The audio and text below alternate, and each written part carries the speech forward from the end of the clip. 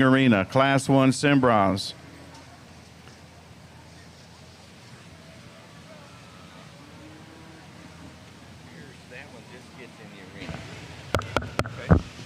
Sound check, check, check. Barn check. All right, test. Okay, Cimbra exhibitors, we're about to start our show, so we need all youngsters that have heifers in class number 1 to be in the north judging arena. We need exhibitor 96828, Lindley Revis. We need your heifer to the north staging arena. Class 1 Cimbras, we're about to start the show.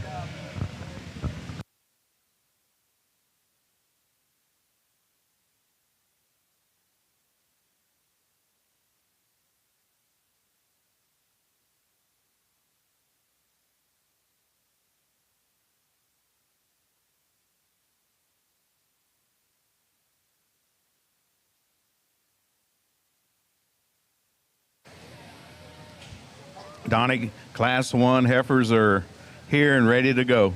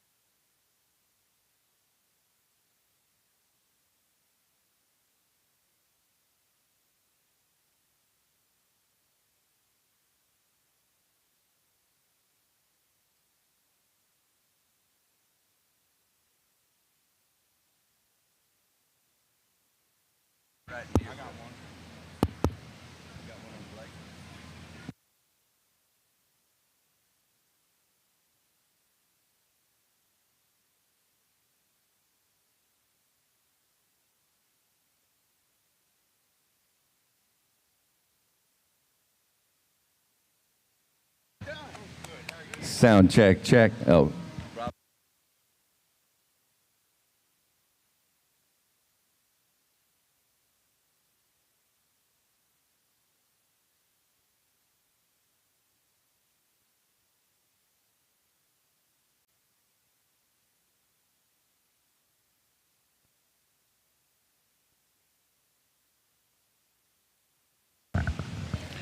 Hey, Donnie.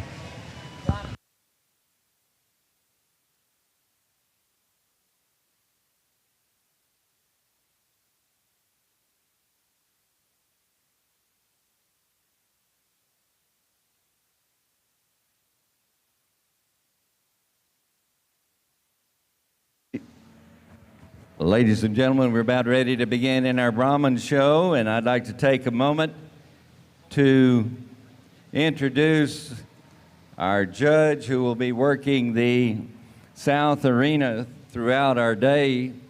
He's Mr. Blake Nelson from Platte City, Missouri, Executive President of the American Maine Anjou Association. And prior to his position with the American Maine Anjou Association, he was at Connor State College, Director of Livestock and competitive teams for 15 years. Blake and his wife Ruth are blessed with 2 kiddos, Paisley, who's now 15, and Bring, who is 11, and their family raises Simmental and Sim Angus cattle. And their youngsters are involved in exhibiting at the state and national level competitions. Blake is definitely a seasoned judge who has judged in the major shows here in Texas and throughout the U.S. And we're pleased to have Mr. Blake Nelson as our judge for the South Arena today.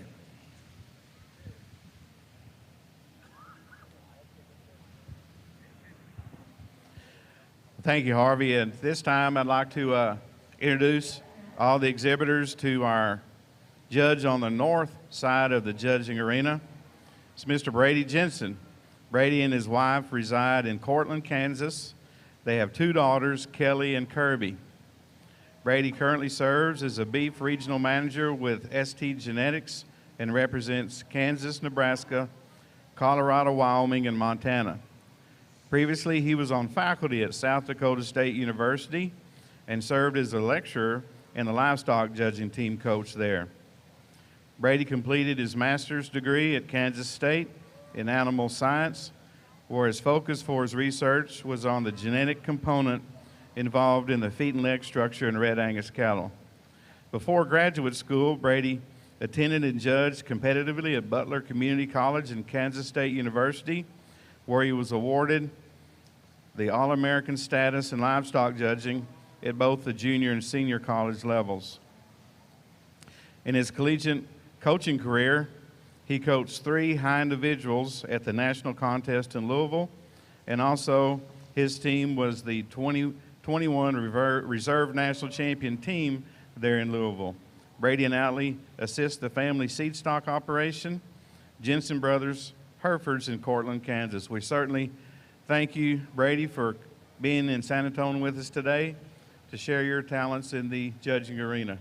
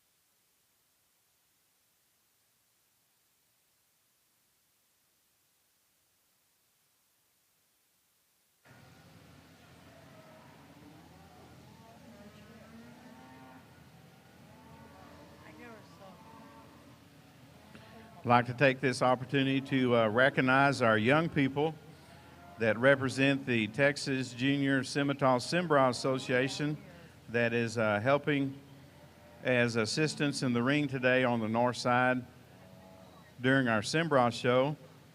We have our president of the association, the Junior Association, Ms. Hallie Hackett. With Hallie is Riley Whitaker. Riley's the secretary of the association. Cooper Mao, who led our pledge, is the treasurer of the Junior Association. Have Garrett Poole assisting in the ring, who is a director of the Junior Association. And Paisley Lightfoot. You'll see Paisley with the banner. She is the sweetheart. Certainly thank all these young people for coming out and assisting with our Junior Cimbra show this morning.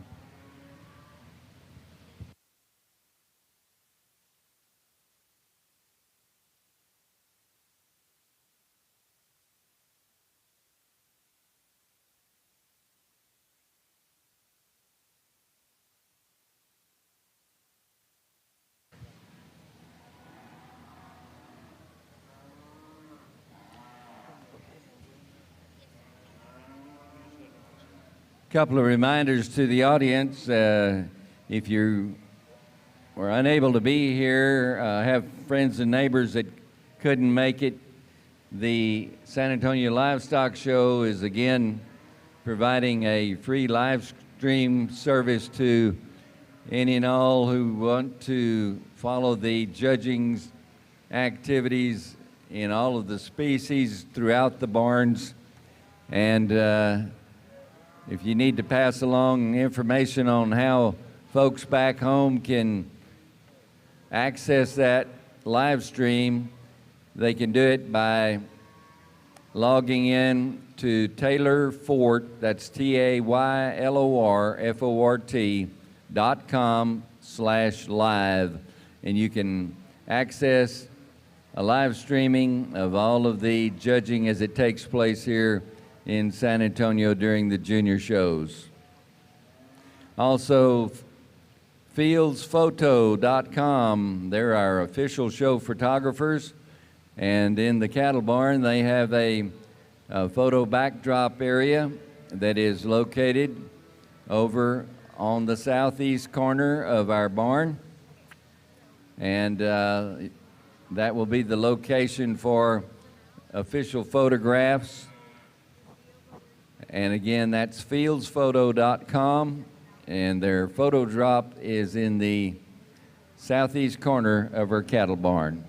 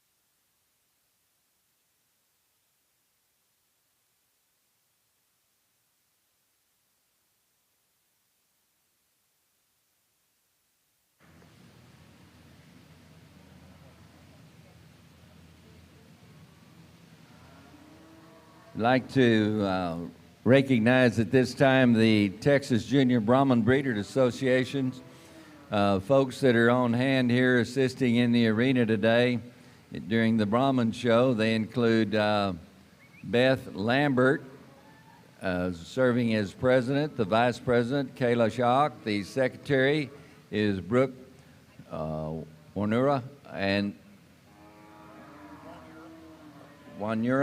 the treasurer is Madison Rao, and the reporter is Lauren Locke, just plain Locke, but it's got an E on the end. And the directors include Jaylee Rushing, Eddie Wilson, Laura Cooper, Madison Parker, Mason Schley, and Lauren Bolsick, and Gracie Lambert. And we're pleased to have assisting with awards presentations their queen, Ms. Carly Joyce, and the princess, Noelle Wilson. Thank you, young people, for assisting us here at the Junior Brahman Heifer show this morning. It's great to be here this morning with you all in San Antonio. These exhibitors had to get up really early this morning to get these cattle presented, and they did a great job. As we work through this really big class, we're going to bring back a few, and they're here on this end, but there's good cattle. There's some nice females out here. You might change some things structurally, but the kids did a great job getting the cattle presented, and I'd ask you to put your hands together, congratulate them for their efforts early this morning.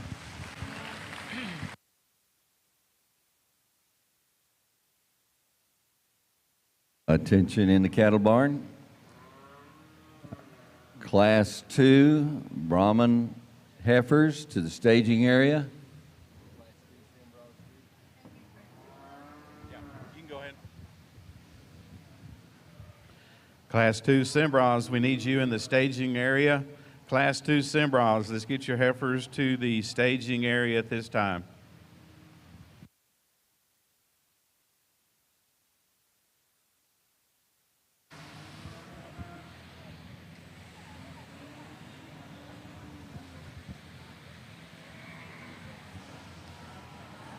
Well, good morning. It's definitely a pleasure and honor to be back in San Antonio. Been looking forward to the opportunity to work with your kids and their cattle today.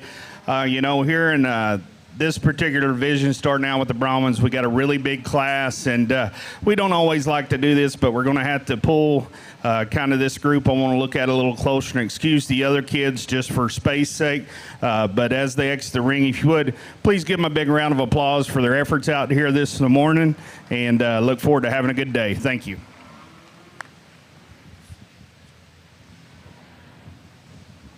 Let's just go that way. You guys just loop back out. Also, attention in the barn. We've had a cell phone turned in up here at the announcer stand. It was found in the barn this morning. And if you can identify it, we'll be happy to return it to you. Yeah, as soon as we get these out of the ring, as soon as we get these out, then you want to loop them here, go around and then park over here. Okay? So we're going to go this way, but let them get out of the ring first. Yeah, I'm only going to stop them over there. Perfect.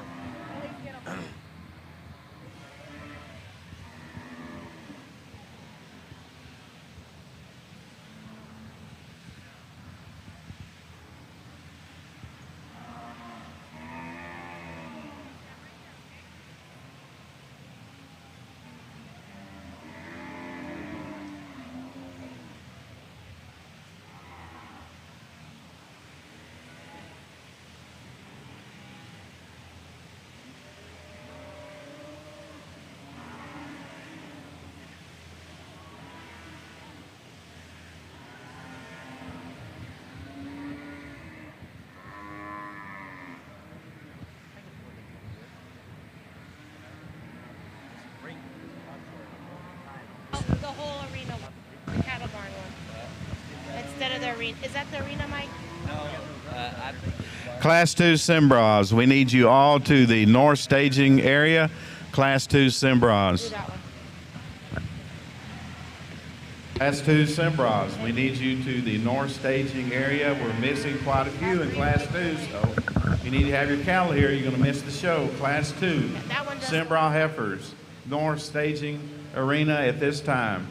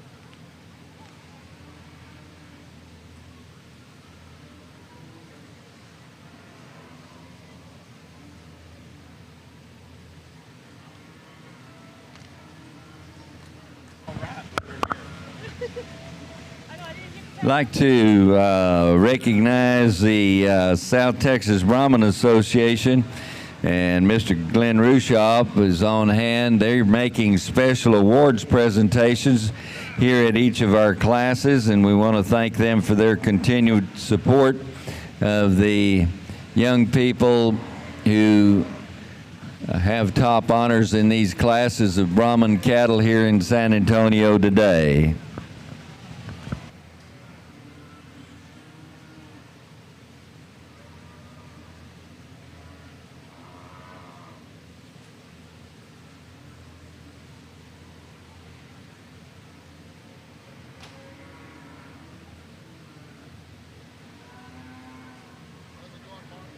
Fantastic. Over here. Yeah. Smooth start. Good start. Good. Really easy. Good. Check the tattoos. That's what I'm wondering. I guess we got somebody back here. I think we got one intern. Get those checked.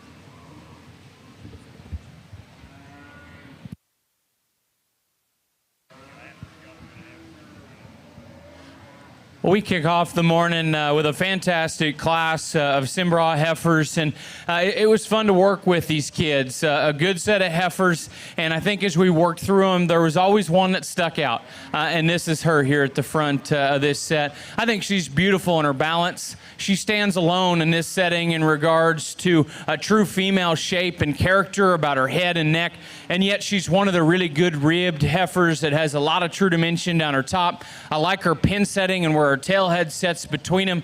I think as you watch the heifers track and go, I think you could probably talk differences in the cattle as we go all the way through this class. I read her as fundamental in her joint work as far as smoothness and set and angle of her rear leg. We could maybe tweak how she comes to the ground, knee to ground up front, and change the shape of her rear toes. But I think in general, she's the one that you're really drawn to in terms of her presence and her balance. I think she stands alone in this class by a pretty good margin. I do think then we run into some cattle that have tremendous differences. I probably had the next three placed a lot of different ways. They're not alike whatsoever. I do think as you study down the line, you can find parts and pieces that you really like. The Baldy white-footed heifer is the stoutest. She is the outlier in this entire class as far as performance, bone, width, and muscle. Still really pretty about her head and her neck. I changed the shape of her hock and the way she sets down on her rear too. Young lady does a phenomenal job showing that heifer. She's very highly presented. She needs to be sounder for my liking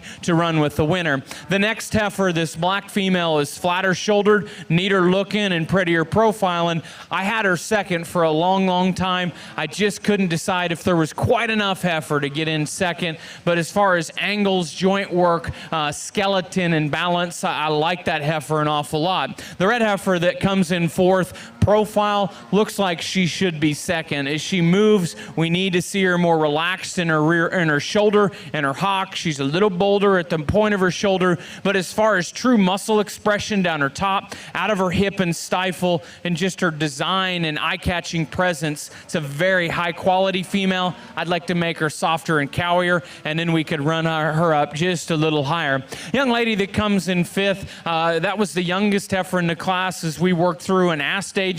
I think if we study build quality, skeleton, refinement, and maternal traits, you're going to love that female in terms of her basic design. You do have to ask yourself, is there enough heifer to run with those top four? She is a month or two younger. I think that's still a young July baby heifer calf with a lot of future, a lot of quality. She hits you a little narrow and frail in this setting, but I do think if you study the basics of cattle, she's the fifth best heifer. As we continue to work down the line in this class, we have a really cowy female that's a little plainer about her front 1/3. She got where she got in terms of her mobility and structure off either end. Then we run into a red heifer that's very bold-bodied. She's very powerful. She needs to be sounder off of her rear joint. Young man's female that comes next is very extended, long-bodied, needs a shot more depth to her heart and her flank. The Baldy, kind of the off-colored heifer of this class, really good haired, very highly presented.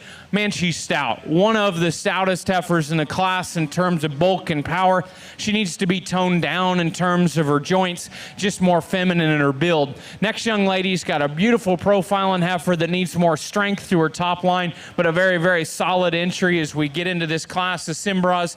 And then I think the next set of heifers got to pull because they had some pieces that you really wanted to tie to. Maybe you just like to change this or that structurally, but a phenomenal class and a great class winner as we start off our morning here in the Cimbra ring. Thank you, Mr. Jensen, for those comments. Our class winner.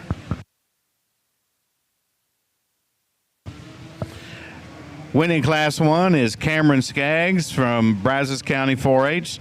Second in that class is Aned Peoples from Rockwall County 4-H. Third, Sydney Petras from Sealy FFA. Our fourth place exhibitor is Emily Denny from McAllen FFA. Placing fifth in Class 1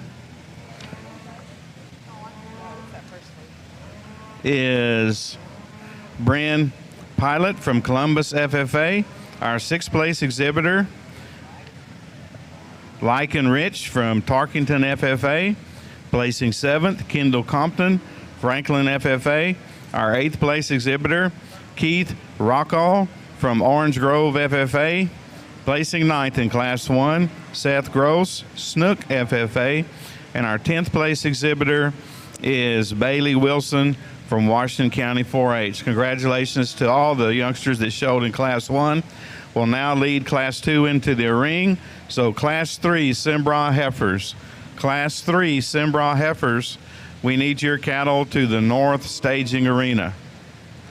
Well, as we get started here on the Brahman side, a great way to lead off. I mean, a really neat little dark pigmented heifer here to lead off with. She caught my eye as soon as she hit the ring.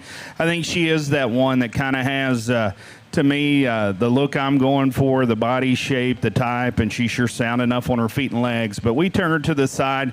To me, the parts kind of flow together. She's not as long-bodied as maybe some of those behind her, but she's plenty long in my mind.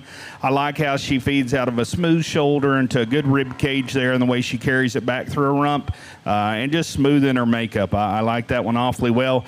You know, if you're going to throw a rock at her, I guess to me she's right on the money in terms of condition at her age. I wouldn't want her any fatter. And we manage her from there on. I think you're going to have a lot of fun with her, young lady. Coming on back, you know, we getting some parts and pieces of awfully good heifers. The young man's heifer in second. This is kind of the stout, powerful one in the bunch. I mean, and she starts that way at the ground. She's big-footed, a lot of substance of bone to her. She's one that's wide in terms of her body shape and her rib cage. Love those parts about her. We turn her to the side, still has that extension. Obviously, with that kind of power, she's got a tick more shoulder and lower chest in her than her class winner.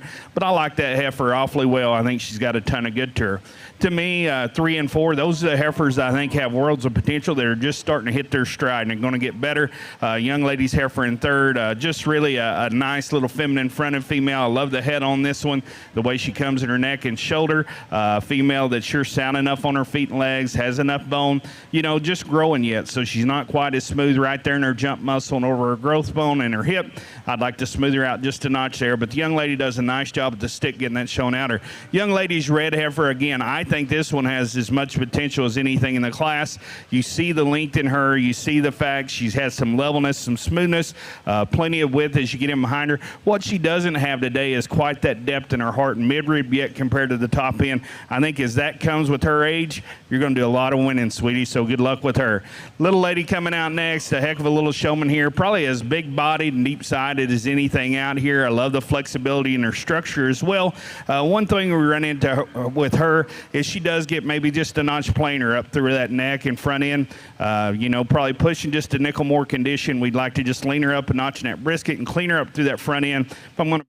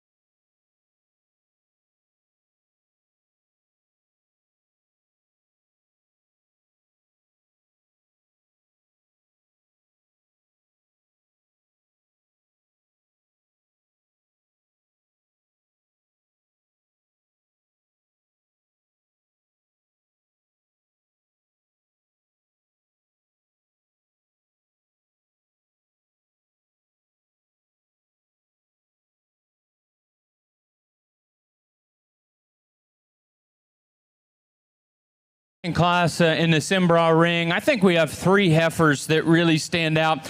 As we went back to reevaluate here, as we get into all 3 of them, I like them all. I think they're all from a different mold, and you can probably discuss them any way you want. I think at the end of the day, when you're standing in my shoes, it gets tougher and tougher to beat the young man's heifer that's going to win the class. I think she's just the best cow prospect, and that's why she elevates. To me, she's the prettiest about her head and neck. She's beautiful in her shoulder. I think a female that versus the heifer in second, who did hit me really hard from the start, heifer that wins is deeper hearted. She's better in her body. I think a female that's not as wide pinned, she's plenty flat as you study her from her pin to her stifle, but basics of her skeleton, her quality, her cow image are very hard to deny. To me, I think she wins the longer you look at the cattle here in the top group of 3. The heifer in second can hit you very hard. She has a presence and a quality about her that's undeniable, beautiful, and how her neck shoots out of her shoulder, dead level in her top line. I think the more you study into the bones of that heifer, she's a little bit upright. In the set of her hock, as you study her from her pin to her stifle to her hock and her rear joint, maybe just not the future in terms of how her skeleton's going to hold together, but she's always going to be one that you're going to walk out to the show barn and just like to look at, because she's sporty and she's fancy in terms of her lines. She hit me very hard in those regards. I like the boldness and the bulk and the power of the young man's red heifer. So I walked in front of the cattle. She stood alone as far as just chest width, body dimension, and sheer muscle. I think she needs toned down for me. She's got plenty of shoulder. I could see her a little prettier up front, but young man, you found yourself one that's going to make you a great cow. I think you get her mated right. She's got a lot of opportunity to raise you some good ones. Just the amount of bone and power she has, I think she can still move good enough. Just like to tone down her shoulder, make her look a little more like a lady up front. The Baldy heifer is very functional, good teated, sound, and good jointed, and that's what allows her to land where she does. She's not as feminine-headed, neat-necked, and maybe not as tidy in terms of her extra leather, but that didn't bother me. I would just like to stretch her out to see her kind of run with that top set, a little shorter hip, well, maybe a rib or 2 short as you study her from her shoulder to her hook bone. Heifer that comes next, to me, represents a really good kind of production cattle. Very long-bodied, very loose structured with lots of sheer muscle. I think as we get in the show ring environment, she's not as easy on the eyes up front. We could probably slope her better through her shoulder design. Slick-haired females, good boned and good back-legged, and that's why she falls where she does. I think as you study her shoulder blade to her forerib and lower body, she needs to blend more like a cow should, but as far as her unique traits of bone and width, I think that's a female that you can find some breeding value in as you move home and again, get her mated correctly, and I think you're really going to like what she does for you. Young man's black heifer, very cowy. One of the big-bodied females of the class. A little bit rounder in her make, a little heavier in her condition. I think as we look into the crystal ball forward, we like to lean her up for this stage of the game. A really, really green, fresh one comes next that just needs more tour of the young ladies. And then we kind of run into some cattle that, again, I think this class was very unique because there was good cattle all the way through. Maybe this final trio needs to be a little different in terms of their structure. We got a stout, moderate one, a big level one, and then a really pretty one that just doesn't have the same groceries. They're good cattle. They represent some good kinds, just some tweaks and changes for me to keep sliding them up at the class. I think another phenomenal class, the Simbra cattle, a great top trio with really good differences. We need Brantley Kennedy. Your Class 3 Simbra females are about to lead in. Brantley Kennedy from Brazoria County 4-H. We need your heifer now.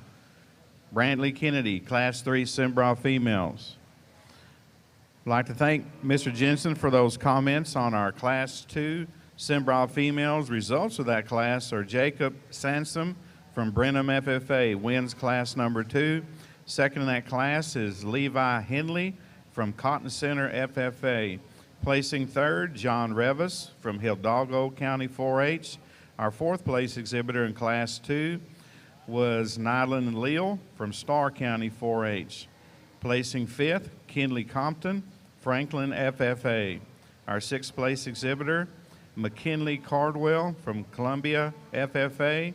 Our 7th place exhibitor, Tyrus Bordlon from East Chambers FFA, placing 8th.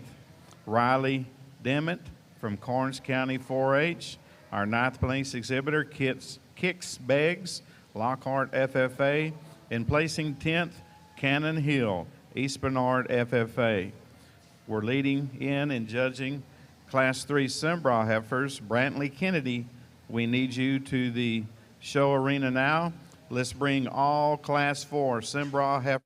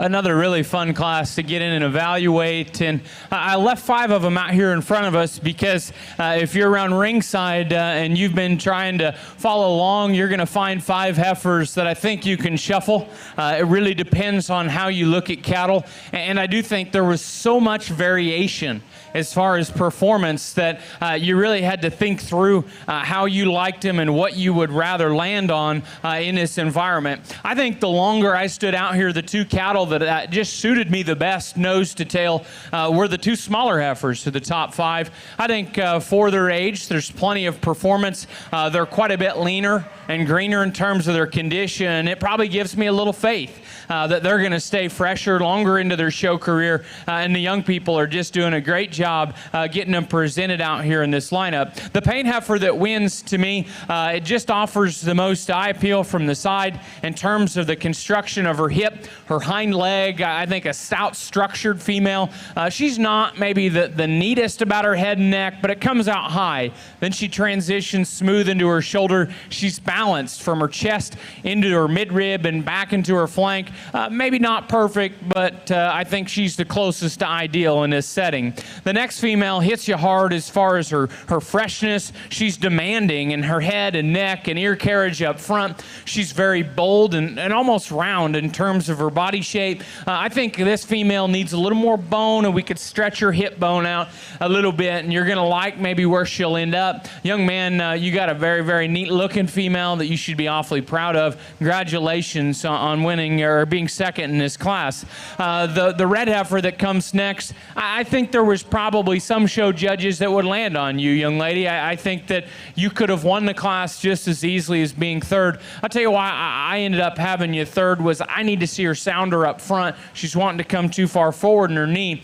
But as you back off and you evaluate performance, muscle, length of body, quality of teats, I could buy into starting the class with your heifer. I just need to change her structure up front for this guy. The next female to me is very angular. I really like just how set back she is also in terms of her shoulder, knee, and hock. And that's probably what allows her to be so angular about her neck carriage and presentation up front. I think young man's got a female that he got very beautifully presented. He does a great job showing her. As soon as you step behind her, there's just needs to be more heifer. She's a little flat, and that's why she lands where she does. Probably the Hereford heritage in me is where I really keep getting drawn back into, and your heifer, young lady, and it's not just her color pattern I like. I think as you study into the cattle, boy, she's not cut from the same mold. And if you're trying to fit cattle into a box as far as height, length, and depth, she's not the one that you're going to buy into. But if you study them in terms of bone, foot, muscle, length of body, and performance, you're really going to like her. I think she just needs to be a little neater up front. We could strengthen her behind her shoulders and just see her more put together. The red heifer that comes next to the young man's, I'd like to change her teats first and foremost. I don't know if something's been kind of sucking on one of these teats over here or what's going on, but he's got a very highly presented, bold, strong-topped, and wide-pinned red heifer. That's just not quite as sound as the cattle that are in front. I think we get into a trio cattle that really are quite a bit different again as we close the class. We got a powerful one that's a little sounder, and that's why she edges the next 2, but she's maybe a little rougher in terms of her tail head and how she's designed underneath. Next female's pretty green. Young lady, I would encourage you to keep that heifer going as far as feed because her structure's nice, her smoothness is nice. Very good female there. And then we got a really powerful heifer that closes the class. I'd like to just see more future growth potential, but as far as sheer muscle shape and thickness, you can admire that heifer from the rear view. Again, congratulations. Kind of a tough class to put together, but I think really good cattle, and that's what made it fun to evaluate.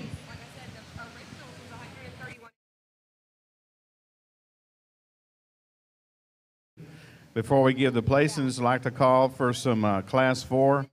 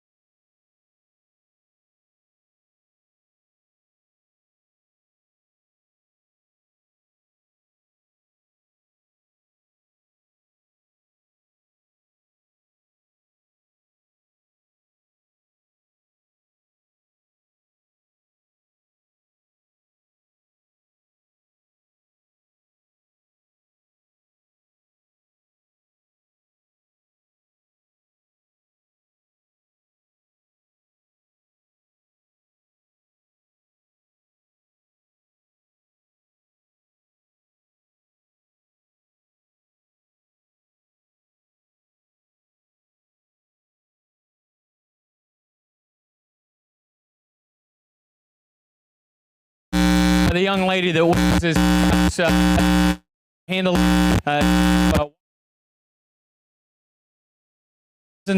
and quality about her that is hard to turn.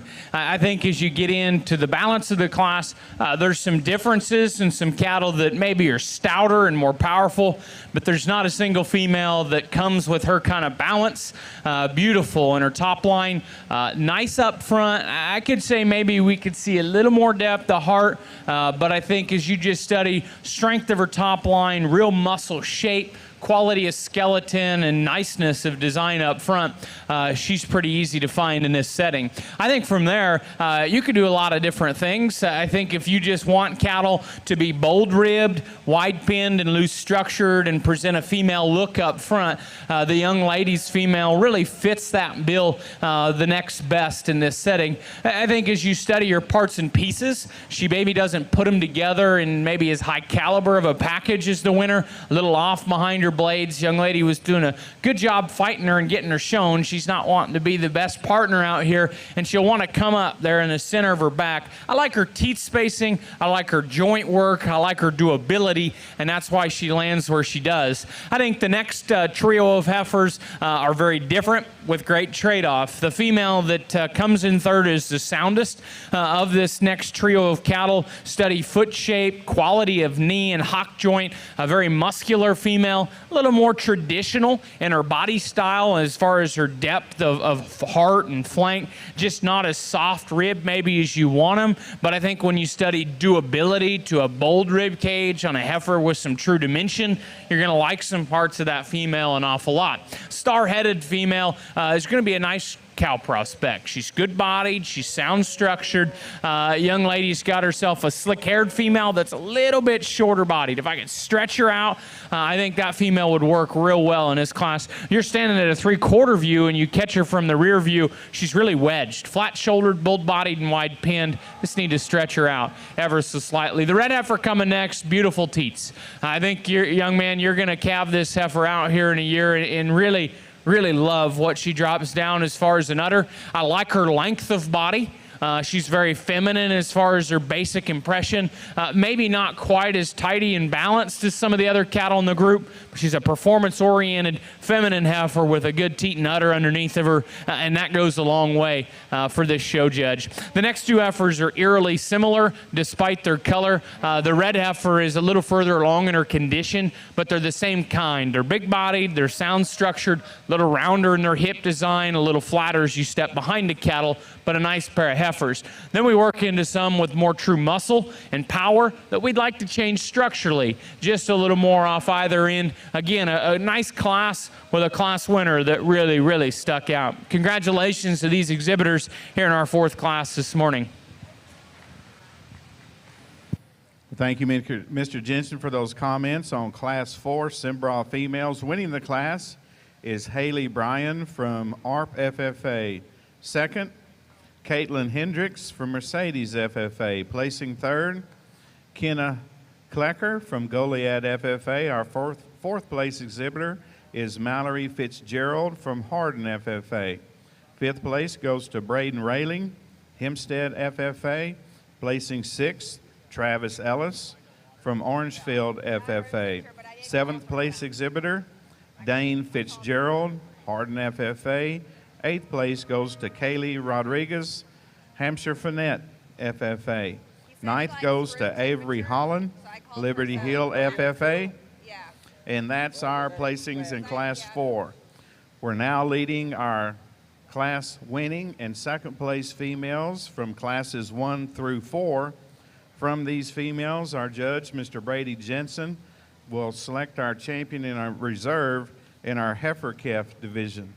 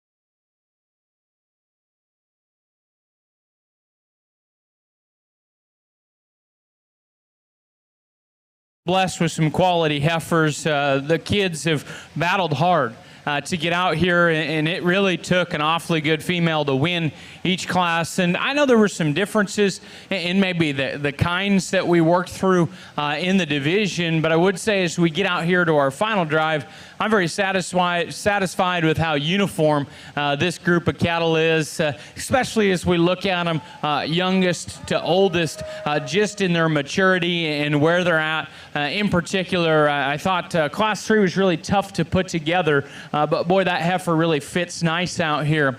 I do think as we get into the selection of Champion and Reserve, we have a standout winner in my mind, and it gets awfully close between the winners of Class 2 and Class 4 for Reserve. I'll go give them a second look. Young lady out of the first class will be your champion. Put your hands together for all these exhibitors.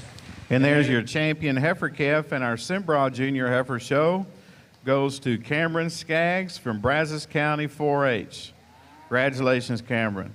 We're leading in our second in that class, Anid Peoples from Rockwall County 4-H.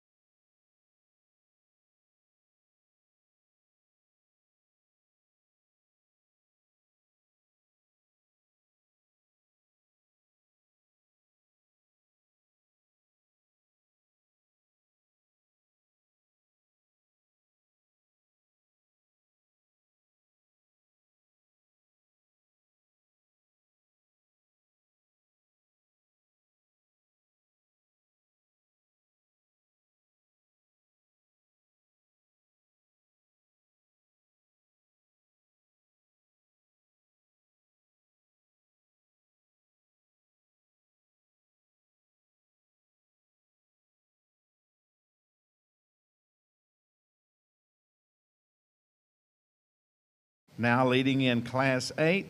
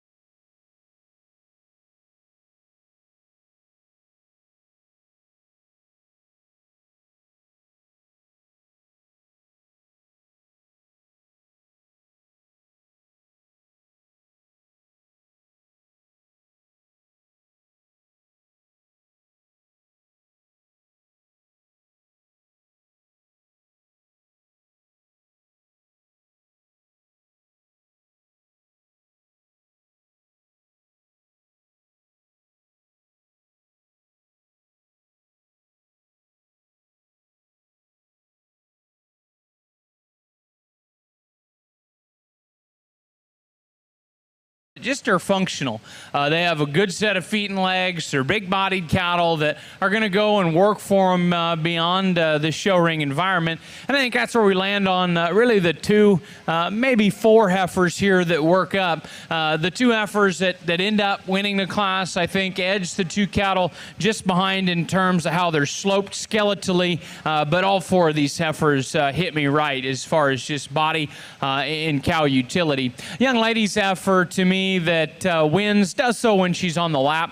I think she's really good in terms of her hip and hind leg design. A female that you really, really like in terms of how she's designed in her feet and front end. Maybe she's not the prettiest heifer of the group, but I think she puts a little more mass to the equation than the heifer that's just behind her. Heifer that's just behind her kind of grows on me the longer we're out here. I think as you get into the nuts and bolts of it and study her versus the winner, profiling, she's neater, longer fronted, a little cleaner and more feminine about her neck shape as well. I probably like her extra length of body. A female that's probably not blessed with the same bone. I think her teats are a little more gathered, and I always questioned if there was enough cow there, but I think from the side you really like her. I do think there's enough cow, very, very good female to slide in second in this tough class here. I think the next two are more powerful. If you wanted to hang your hat on real muscle and body shape, you probably could have slid these two heifers up to first and second. I probably nitpicked their structure just a little bit more. I thought the young man's black heifer is one of the really broody females of the class in terms of her body. Maybe just a little straighter in her hock. I think if she just get out and go, I could have had a little more faith in using her a little higher in her class. Young man's got a female that he's done a tremendous job getting presented. She's clipped well, very, very well presented. I like her freshness. You got her on target as far as where she needs to be and how much feed she's got into at this point in her life. And what's unique is, relative to that, she's still one of the big-bodied cattle, and to me that's always a really obvious sign that they're truly bold-ribbed, truly powerful cattle. And what's unique about her is she's still really nice in her head and neck. I don't know if she was just fighting you or a little tight, but she just wants to pull up too much in her back. Part of it I read is in her front end skeleton and how she's designed through her knee. I just like to relax her in that regard. Young man's black heifer's big and strong. One of the performance-oriented females of the class. It just needs to be smoother shouldered and deeper rib. I think next we run into a pair of cattle that, to me, I rewarded these exhibitors for sound, functional, practical cow prospects. They don't have the performance, they don't have the mass of some of the cattle just behind, but I can stand behind their basic kind. They're feminine, they're good structured, they're big body. The red trio of heifers that come next offer more performance. If you're weighing cattle out, you want some extra bone, you want some extra muscle, I can find some value in these cattle. To me, I would like to see them just a little nicer in terms of how they're put together structurally, but they're cattle that do have a tremendous amount of good to them in terms of muscle and substance. Then we run into a bald-faced heifer that's cowy, a little over-conditioned in my mind as I study her underneath and down around her tail head, but big picture, the fact that she can put that condition on means she's a very efficient kind of female. Then we got a pair of powerful cattle that need to be sounder, but they are thick and they are meaty down their top. And we close with a pair of heifers that maybe just don't have the same muscle mass and just body style as the other cattle. But I think you find good in their design of their structure and slope of their shoulder. Congratulations to these exhibitors, a very competitive class here in our Cimbra ring. Well, thank you, Mr. Jensen, for that critique of Class 8 Cimbra heifers. Winning the class is Ellie Petras from Sealy FFA.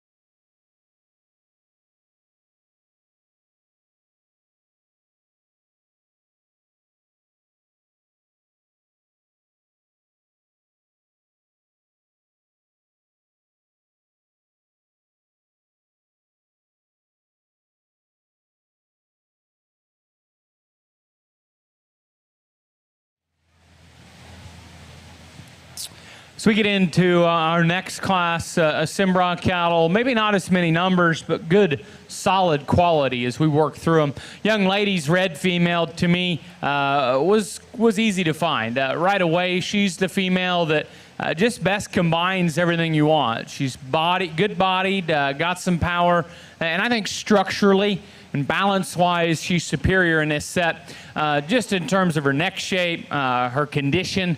A lot of the little things that she does so right is what's going to allow her to win this class. My mind was the biggest decision was between second and third, but I do believe that just based on who you are, you could see these cattle quite a bit different. The heifer that comes in second, to me, is the next most broody female. She's probably genuinely the deepest to her heart and flank. I think a heifer with a lot of bone. Heifer that to me could come off a little more like a lady. She's a little bully about her head. She could be more refined in the shape of her neck. Female that comes next, I wanted to reward in terms of her freshness of condition. She's a lean, fresh female in terms of her basic design. She's a very good structured, long-bodied, skeletally correct heifer. I do think you just always got to ask yourself, even if she is skinny, does she have enough body? And I would just drop her deeper in her flank, and then I think that heifer probably could have been second in my mind, but really a nice structured, very, very feminine female. Kind of a different mold that comes here in fourth. Cowy bodied, feminine headed, a little bit frailer in terms of her bone construction, but the basics of body and refinement are there. Just kind of a misfit, in my opinion, in terms of her look. A little frailer bone, a little weaker top, but a nice heifer. I think there's a lot of cow utility in her. Big forearmed, big bone, wide pinned female. That comes next. She, to me, is one of the cattle that needs to be more feminine in her features, head, shoulder, hock, and teats, but very stout, very powerful. And you like that about her, and you certainly can't get too critical in the areas that she's good, because she's very good. The Baldy heifer's performance heifer of the class. She certainly is one of the long-bodied females of the set. I think, young man, I would say go ahead and just freshen her up. Maybe let her just eat on some hay for a couple weeks. Maybe don't try to keep pouring her too much grain, because she's probably a little overdone. She's big-bodied. She's long-sided. Lots of performance in that female, though, that closes the class.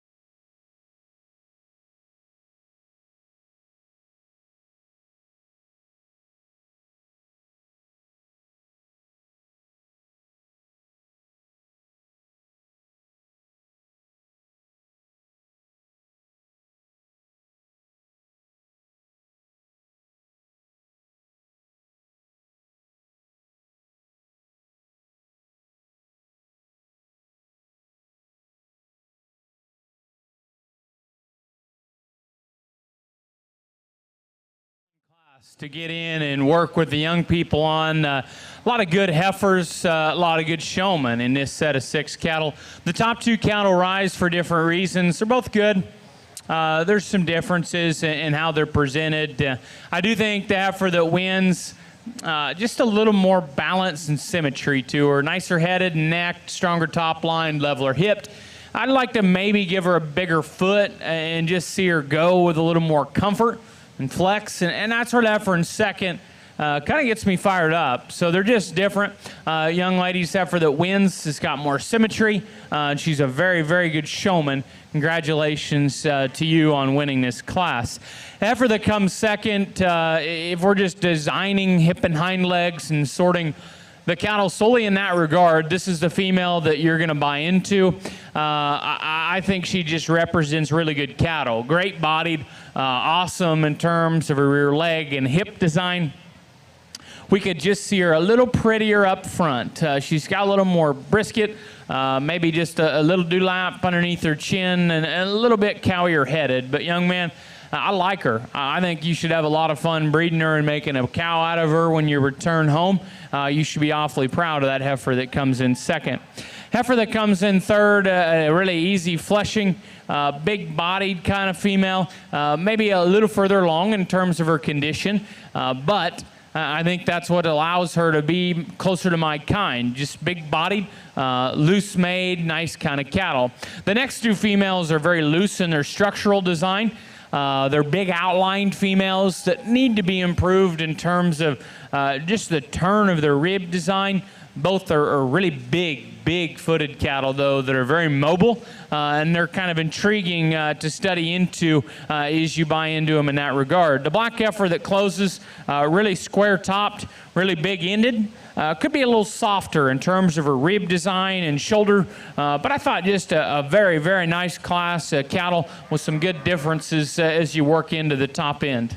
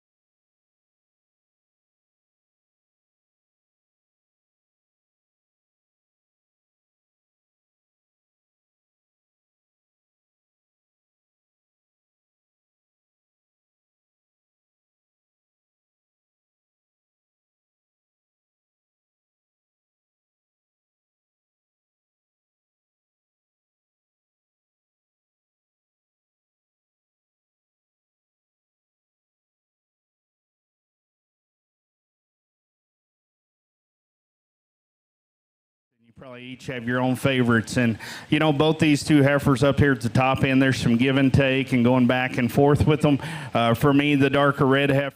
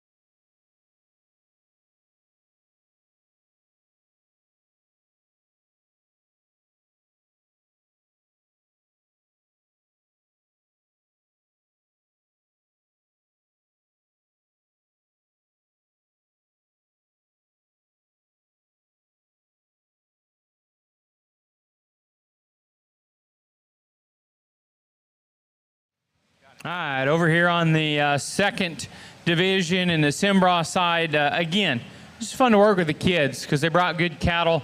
So many talented showmen that exhibited some of these heifers. Obviously, it's a strong breed association within this state because there's just a lot of good kids and a lot of good cattle. To me, the decision was made in class earlier. I really like both the cattle. You can like a different one than I like, but I just like them both. They're different, but the heifers out of class 1 and 2 will be your, or excuse me, heifers out of class 1, first and second, are going to be your champion and reserve. Congratulations. And there's your champion junior females taking the champion banner. Coming out of class number 7, Taylor Anderson, Rudder FFA. And our reserve champion banner is presented to Miranda Skaggs from Brazos County 4-H.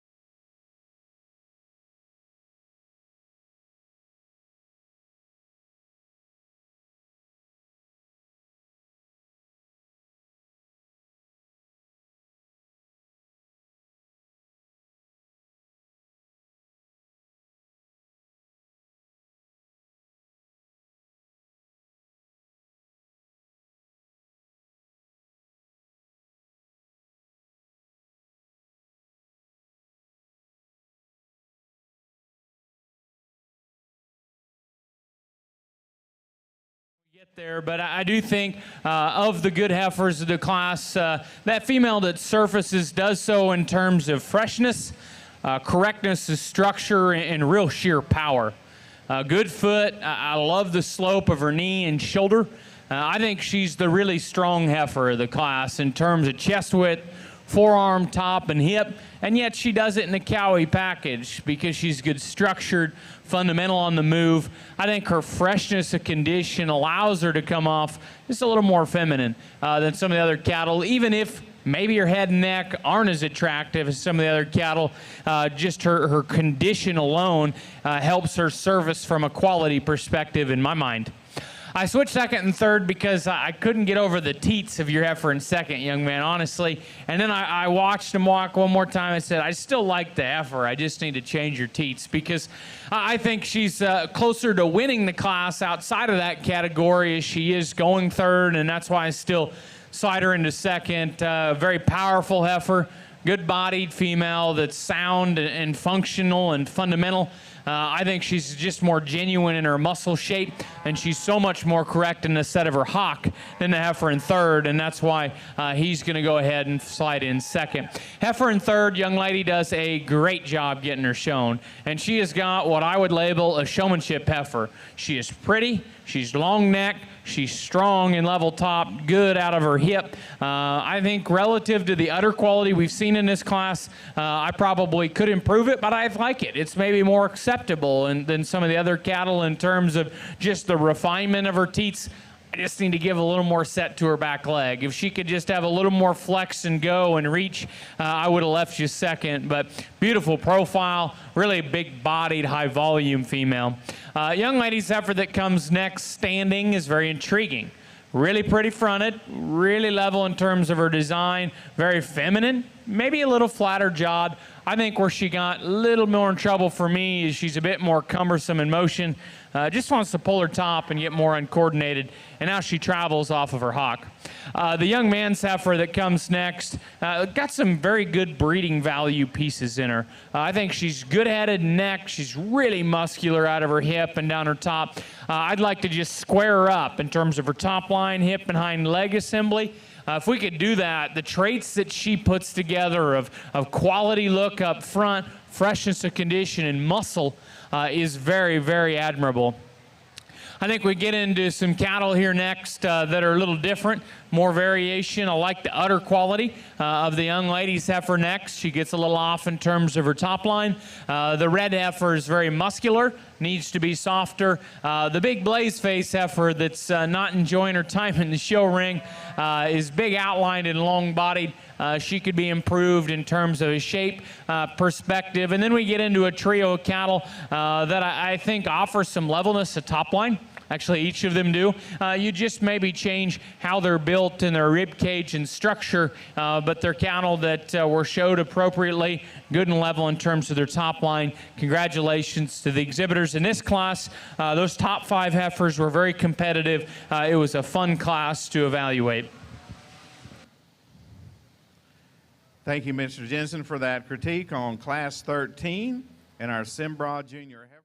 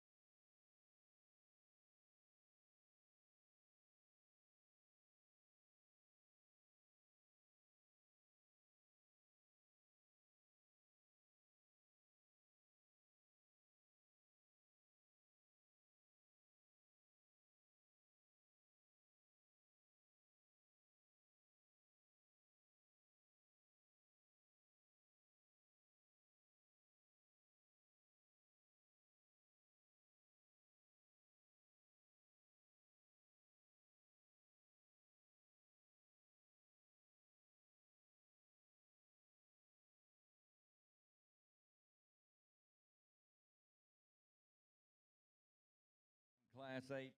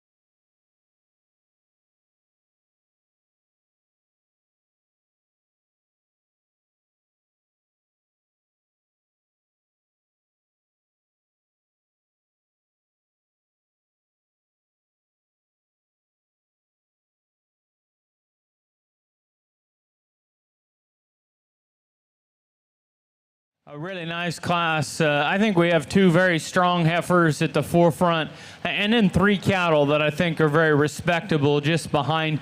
There's really good trade-offs in the top cattle. The black and white heifer that's going to win for me does so because she's leaner in her condition primarily. I think a female that also is a little more on target in terms of her mature cow size. Also, I think she's just nicer in her teats. She's more refined about her teats. I think she's going to drop down just a little fancier udder. Both the cattle have quality. The black and white heifer's a little neater up front. I think she's got a little more bone and attractive setting as you study her from her hook to her pin down to her hock. Both cattle probably could be a little different in her shoulder. The class winner could maybe toe forward a shot better as you step in front of the cattle. The red heifer that seconds, she's just a load. There's a lot of heifer. Big outline, long body, loose structured, just so much performance, and without sacrificing structural quality. I admire how she's built skeletally, particularly like the assembly and smoothness of her hock and rear joint. A female that to me could be fresher. So you study her through her brisket and neaten her about her neck, but there's so much good to her. You just gotta like and buy into her structure and know that she is capable of winning that class if she fits your bill for just how she is condition and teat-wise. The baldy heifer that's third, the young ladies, first and foremost, I commend you. The parts I just critiqued on the heifer that's second, you have. You're leaner conditioned. You're beautiful about her teats. She's very long and extended and pretty profiling. I like her freshness, the hair coat. You've done all the extras. I just wish she was softer. She's a little pinched in her heart, just not as dropped as really big and natural in the center part of her rib cage as we find in the cattle that precede her. A good profiling, level line, neat neck black heifer that gets a little too long about her teats. Maybe a smidge up and down too off either end of her skeleton. The long-bodied cow here's got a really good calf. I'm very impressed with how halter broke the calf is for as young as that little tyke is, but good designed female. Her teats are too big for me, but I really like just her length and levelness down her top line. Then we got a red heifer that's fresh in her condition, big and strong in her pin setting and hip, not as big and strong in the center part of her rib cage, just needs to open up with more true dimension into her forerib. The black heifer is a very good cow prospect. Fundamental in her forerib, smooth in her hock, really flexible. Just gets a little frail and petite out here. I think if you could just power her up, you could find the parts and pieces that I admire in terms of cow function. We close with a pair of cattle that are different. Young man's got a female, very big bodied, a little too over conditioned as you study her udder and around her pin bones, and then a big baldy heifer that's leaner that probably just needs to be deeper back into her flank. Very good class and a fun class to judge in the Cimbra arena.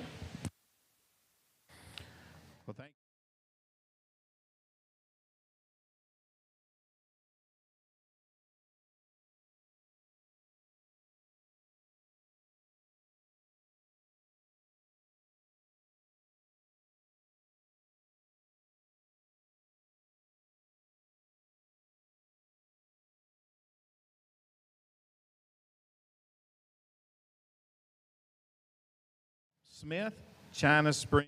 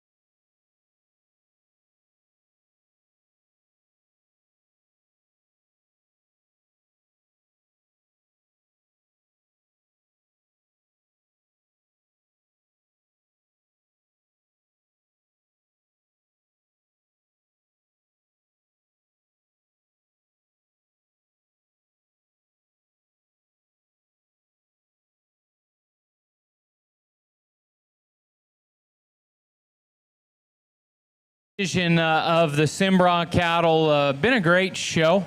And I think we conclude with a strong division that's probably as competitive for each class winner coming out here to compete for the championship. There's a good heifer out of the first class that's different style than what we've probably been after, but high quality, big bone, good looking, really muscular. Not maybe the softest, but enough rib, and I think maybe the highest quality. The bald-faced female is really big ribbed. I like her hip construction and rear leg.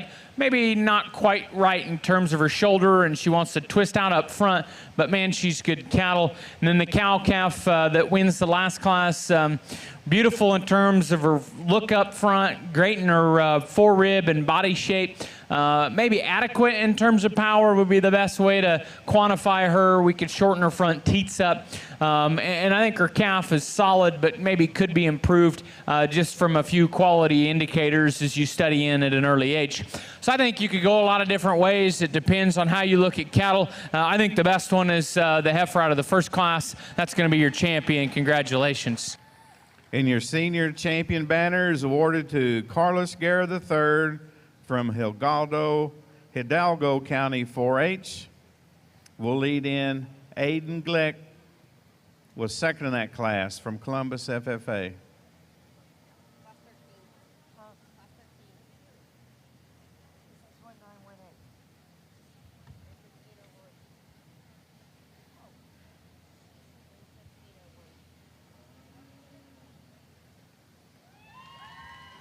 And there's your reserve senior champion, Cimbra female, coming to us out of class number 15, exhibited by Micah Ehlert, Columbus FFA. Congratulations to our senior winners and all the youngsters that showed in our senior classes. We'll now bring our 3 division winners along with the reserves and select our overall grand and reserve champion, junior Cimbra female.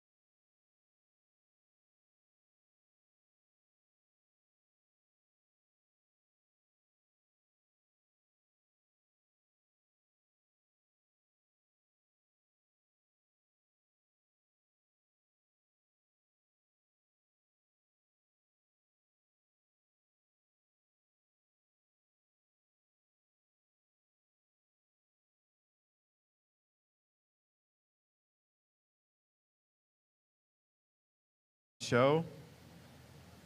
Our heifer calf champion, exhibited by Cameron Skaggs. She's a member of the Brazos County 4-H clubs. Our junior division champion, exhibited by Taylor Anderson.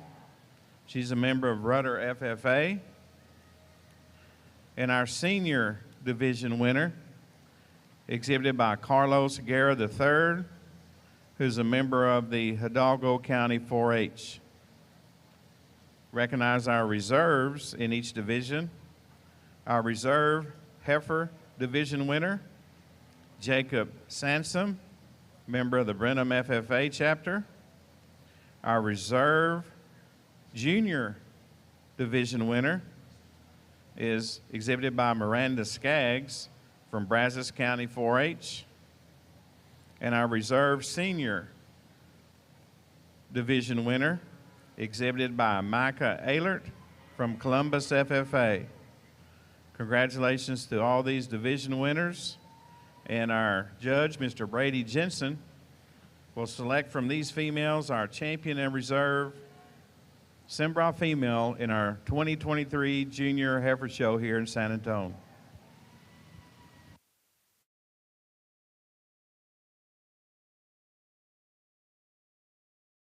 A pleasure to work with Cimbra Juniors because they brought a really stout set of cattle to the show ring today.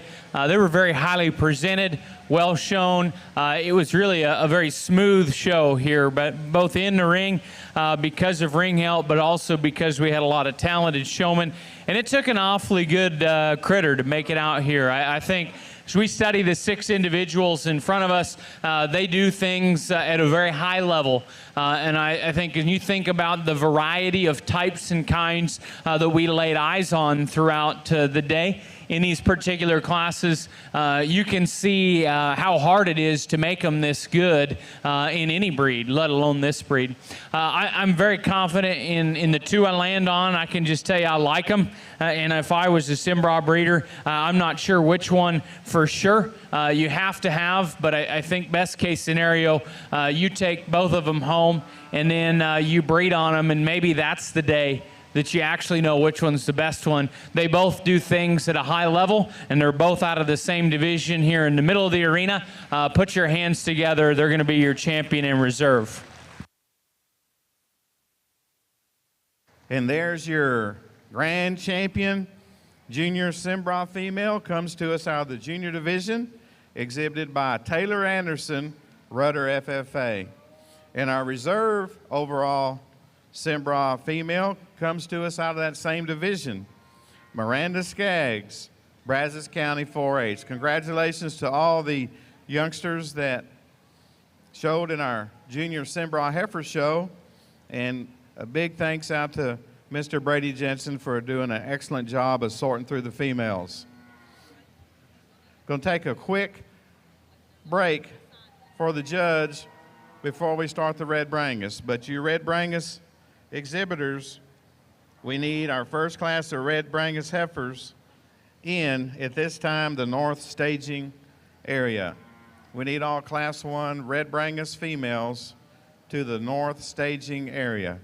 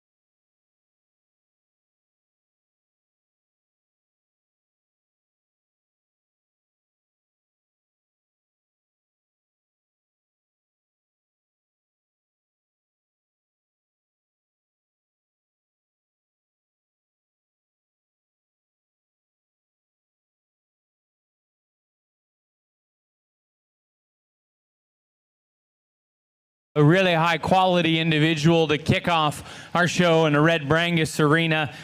Boy, she's pretty fancy. If you just want to find a heifer that can put together those kind of cow traits and parts and yet do so in a high quality package, it's tough to find.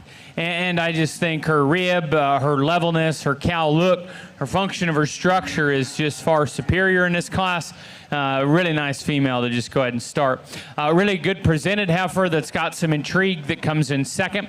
I think she's going to be a little bigger frame female. She's got more length at cannon. I think her neck comes out higher. She's a little taller fronted than the heifer that's just in front. Not as true in her pin setting. Little low pinned. Maybe you could just enhance her in terms of her forerib and flank. Young man's heifer here in third is a good cow prospect. She's big-bodied. She's sound structured. I think she's really one of the genuinely wide heifers in the class that really combines it with a feminine cow look, doing a nice job, got a good heifer. I think all three of them cattle at the top hit me good and hit me right as soon as they come into the ring. Then we're going to get into some cattle with tremendous variation. We got a really loose structured heifer that you like in terms of her refinement. She wants to walk outside herself in terms of her use of her hock and gets easier in her top line. Actually, the red heifer does a similar thing in terms of her movement off of her back leg, but the dark red heifer is a little more open and coarse at her shoulder, just not quite the extension up front that we find in the heifer just ahead. Young lady does a very good job getting this heifer stuck here. I liked her standing. I thought about sliding her up a couple spots because she had some balance and some quality through the front 1/3 of her body. She was still cowy and deep and through her heart and flank. I thought just on the move, she needed to maintain more balance to her top line, and now she tracked off of her rear skeleton. I think we now get into a trio of bigger frame cattle that I thought could have been dropped a little softer, cowier, and more maternal through the mid part of their body, but they're fresh conditioned, long-made females that have a nice look through their front 1/3. Then we're going to get into 4 heifers that probably just need a little more doing ability. They have differences in terms of stoutness and look and quality. I just like to see them a little bigger ribbed, a little more functional in terms of their basic kind. But I think as we study the top end of this class, we were really satisfied with the quality and the parts and pieces that came to us as we kick off the Red Brangus show. Well, thank you, Mr. Jensen, for that critique of our first class of Red Brangus females.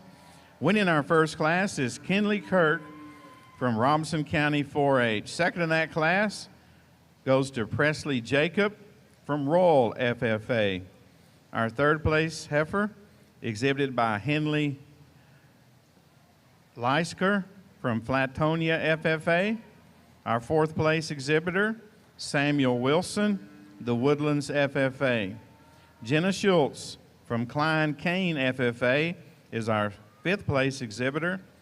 Sixth place goes to Reagan Drybach from Smithson Valley FFA. Seventh place goes to Reagan Reeves, Polk County 4-H. Our eighth place heifer was exhibited by Rory Lessiker, Fayette County 4-H. Ninth place goes to Rayleigh Weed, El Campo FFA. And our 10th place heifer exhibited by Dylan Henry, Matagorda County 4-H. Congratulations to those exhibitors. Over here on the Brahman side.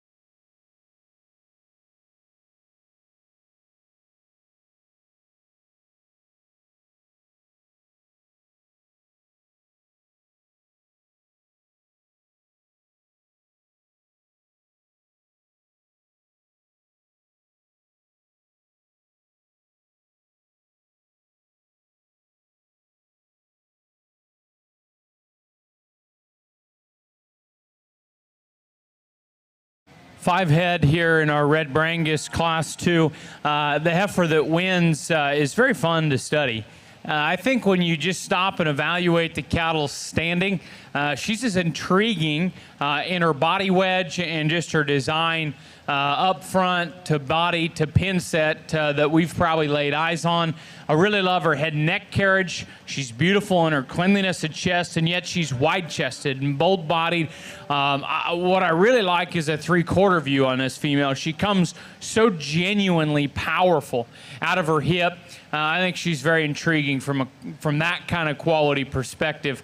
She's not quite broke yet. She's still kind of figuring out this show ring environment. I don't think she's maybe the definition of flexible and loose as you study maybe her rear ankle, but I think in general, I think she's sound and she's undeniable as far as quality.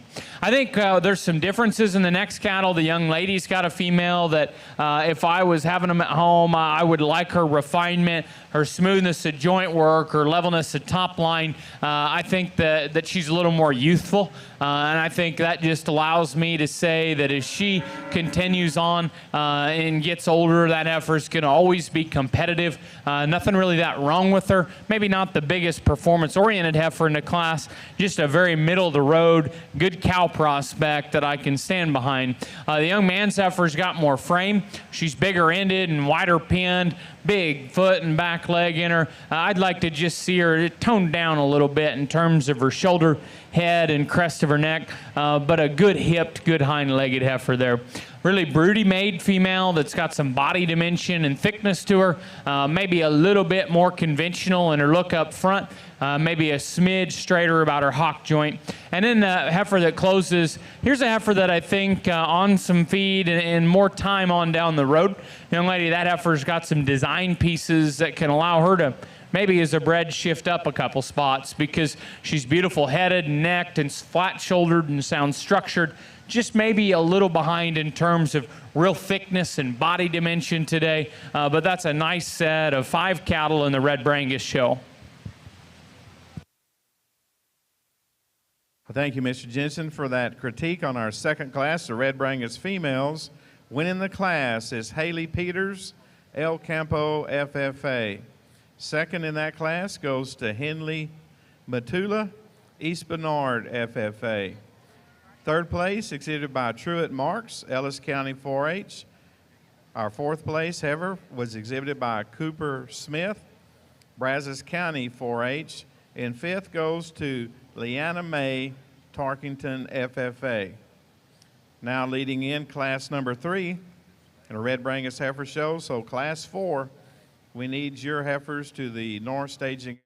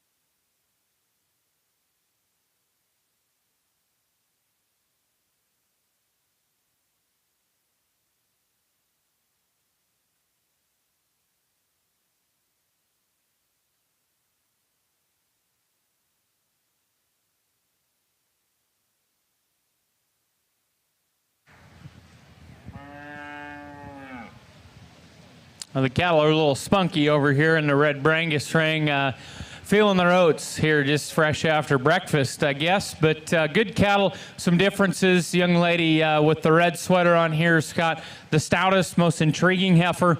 I thought just as soon as you turn to the class, her true body dimension, muscle width, and stoutness was easy to admire. Maybe not the most refined, maybe a little twisted out up front and a little bigger at the point of her shoulder, but it's a power cow that's sound and got a nice look. The heifer that comes behind, bigger framed, longer bodied heifer. You could coin that with more performance, maybe a little flatter in relation to her extra frame and length. I'd like to space out her teats as you get underneath of her and study her cow traits. As we get into the final two heifers, I think there's differences. We got a bigger, longer, wider pinned heifer that needs more body and is a little round out of her hip, and a more moderate, neater necked female that was just kind of being a pill today, a little tough to kind of get shown here in the show ring, but neat necked and kind of got some dimension as you study down her back, but just maybe a little frail as you study her bone construction. Thank you, Mr. Jensen, for those comments on our third class of Red Brangus females. Winning the class is Peyton Hansen, Liberty FFA. Our second place heifer was shown by Casey Kearney, El Campo FFA. Third place goes to Billy Schuler from Divine FFA. And our fourth place heifer was shown by Tabitha Riefel from Friendswood FFA. Congratulations to those exhibitors. We'll now move into class number 4, Red Brangus heifers. So classes 1 through 3, be ready, because following class 4, we'll bring in the first and second place heifers, and from classes 1 through 4, and pick our champion and reserve in our heifer division.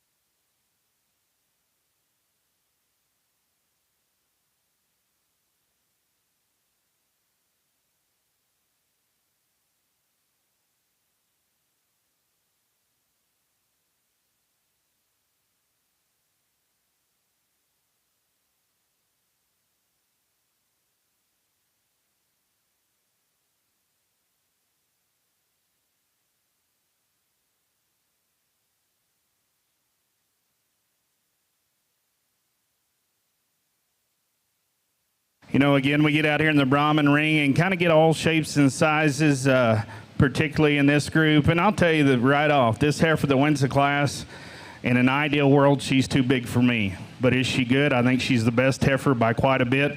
That's why she's still up there. I think you can go, it's easier to make them bigger or little than it is to make them good. And I think that one's awfully nice. I just like to moderate her in terms of size. But when you think about balance, body mass, and thickness, and along with good enough structure on her feet and legs, I think that one just gets up here and surfaces to the top for me. Just a really nice female there. I think from there you get into a couple of heifers who are probably a little more the right size. This young lady's heifer in second, man, this one's got that cool factor to her. Just a really pretty headed, up-necked kind of a female there that just throws that head up, gets your attention, comes at you with that kind of look, still has some thickness. I'd be the first to tell you, I'd maybe just give her a shot of bone and just lengthen her, smooth her out a nickel in that hip. But I think that one is long-sided. She is one that very attractive, up-headed, and combines that with some width. the young man's red heifer is no slouch, and I was real close on 2 and 3. I think this heifer has a shot more to her in terms of body shape and mass. I like her thickness. I think she proportions out quite well. Structurally, I can sure live with her. Just at times gets a nickel rounder off of, not only her shoulder but back through her hip. But, man, he does an awesome job of sticking her. Really good heifer, bud, you got there. Young man's heifer in 4th. I like her for her body shape and her thickness. This one, to me, is really stout-hipped and in her bone work. I just like to lengthen her body out for her. Having a little more to her. I just wish we could stretch her out a nickel through that front end and all the way through. We do that and strengthen her out on that outside heel and her back wheel. She gets up there to the top hole. Young lady's heifer next lineup. Love this one on the profile and her structure. Very flexible, a very feminine, nice balance kind of a female there. You'd just like to power her up a notch to run with that top group. Young man's red heifer coming out next. Another heifer I like awfully well. I think she's one that's sure long-sided and has some thickness to her. I think for being one of the taller framed heifers, I'd like just to give her a shot more rib right there in her heart and back through her flank. That comes as she's a bred heifer.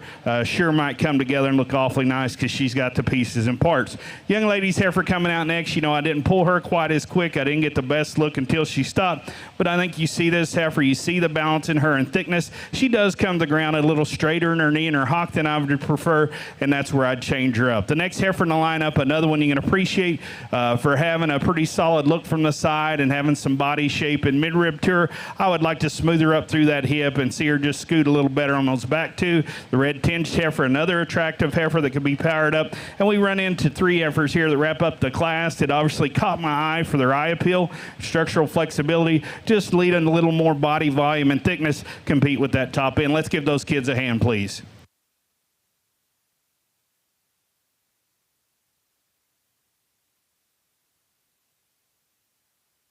Thank you, Mr. Nelson. I think we're going to talk a class over here on the reds, and we'll be back with some Brahman results for you in just a moment.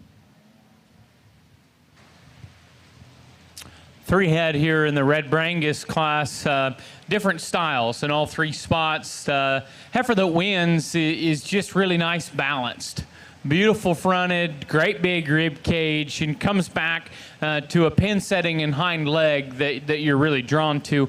I just think as you study her top line, her tail head, behind her blades, you could probably tweak this or that, but when you watch her move, she's one of the sound heifers. It's really big bodied, got a nice look, and I think that's why she wins. The heifer that's second, I like her fundamentals of her structure. I think she's got a good natural turn of shape to her. I wish she was a little bit more attractive about her face and her crest of her neck. To me, where she edges the heifer in third is just her sheer shape of rib and muscle. I think as you start studying the heifer that concludes the class, she's a bigger, longer made heifer that's maybe a little prettier about her head, but she's got a little bit of throat, maybe gets a little frailer as you study her down to the surface. But I think some cattle that offer some variation with kind of a striking, high-quality cowy winner. Thank you, Mr. Jensen, for those comments on our Class 4 Red Brangus heifers. Winning the class is Banker Kulak from Morton County 4-H. Second, exhibited by Grace Sutton, Alvin FFA. And our third place heifer, exhibited by Thomas Belt, Coryell County 4-H. We'll now bring our first and second place heifers back into the arena. From these females, we'll select our champion reserve in our heifer division. And ladies and gentlemen, back on the Brahman show, our placings in our last class. First place honors go to entry number 8879, Gracie Lambright of the Arlington FFA chapter. Second place goes to Reese Thane, member of Guadalupe County 4-H. Your third place to Eli Park of Giddings FFA. Fourth in the class going to Gilberto Martinez of Pasadena FFA. Your fifth place went to Caitlin Moreland of Coryell County 4-H. Sixth in the class, Caden Odom of the Jefferson County 4-H. Your 7th place, Leighton Jefferson, Danbury FFA member. 8th to Riley Wilson, Medina Memorial High School. 9th going to Dana Grace Kettler of Alvin FFA. Your 8th place, Riley Wilson of Pasadena Memorial. And 9th went to Dana Kettler, Alvin FFA. Your 10th place to Ryan Arvizua of Crockett FFA. Congratulations to these exhibitors. We're now into Class 14 in your Brahman show, females born during January and February of 2021. And this is first call for the Class 15 females in the Brahman show to be at staging, please. Class 15 to staging. Now evaluating our class winners in our heifer division. Winning our first class is Kinley Kirk, member of Robinson County 4-H. And second in that class is Presley Jacob from Royal FFA. Our Class 2 winners, first place is Haley Peters from El Campo FFA. And our second place exhibitor in Class 2, Henley Matula from East Bernard FFA. Class 3 winner, Peyton Hansen, Liberty FFA. And second in that class, exhibited by Casey Kearney, El Campo FFA. And our fourth class winners, Banker Kulak from Wharton County 4-H. And second in Class 4, exhibited by Grace Sutton, Alvin FFA. From these females, our judge, Mr. Brady Jensen, will select our champion and reserve in our heifer calf division.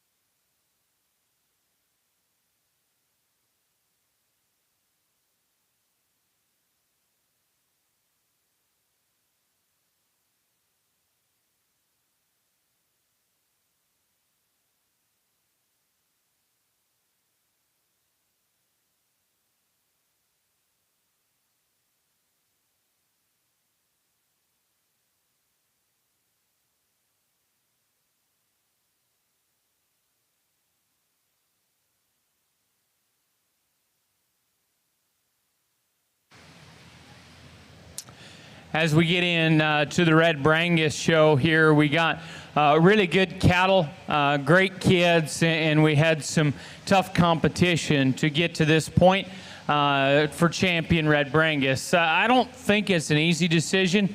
I think we have a pair of heifers out of the first class that are very good cattle.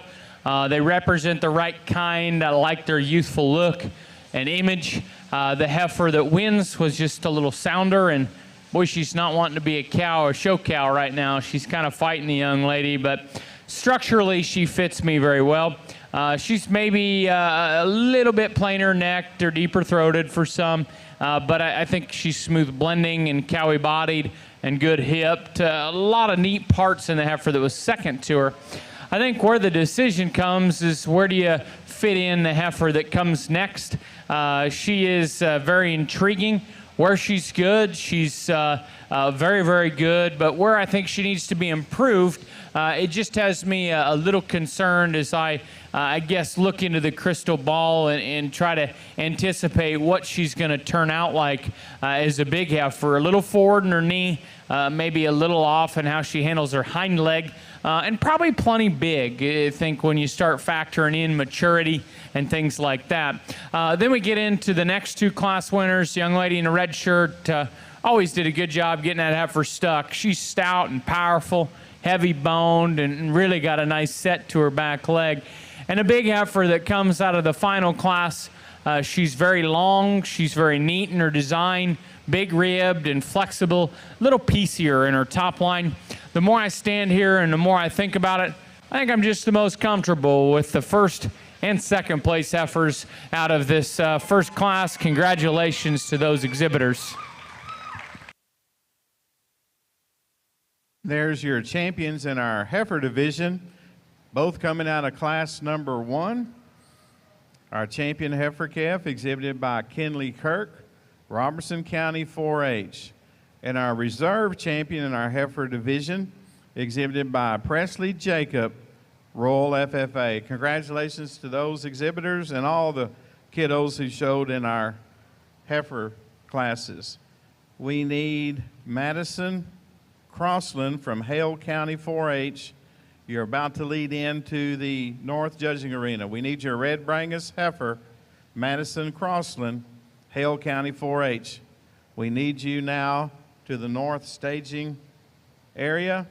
Class 8, we need you as well. Class 8, red Brangus heifers, we need you to the North Staging area.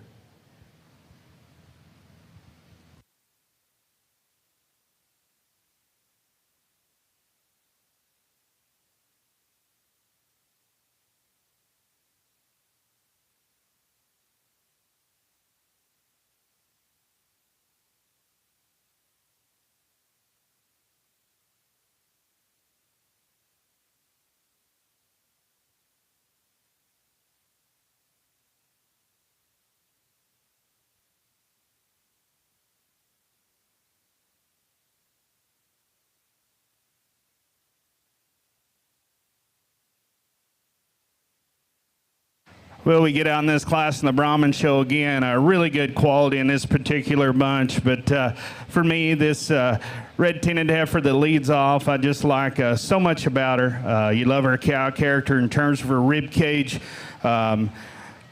Really like her depth of heart, her middle, and just how smooth and long she is in her hips. She gets you a good profile there, very attractive. You know, there's heifers in the lineup that may be thicker-ended than she is, but I think she's got enough. Puts that together with good enough movement. On the profile, though, one of her true edges over the heifer in second is that added body volume and look. Nice job, young lady. This heifer in second, man, I think this is a good one as well. Maybe just not the drop in that rear rib and flank yet, but when that one gets there, it might swap around. She's just not there today because the length's there, the thickness, the look, and the quality, the structural quality, I think sure good enough there. You know, she just still not much tubular in her body yet, but I think when that does come to her and she drops on down, I could like that one awfully well. Young lady's red heifer in third, I like a lot about this one. She's just not quite as pretty built as those top two, but in terms of just being a big rib, thick made, heavy bone one that's sure acceptable in terms of structure, she does that awfully well. A little more shoulder and chest in her, not quite as neat to look at through that front end, but I think that's another extremely good heifer there, and great job on the halter, young lady.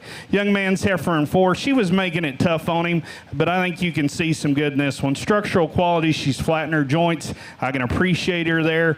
She's one that has some depth and thickness. You know, you'd like to maybe just strengthen her and smooth her out in that top line just a little bit. Wants to pull her hip up just a notch there and kind of slope off. If I could just smooth her up there, I might swap her up another hole or two because I think that is a good animal. Young man's heifer coming out next. Just a cowy little thing. She's big rib. She sounds structured. A little more on the moderate side. You know, she's one of those that's probably so easy keeping. We got to watch her because she's got condition down there. Forerib, we could see a little more forerib and a little less shoulder, but I think she's a powerful heifer that's certainly sound, and that's why she wins the class. Congratulations. Young lady with the white flanked heifer, it's got a very nice heifer in terms of her top line. She's a neat-necked, pretty headed kind of female that's a little more petite in how she's put together. A little heavier, or a little frailer as you study her forearm and rear leg, but big picture, that's a very pretty, nice profiling heifer that's adequate in terms of just true body and shape. Then we get into a big framed, good haired heifer that comes next. Young lady's got her very well presented. She's neat ahead of her shoulder blade and clean in her throat. A little up and down and forward in her shoulder. Probably like to just set her back in the angles of her skeleton off either end.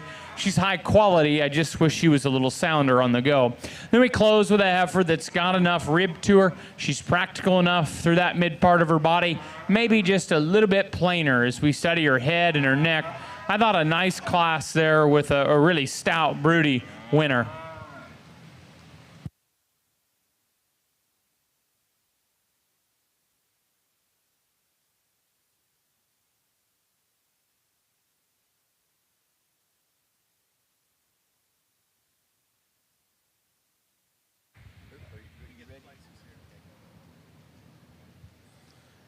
Thank you, Mr. Jensen, for those comments. Results of Class 7 in our Red Brangus Heifer Show. Winning the class is Garrett Stutz from College Station FFA. Second place, heifer exhibited by Madison Crossland, Hale County 4-H. Our third place, heifer exhibited by Whitley Godby, Bonham FFA. And our fourth place, heifer was exhibited by Xavier Trevino from Westlaco FFA. Now got Class 8 coming into the ring. Class 9 females, we need you to the north staging area. And attention here to our previous division and reserve division winners. We need to have you in staging area for the grand drive.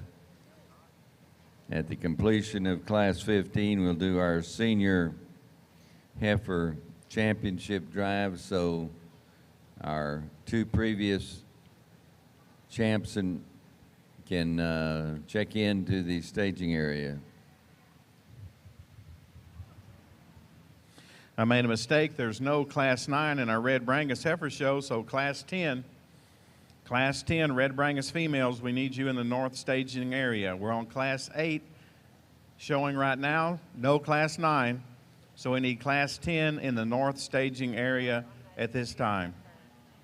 Just an announcement, make it a little early here. For you Black Brangus heifer exhibitors, we'll take a short 15-minute lunch break after we conclude the Red Brangus female show. So you Black Brangus exhibitors, a little ahead of time, but we will take a 15-minute break after we finish the Red Brangus heifer show.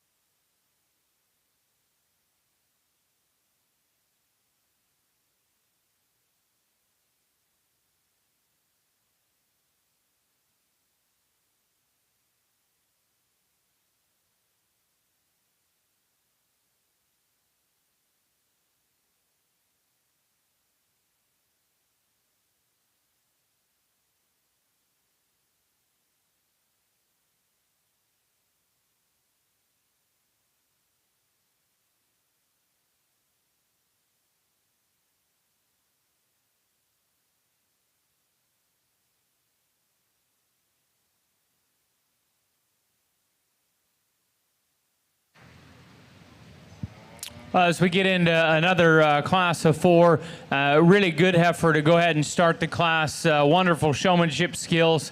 Also to show off this heifer, beautiful in her presentation and her balance. I think a female that is very nice in how her shoulder, knee, and front feet come to the ground. Maybe you could strengthen her up right behind her blades and improve her forerib, but she is a very nice, balanced, attractive, high-quality female to win. Differences in second and third are obvious, but the placing is very close. I went back and forth in my mind. I guess I probably lean towards a little bolder, a little wider, more powerful heifer. That's why I land on the young man's heifer here in second. She's maybe a little rougher tail-headed, a little crestier necked, but good-bodied, sound structured cattle. The heifer that comes in third is nicer profiling. She's probably neater necked and stronger top. Maybe has a little more fill to her rib and right behind her shoulders. I'd like to just see her a little more three-dimensional, and she's maybe a touch straight in her hock joint for my liking. And the heifer that's kind of giving the young ladies some trouble, sometimes that's what you get when you come to town, so I feel for you. I appreciate you hanging with it. It's a big volumed heifer that just needs a little more look up front. Congratulations, the exhibitors in this class. We need exhibitor 58240 Kennedy Penn from Friendswood FFA and Georgia Godwin from Friendswood FFA. We're about to lead those heifers in the ring. We need you here now. I'd like to give the results of Class 8 in our Junior Red Brangus Heifer Show. Winning Class 8, Chloe Brooks from Union Grove FFA. Our second place heifer was exhibited by Logan Woodruff from El Campo FFA. Third place goes to Kaylin Albright from Falls County 4-H. And our fourth place heifer exhibited by Ada Schuler from Divine FFA. We're now leading in Class 10, which will be the last class in our junior division of heifers. Following Class number 10, we'll need our first and second place heifers from classes 7, 8, and 10, no Class 9, back into the show arena. Leading in Class 10, Red Brangus heifers.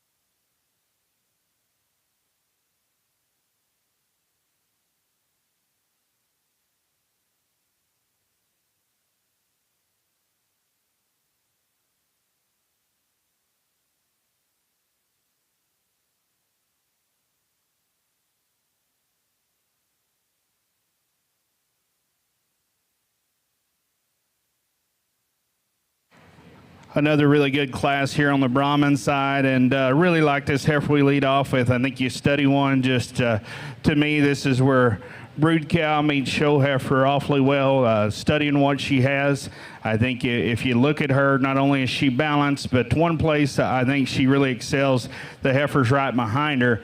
As we get to that rib cage, she's deep in her heart. She progressively deepens back through her flank, but man, long and smooth hipped, and that's where I like her. I like her better from her hook bone back compared to the two cattle behind her. I think there's more length. I think there's not only more length, there's more muscle, the way she handles it. And you get this look at her on the side. there's still a feminine head, enough feminine character to go along with all that mass. This young man's heifer in second, man, this is a good looking rip.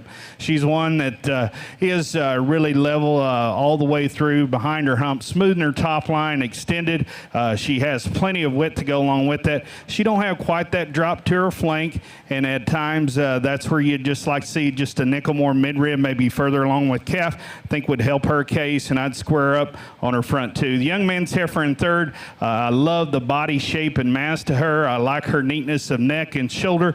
I think she's clean in terms of her joints. This one has plenty of width as well. You know, condition-wise, we got her right on the edge. When she gets out and goes, you can watch her. She'll kind of throw those hind wheels up underneath her, drop her pins, not stay quite as attractive on the side, on the stride, and as square on those back too is ideal, and that's where I tweak on her. But awfully good heifer, heck of a little showman there. Young lady's red heifer coming out next on the stand. I move her up quite a bit because she does a great job combining genuine stoutness with some look and eye appeal. She proportions out awfully well, but I'd be the first to tell you I'd clean her up a nickel nose hocks. I'd like to see her just a little deeper in that heel and that outside toe to square up on their travel. Young ladies like gray heifer directly in front of me. Good heifer, one that has some thickness and some meat to her. I like the body shape in her, a little rougher in her shoulder, not quite as neat in the way she handles that hock and hind wheel on the stride. Nice big red heifer that's attractive in her pattern. Coming out next, you like her in terms of thickness. For me, maybe comes the ground a little straight up front.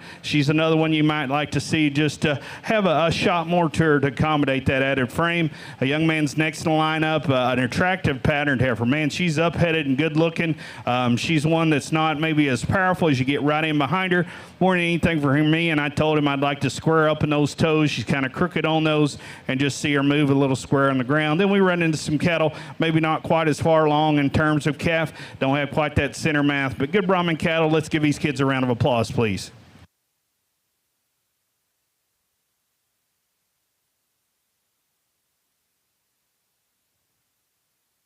We thank you for the overview, Mr. Nelson, and taking first place honors here in Class 15 goes to Molly Jo Couture of Bowling FFA. Second in that class to Mark Tumbleson of Brazoria County 4-H. Your third place to Paul Hayes the fifth of Glen Rose FFA. Your fourth place, Jaylee Rushing of Galveston County 4-H. Fifth to Kinsley Page Gandy of the Giddings FFA. Our sixth place went to Meredith Killen of Alvin FFA.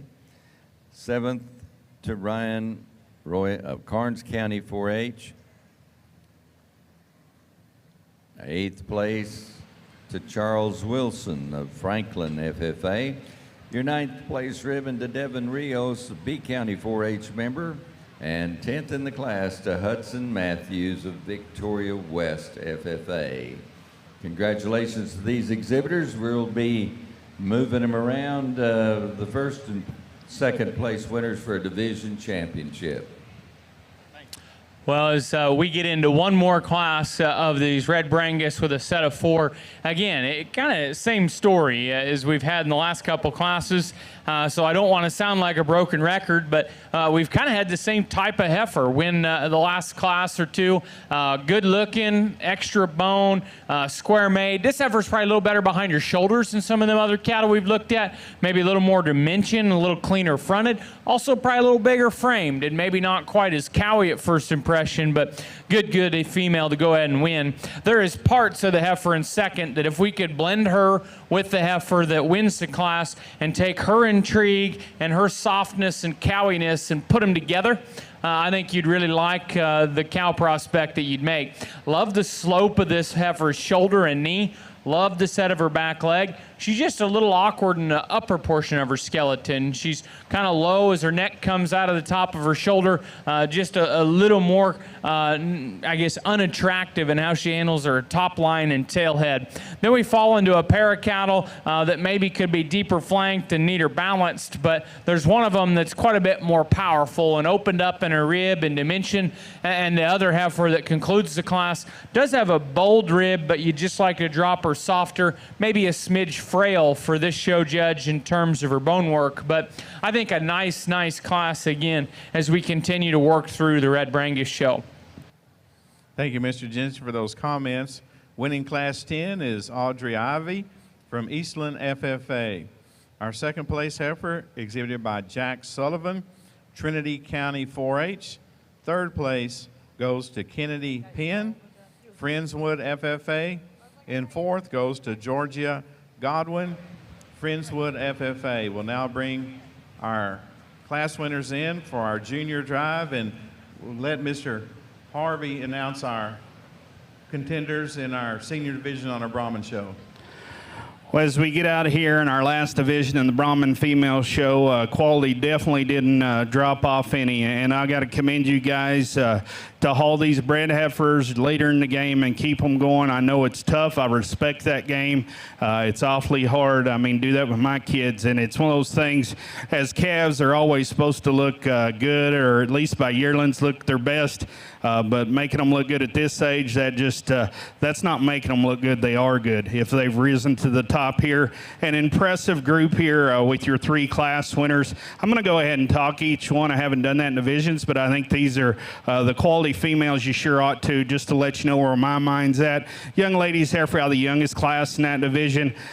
She is one that to me is really presents you a good look from the side, a lot of thickness and bone, and still moves out just fine. And I stayed in that class. I like that heifer. She's a little big for me. I'd like to tone her down a notch, but I think that one's awfully nice. Young ladies, red tinged heifer out right there in the middle. Man, she paints you a really good profile. I mean, she is one that's feminine. You see it in her head, the way she carries it through her shoulder, comes in her top line, good in her hump placement, good slope to her shoulder, and the way she comes long and smooth in her hip. You like all those traits about her. Structurally, I think she's sure sound enough in the way she goes there. Is she power enough or is she stout enough for you?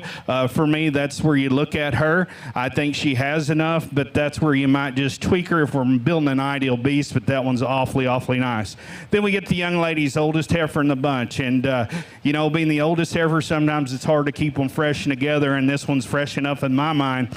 But to me, she's one that maybe combines those cattle in front of her in terms of stoutness, rib shape, and still combine that with look. So awfully good division here. I'm going to go ahead and stick with our oldest one for division champion. Let's give her a round of applause, please.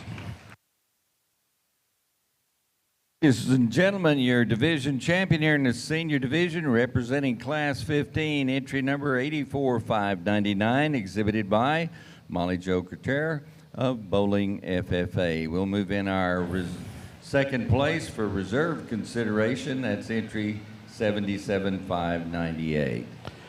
Young man comes out, and I told him earlier, I like that sport jacket and his bow tie. He's looking sharp out here, and I appreciate that. But he's got him a good heifer, too.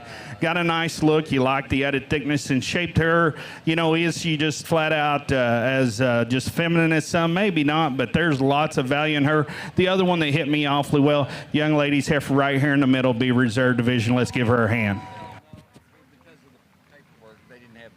And our Class 14 taking the reserve honors here in the senior division, that's entry 97501, Gabriela Cristina Ramirez of Hidalgo County, taking reserve senior honors here in your senior division. Well, we'll be circling our senior champions around for lineup for the grand drive. And Mr. Ott,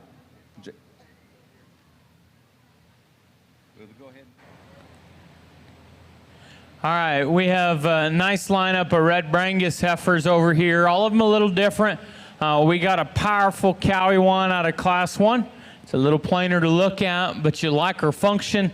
You got a female that's a little bigger bodied, a little looser made, maybe doesn't handle her top line quite exactly how you like them, but she's really good cattle. And then there's a very balanced level, attractive heifer that could come off maybe a little softer at first glance. So I think you got some decisions to make. At the end of the day, they're all really pretty good cattle. It just kind of depends on where you might put your preferences. My congratulations goes to all the exhibitors in the Red Brangus show. Class 3 winner will be your champion. Congratulations.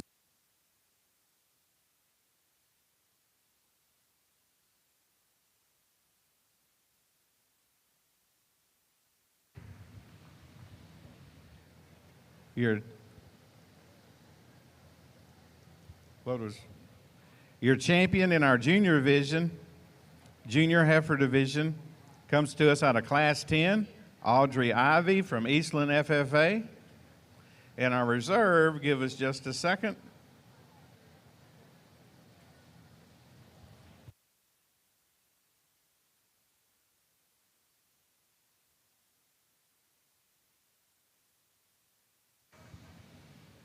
Our reserve in our junior division, exhibited by Chloe Brooks, Union Grove FFA. Congratulations to those two exhibitors and all the kiddos that showed in our junior heifer classes.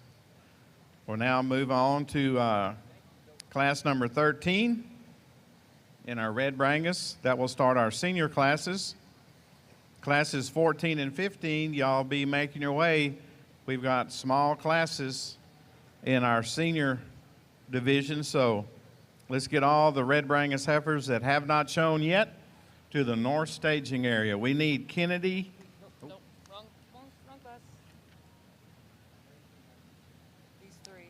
We need Quinn. Nope, Caitlin. Where? Starting at Caitlin and going down. Caitlin Gilbert, Matagorda County 4-H.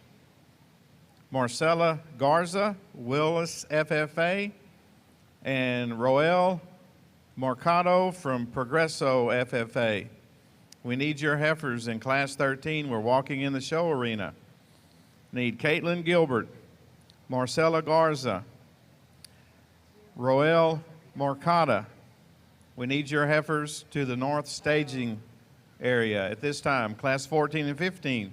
Let's get them here.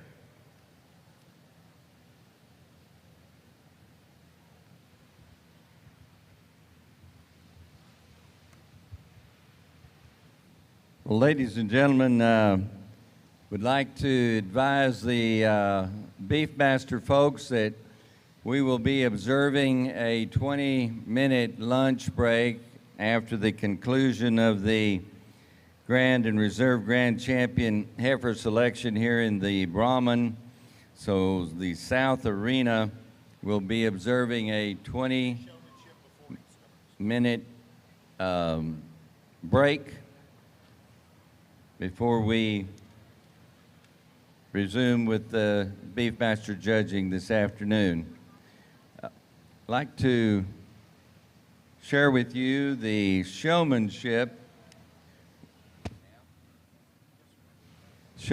winners. The Brahman breed has had these youngsters evaluated while they're in the arena, and they are having 3 awards announced, and I have the results, and congratulations on first.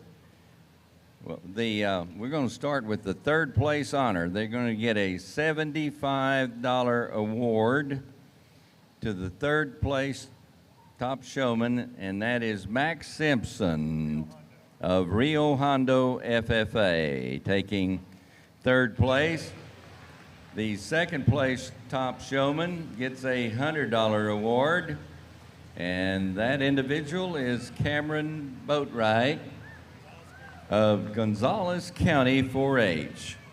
And the top award gets a custom belt buckle, and our outstanding Brahman Junior Showman goes to Jamie Hahn. Congratulations to Jamie. The buckle award will be mailed to the exhibitor, I've been informed. Well, as we get out here for our champion Brahman female, you know, I expected it to be good and probably was even set back a little bit. I've had the honor to get to judge Brahmans a few times down here in Texas, and I did expect a lot, and trust me, y'all didn't short my expectations. You exceed them in some places, and I'll run through these 3 division winners real quickly. I mean, starting with our calf, that's a little Jane right there. I think that one is Sweetie, you got a bright future, so make me look good down the road, okay? Because I think she's awfully, awfully nice. She is attractive as you can make them. She's sound, has enough to her, and I think she's got plenty of speed as time goes on. I like that one awfully well. Our junior champion, came through a division where there was a lot of pieces and parts and putting cattle together, but I feel really good about having her back out in this lineup. She certainly is a player out here. From her shoulder back, that one, not too many of them rival her. You love her body shape, her thickness, and her bone work. I think she's sure sound enough on her feet and legs. The young lady does a great job showing her. She's maybe not just as crazy necked as some out here, but I think she's still acceptable there. And I love the cow power in that one. Then we get to our senior division, and this young lady brings one out that, as I stated in that division, I think puts together a lot of upside in terms of balance, volume, mass. Structure is certainly acceptable there, and I think she's got a nice one standing behind her as well. Let's go ahead and give these kids a big round of applause. I want to make one more pass, and I'll select your champion.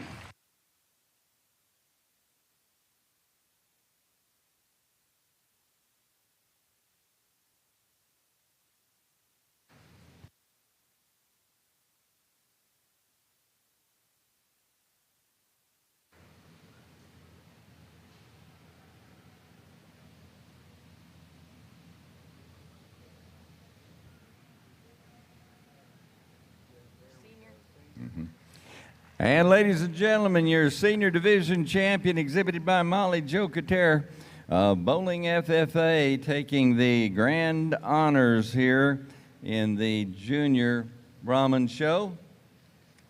And we'll move up that reserve from that senior division for reserve consideration.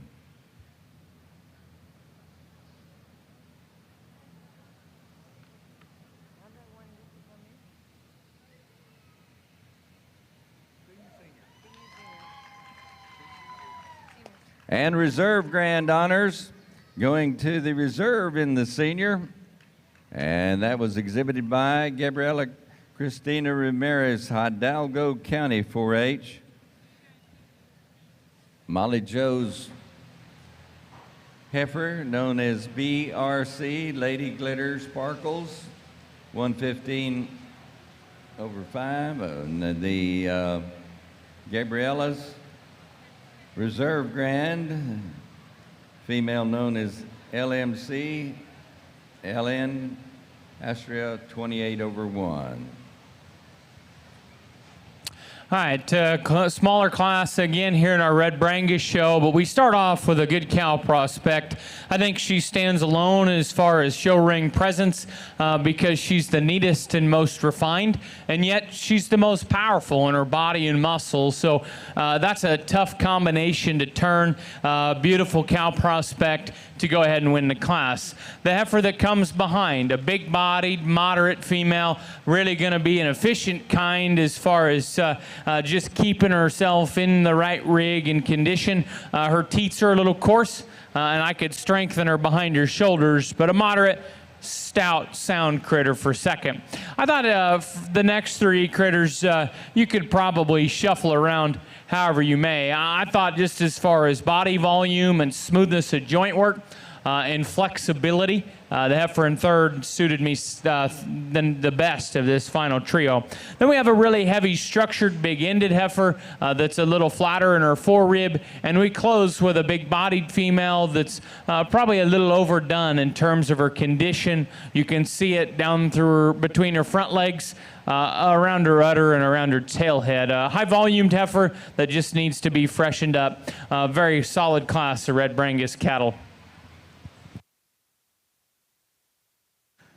Well, thank you, Mr. Jensen, for those comments on Class 13 in our Red Brangus Heifer Show. Winning the class is Lillian Godby from Bonham FFA. Second goes to Quinn Sikora from East Bernard FFA.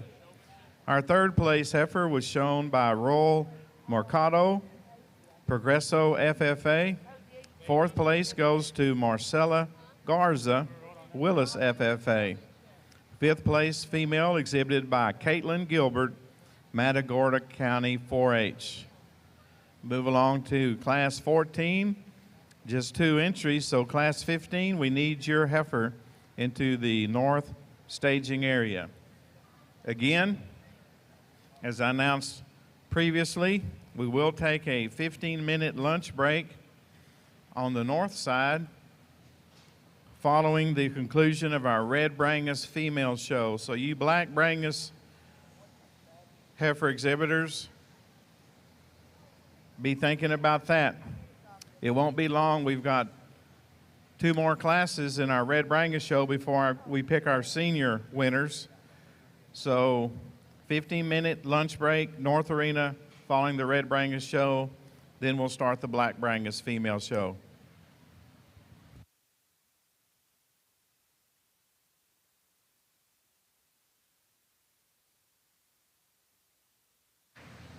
We're going to leave the heifers as they came in. I think it's a close placing go. Both cattle represent a good kind of female as far as body volume. Very nice about their head and neck. I think the differences I see are there's a little more eye appeal to the hind leg construction of the heifer that wins. I think both of them have plenty of condition on them, but I might give her a slight edge, and I like her teats better. Heifer that comes in second, I do think that they're more similar than not, honestly. As you study them, big-bodied, neat-necked heifers that are right in terms of their joint work as far as smoothness. A little too long-teated for my liking, but it's a pair of nice red Brangus heifers. Thank you, Mr. Jensen, for those comments. Our results of Class 14 in our red Brangus heifer show. Our blue ribbon goes to Cole Corley from Lufkin FFA, and second in that class, exhibited by Carter Hughes, San Jacinto County 4-H. Got a single entry in Class 15, and then we'll transition into our senior drive. So first and second out of Class 13, first and second out of Class 14, and then our Class 15 winner. Be ready. Pretty nice way to start off this class. Only a single entry. Maybe get to have a calf in San Antonio too yet. We're not sure. She's obviously getting close. Good udder, big body, good looking. To me, if I had a herd of cattle that looked about like this as far as size, efficiency, body, and teat structure, you could be in the cow business for a long time. It's a very nice female young man. She's going to be a great piece to add to your herd at home. Really high quality single entry in that class, exhibited by Mason Woodruff, El Campo FFA. We'll now bring in our class winners out of the previous 3 classes. Out of Class 13, our winner, Lillian Grace Godby from Bonham FFA. Our class winner out of Class 14, Cole Corley, Lufkin FFA. And our class winner out of Class 15, Mason Woodruff. From those 3 females, we'll select our champion in our senior division. Our second place heifers, which will be in contention for reserve out of Class 13, exhibited by Quinn Sakura, East Bernard FFA. And Class 14, our second place heifer, exhibited by Carter Hughes, San Jacinto County 4-H.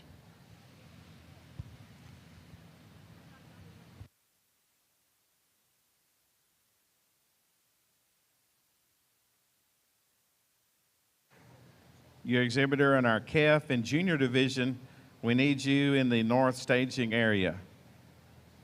Champion reserve in the heifer and junior division, we need you in the north staging area, red Brangus show.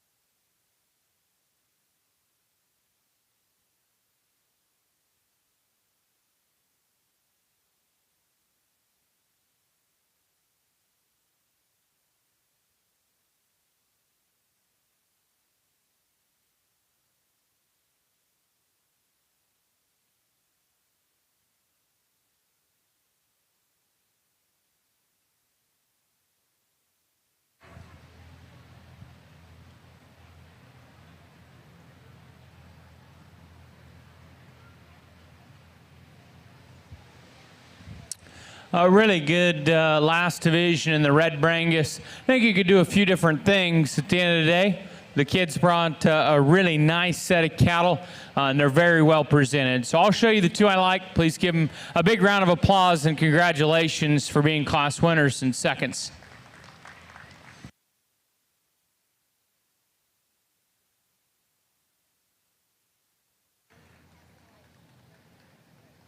And there's your champion in our senior division. Comes to us out of class number 13, Lillian Godby from Bonham FFA. And our reserve champion comes to us out of class 15, Mason Woodruff. Congratulations to all the youngsters that showed in our senior division. We'll now bring in our champions from our 3 divisions. From these 6 females, our judge, Mr. Brady Jensen, will select our overall champion and reserve champion, junior Red Brangus females.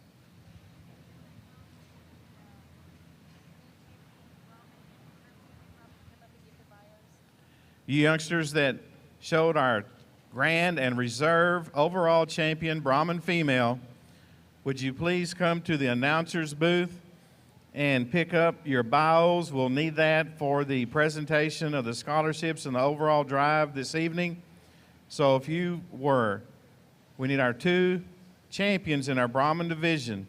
Please come up to the announcer's booth and pick up your bios for tonight.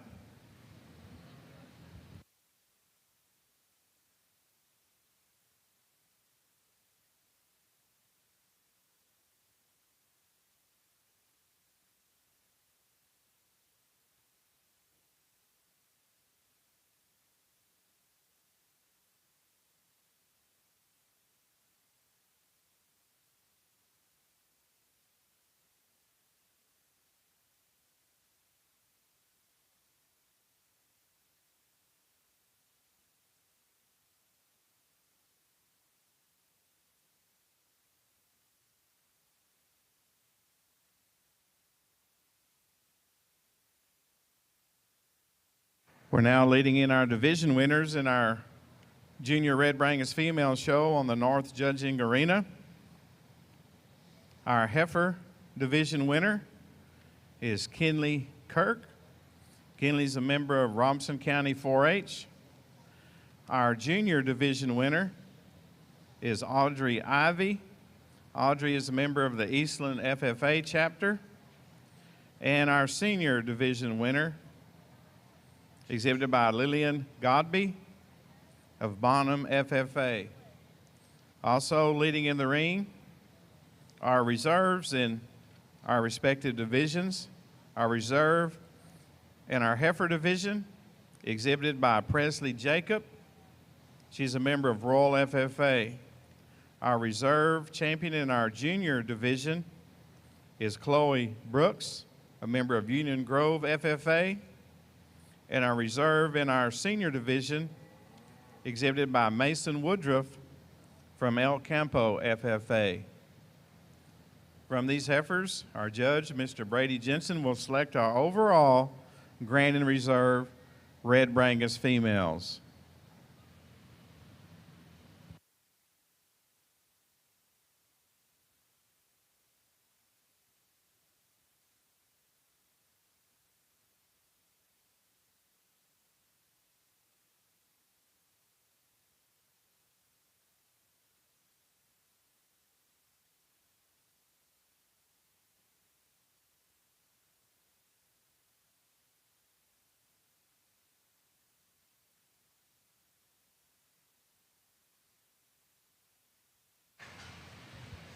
I'd say this is one of the tougher decisions I've had at this point in the day, because I think really all 6 cattle can be in discussion for which one is the best in this particular lineup. They're all good. They just have a few things here or there that you really like, and maybe 1 or 2 things that you say, man, if I could just change that one spot, I think that one would be outright my champion. So as I go back and forth and wrestle in my head, I've always found that the easiest way for me to sleep at night is to know which one, if I was starting a herd of red Brangus cattle, which one would I take home first? And that's the heifer calf. Congratulations. There's your overall champion, Red Brangus Junior Female 2023 San Antonio, exhibited by Kinley Kirk, Robinson County 4-H. Congratulations to you, Kinley. We'll bring in Presley Jacob from our heifer division to contend for our reserve champion honors.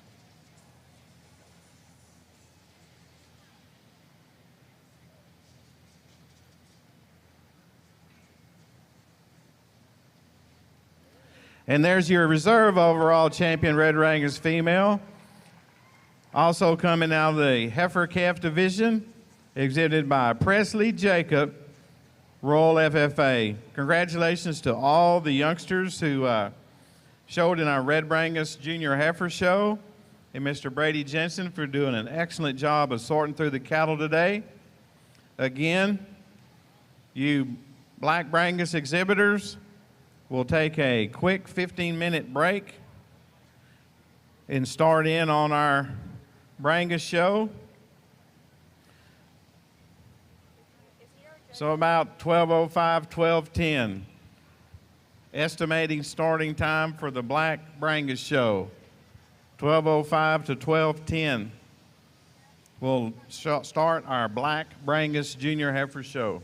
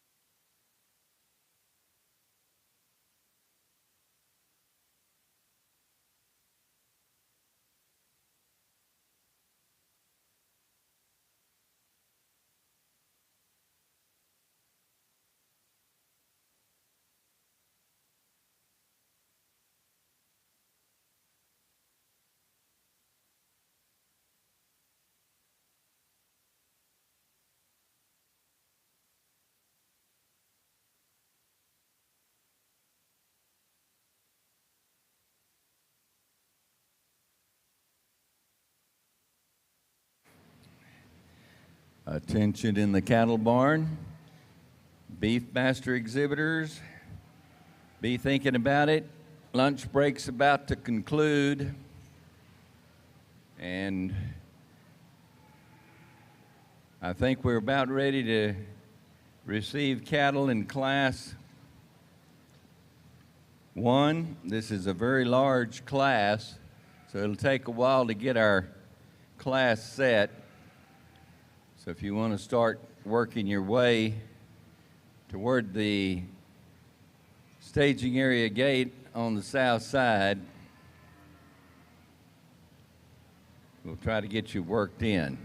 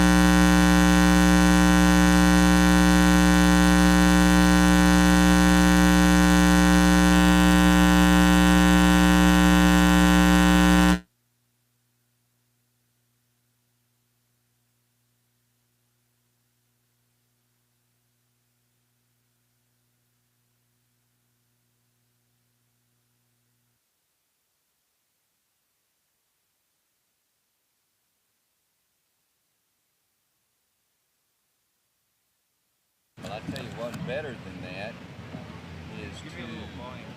Okay. What? Sound check 3 2 1. Sound check 3 2 1.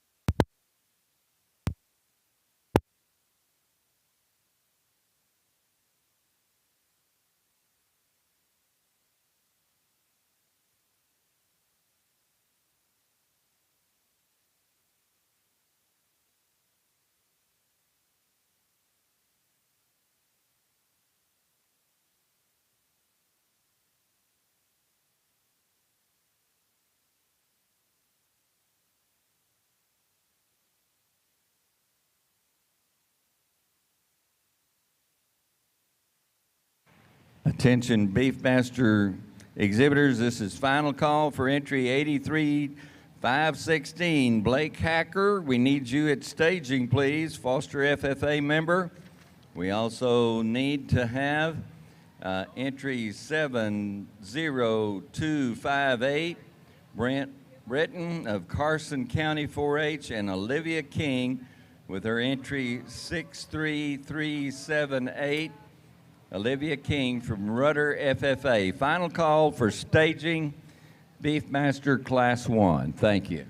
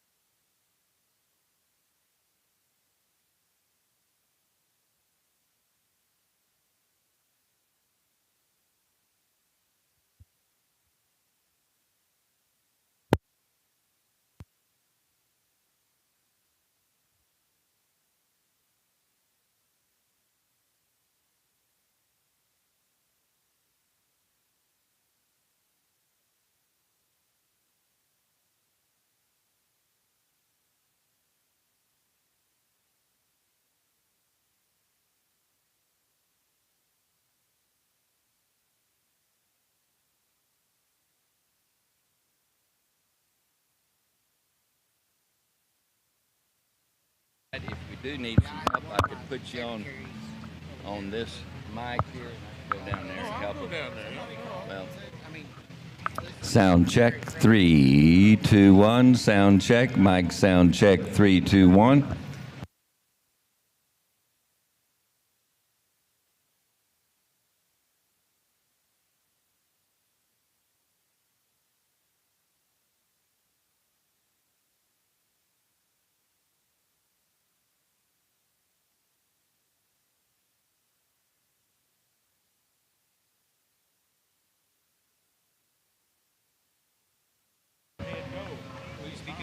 Brian Ferris.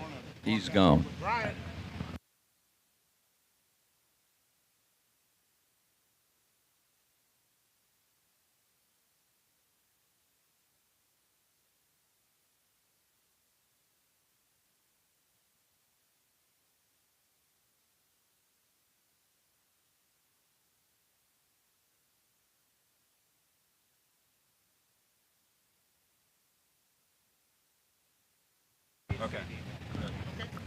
Ladies and gentlemen, over in the South Arena, we're now judging our Class 1 Beefmasters, very large class, 33 entries in this class of females. Okay. I was down there. So I hadn't watched the show from down there for a long time. So. Oh, good. And thank you for helping me with Vicky's bass. Oh, sure. Yeah, absolutely. I wish I'd have had it after. Well, over on the North Arena, we're Just keep me on the list. getting I don't know how long this gig is going to last. started on our Black Brangus show. All Class 1 heifers, we need you in the north staging area. A pretty big class, Class 1, 17. So all Class 1 Brangus females, we need you to the north staging area.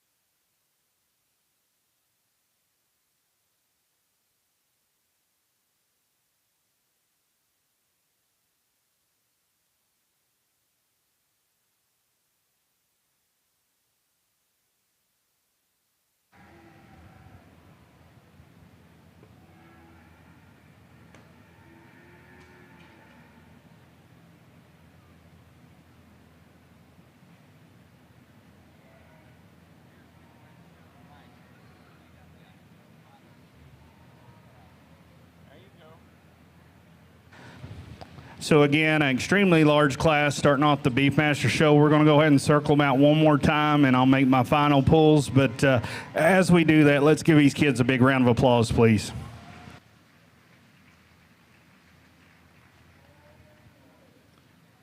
Well, the Brangus show is underway on the North Judging Arena. We're leading in class number 1.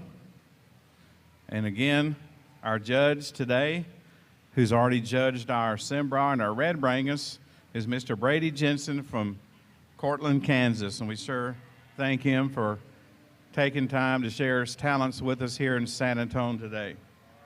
Class 2 Brangus, we need you in the staging area. Class 2 Brangus, we need you in the staging area.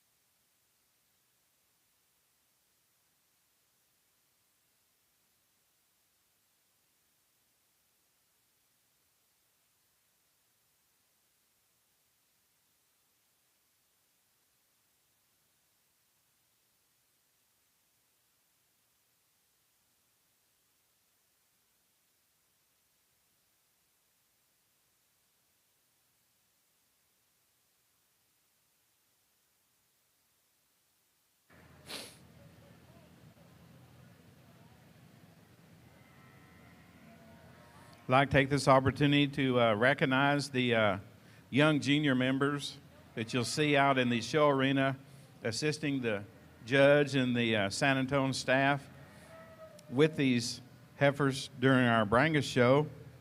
Got Brianna Hicks, who is the International Junior Brangus Breeders Association president.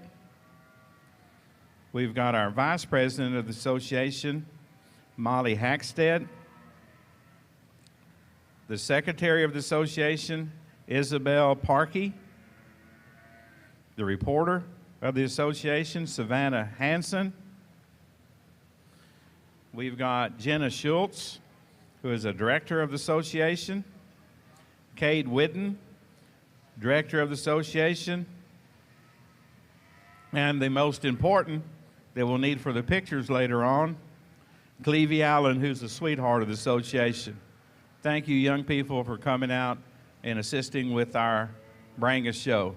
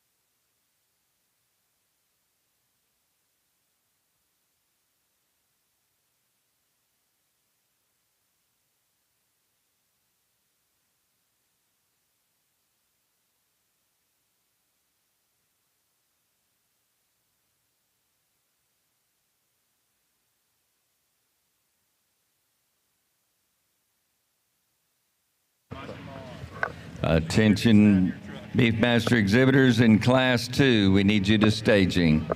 Class 2 Beefmasters, they're ready to accept you at the staging area on the south. Thank you.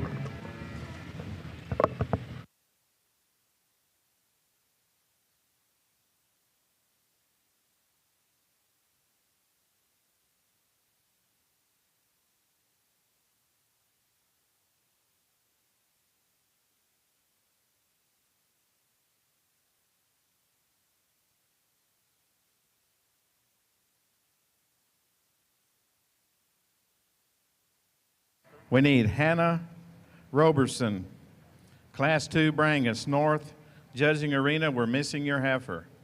Hannah Roberson from Sinton FFA. Class 2 Brangus, North Staging Area.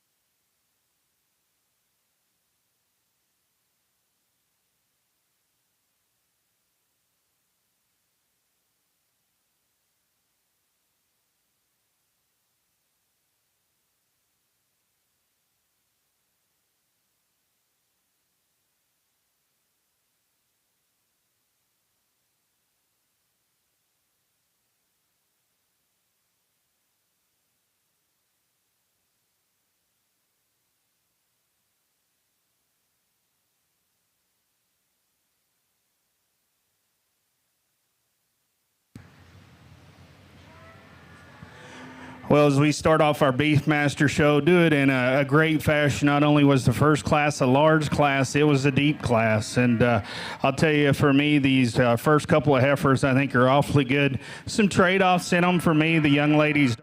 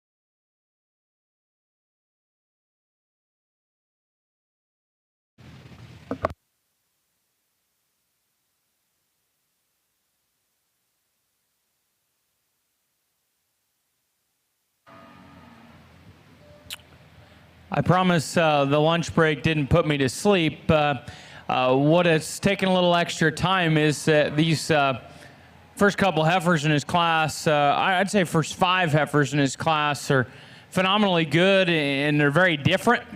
And I think that's where it becomes challenging to put together in a hybrid breed. You got quite a bit of variety that you can see show up. And I think that's what I think is a little bit problematic in figuring out a placing. It's not a problem in liking the cattle because the top group is excellent. The heifer that wins, I'm an honest person. She makes me a little uncomfortable because she doesn't look like the rest of them. I don't know if that's a good thing or a bad thing. I've yet to totally decide. She is an outlier as far as just neatness and cleanliness. And I didn't want to just fall into a trap of sucking into those parts that are so attractive into her. But I think what validates her start is she's truly the boldest in her forerib and mid-body. She's actually got the most spread of back and width of muscle over her loin and back to her pin setting. And so I think when you put those pieces together, she became pretty tough to beat on. I always came back, why would you beat her? Why would you beat her? And I think you get into some of the details and the nitty-gritty things that you'd want to see in a perfect one. Maybe you could critique her here and there. But big picture, step off the cattle. It doesn't matter what breed they are, you like her. And that's why I used her to win the class. The heifer in second is fundamentally so right. I love her. I just think everything about her screams this is the right kind of Brangus female as far as foot and bone, correctness of structure. I say correctness of structure. I like the way she moves. When she stops and stands, I think if you study her from her pin bone to her stifle to her hock, she has just a freckle of a straight angle there, and it makes for just a bit of an awkward image to her hind leg posture sometimes. And I think when you get way off the cattle, I know we had an outlier as far as neatness up there that wins, but I still wanted this heifer for a young heifer calf to be a little more youthful in her neck, in her chest, maybe even in her throat latch. But I do think a female that's very functional. I love her clean joint work and feet and quality. It's a tremendous female to start this class. Then we work into this younger heifer, and I was just trying to figure out why would I beat this heifer. I don't think there's anything fundamentally wrong with her. She's got tremendous structural design, awesome in terms of her pin bone and hind leg setting. I love her front feet. She's truly athletic and sloped right, and the angles up front. She's beautiful in her head and neck. She's a little greener, not as developed or as bold and just punchy maybe in her forerib and heart is what we find in the initial duo. But that young lady's got a fantastic female that she can be awfully proud of. And then we stumble on the heifer in fourth, and if you're liking Brangus cattle, maybe this is the kind that you're tied into. She is as beautiful in her lines. She's as extended in her neck, long in her hip as any of the cattle in the group. I just wish she came with more heifer today. I do think down the road, young lady, I would stick with her, I would feed her, and I would keep going because she's beautiful structured, good looking. I just don't know if there's enough heifer as I study her through her chest floor into her forerib. Then we get into a powerful heifer, really a couple powerful heifers that are bold and stout, really powerful. They could be fresher and neater in terms of their overall design, but good cattle. I think as we close with some cattle that offer some things I like. They're extended and they're fresh. Maybe they just need a little more bulk and turn to their forerib. We had a really big class, and I do want you guys to put your hands together. I took a little extra time, but it's because it was a stout class of Brangus heifers. Thank you, Mr. Jensen, for the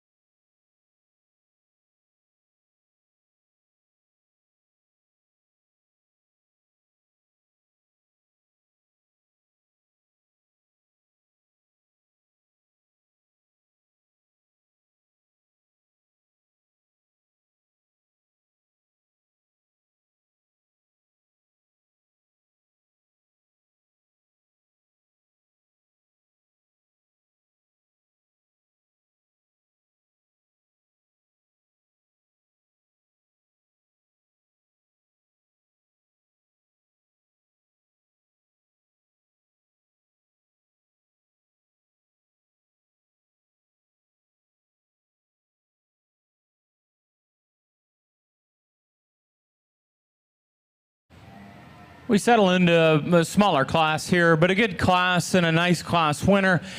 She's maybe a touch big for this guy, but she's heavy boned, she's neat looking, highly presented and very well shown. I think she does put together some pieces that are hard to deny. Beautiful headed, great necked, strong top, wide pinned, and heavy boned. We could soften her, like I said, and just tone her back, and then I would be probably really excited about the pieces that she does so right. I do think from there we have some sort. We have a powerful, three-dimensional, bold-made heifer that lands second. Young man's female, I think, is very sound in terms of her lower joints. Maybe as you study her top line, she's off behind her blades and high in the center of her back, just not quite as comfortable in her movement up high as she is down low. So it's a little awkward, but she's good cattle, and she represents the kind that I like to stand behind. And so does the heifer that's third. She's just big-bodied. She's good structured. She's a nice cow prospect. A little off behind her shoulders and maybe a little frail, so maybe she doesn't hit you quite as high quality as some of the other heifers we've seen towards the top end of classes. But if you just study her basic function, I think she's as right as we got as we work through the balance of this class. Then we have a really neat, long, level heifer that I think's just a bit too hard and straight as you study her flank and her hock joint. And then the two heifers that conclude are really muscular females that to me could come off a bit more maternal in their head, neck, and shoulder design, but they're stout and they're certainly big-bodied. Thank you, Mr. Jensen, for those comments on our second class.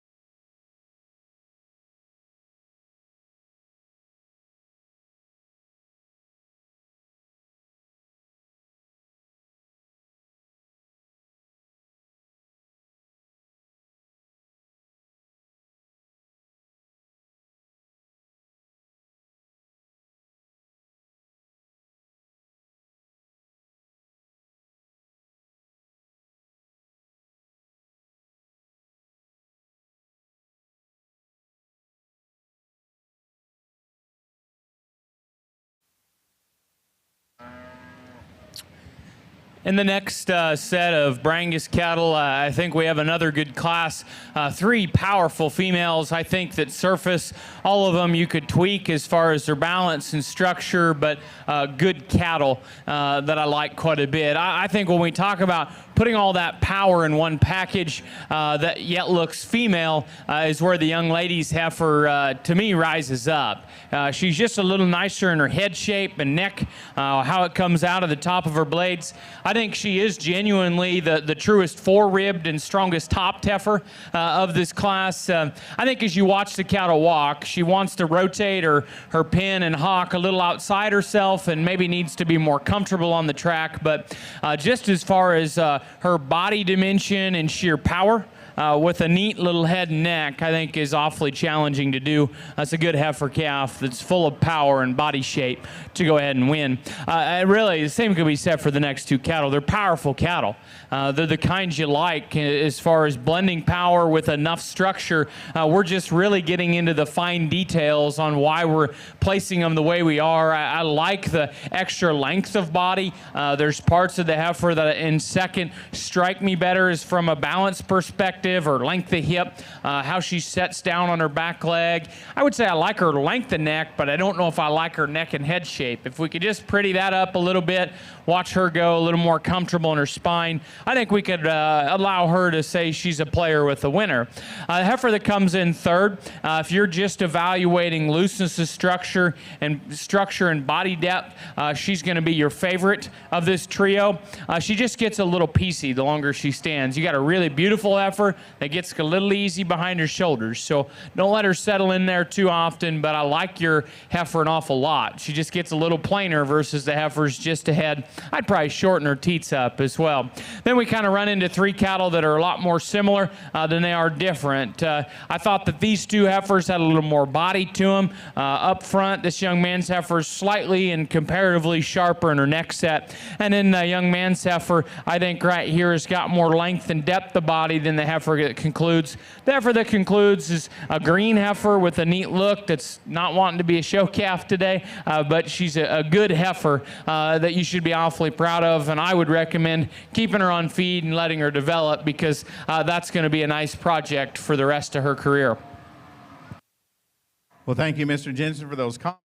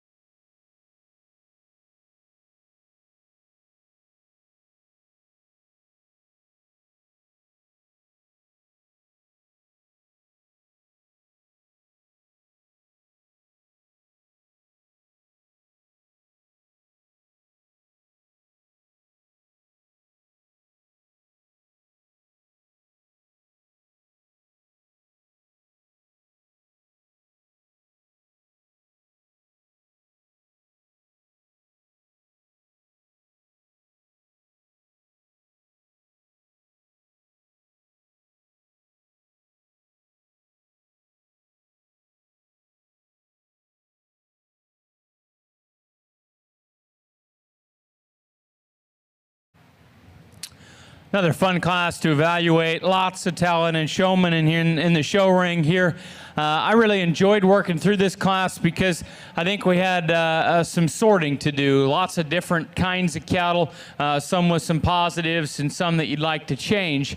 I think as you just let the cattle hit you, the best heifer in the class is the young lady that starts, particularly because she's just the nicest in her structure and build quality. I think she's very, very feminine in just her features and her teats. Not a power heifer, but just a really good heifer, and that's why she wins the class. So congratulations on your class winner. I really think the next group of cattle can get awfully challenging. I think if you just let cattle be cattle, the big-footed, heavy-boned, big-bodied heifer that comes in second represents a really good kind. She's a little more conventional in her size. She's not extreme in her look. I just think she's got less problems than the cattle that come behind her, to be honest. I think the next two females have parts that I really admire and parts that I would really like to change, but the young people both do a tremendous job getting the cattle shown, and so you really, really want to reward them for the positives that their cattle bring to the table. The young lady that start's got a good top line and long hip heifer, the beautiful set to her back leg. She's a little big shouldered and a little snug in her forerib, and I'd like to change the thickness of her neck. It just doesn't come off real feminine to me. The heifer that's just behind is bulky and stout and broody in her body, just a little too put together awkwardly is the only way to say it. She's kind of off behind her shoulders and hip and open in her shoulder, but she's a power cow that's going to add some meat and muscle to her calf crops, and I do think she'll always probably raise you a good calf that you're going to be excited about. I just like to change or build maybe here or there. I like the build of the next heifer. She's just a little flat. Good-footed, really mobile, and very, very sound. Just needs to have more three-dimensional turn of body and muscle. We come into a nice little pair of heifers that are very feminine, very smooth, maybe just didn't hit you quite stout enough. A little peaked behind their shoulders, not as opened up about their forerib and body shape. Then we get into a power heifer that's a little out of balance, that could be freshened up. And then we kind of get into four cattle that I think have some stretch. They have some muscle to them, but you'd maybe like to assemble them a little neater in terms of their balance and design. They're functional cattle as far as body, and you appreciate that about them. Really good class here of Brangus females. It was fun to work with the young people here during this class. Thank you, Mr. Jensen, for those comments on Class 4 and our Junior Brangus show. Well, you got to be Gracie to win in Class 4. Gracie Guthrie wins first. Gracie Johnson is second. First place exhibitor from Alvin FFA, and our second place exhibitor from Austin County 4-H. Third place in Class 4, Addison Rouse from Karnes County 4-H. Our fourth place heifer was exhibited by Riley Huff, Henderson FFA. Placing fifth in Class 4, Allison Joyner, Victoria County 4-H. Our sixth place exhibitor, Chloe Gandy, Van Zant County 4-H. Seventh place heifer, exhibited by Jordan Pavito, Orangefield FFA. Eighth place goes to Rodney Rhodes, San Jacinto County 4-H. Ninth place goes to Parker Brooks, Grand Oaks FFA, and 10th, McKenna Elsom, Fulshire FFA. We're now leading in our class winners from classes. As we get in this class of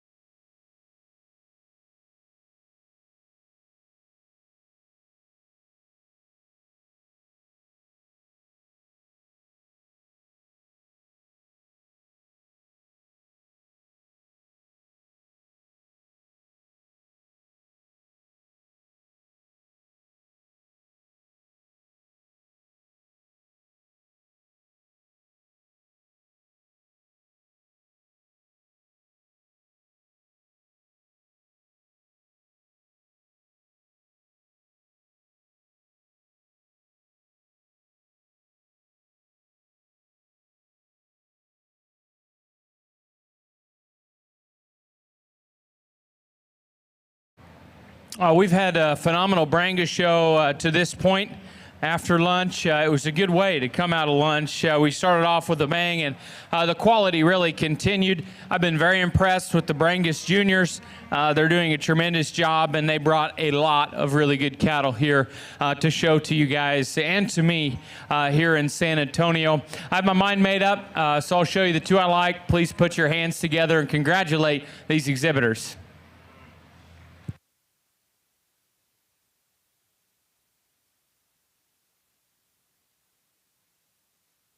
And there's your champion in our heifer division. Goes to our first class winner. That's Maddox Hartman, Wilson County 4-H. And our reserve also comes out of Class 1, Casey Hine, Royal FFA. Congratulations to all the exhibitors who showed in our heifer calf classes. Now you can catch up. Well, ladies and gentlemen, over in the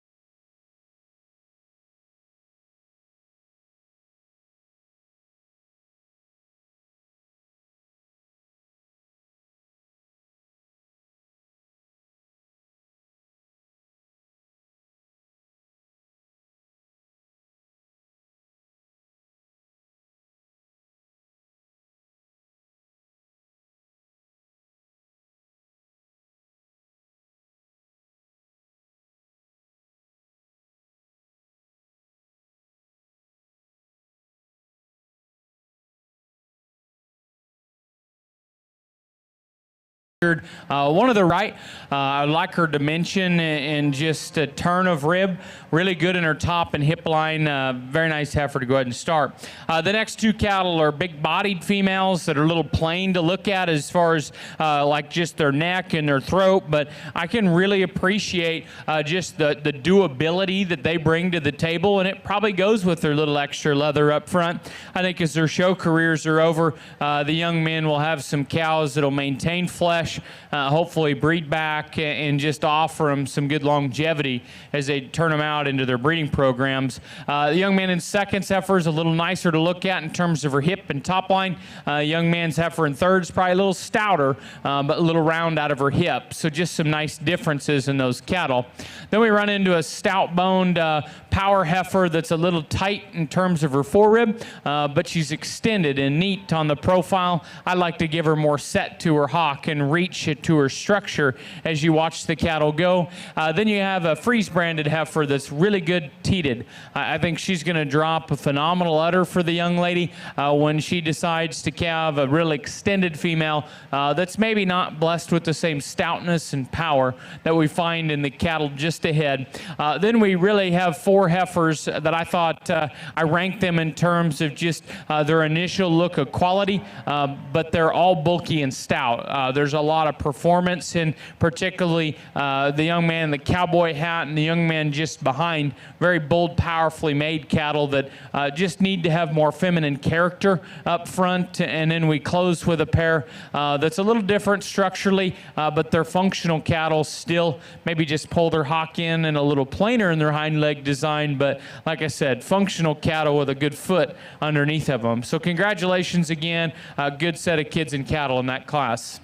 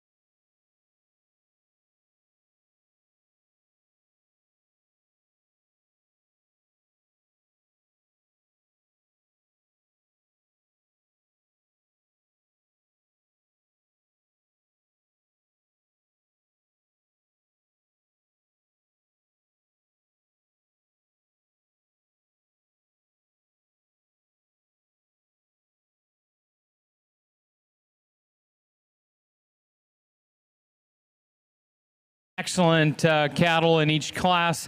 To me, they're fairly similar in terms of their kind.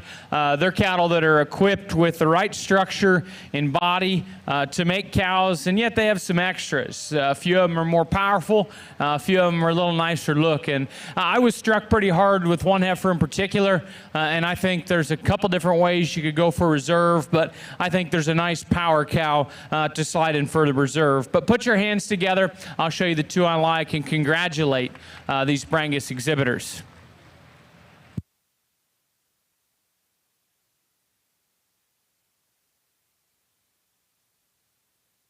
And there's your champion in our junior division, coming out of class number 10, exhibited by Emma Titer, Paradise FFA. Clayton Dennison is leading in.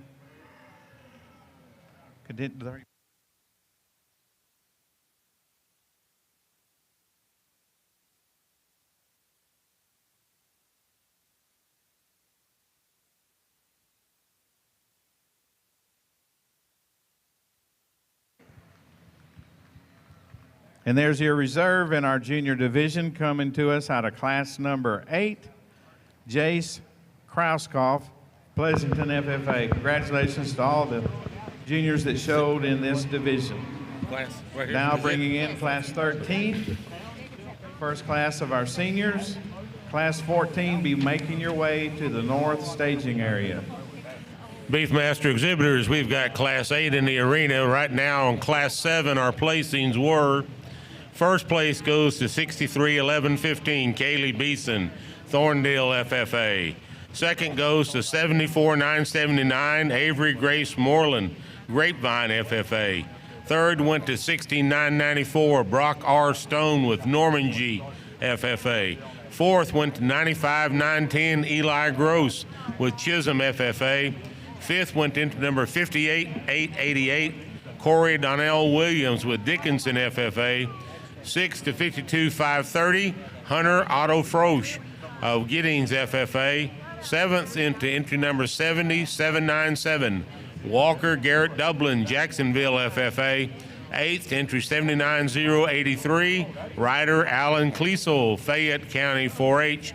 9th to 79-322, Peyton Avery Swanky, Lee County 4-H.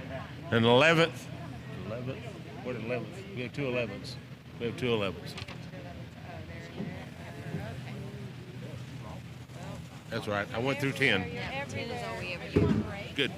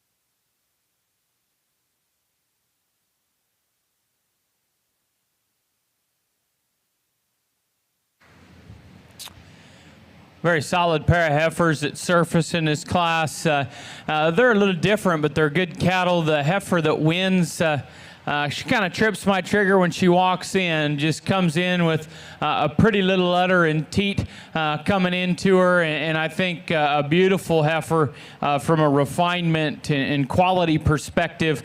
If you like good cow prospects, then you're really going to admire the type and kind that she is. She's maybe not as unique in an area here or there, but she's quite a bit more fundamental from a cow perspective, in my opinion. Maybe not the same presence, though, like I said. The heifer in second probably has those more impressive features that hit you harder at the start. Her neck is cleaner, it ties higher. She's maybe a little stouter. She's bolder in the center part of her body cavity and comes back considerably wider to her pins. I'd like to just enhance her teat quality. They're a little close together and a little long. I think as you get the cattle in motion, you can recognize she's not quite as fluid on the move as the heifer that wins. The next two cattle could go just a little better in terms of their skeleton, but they're cattle that certainly have enough power and substance to them. We just like to see a little more slope to their shoulder. The next female comes out. It's very powerful. I'd like to change the shape of her front feet in particular, but that heifer is very bold and very stout in terms of her type and kind. The next two cattle are a little different. We got a more moderate female with more power, and then a bigger ribbed kind of heifer that's a little smoother to close. Both cattle, I think, offer some utility, but could be improved in terms of an initial look of quality and presence perspective. But a nice class here in this Brangus class.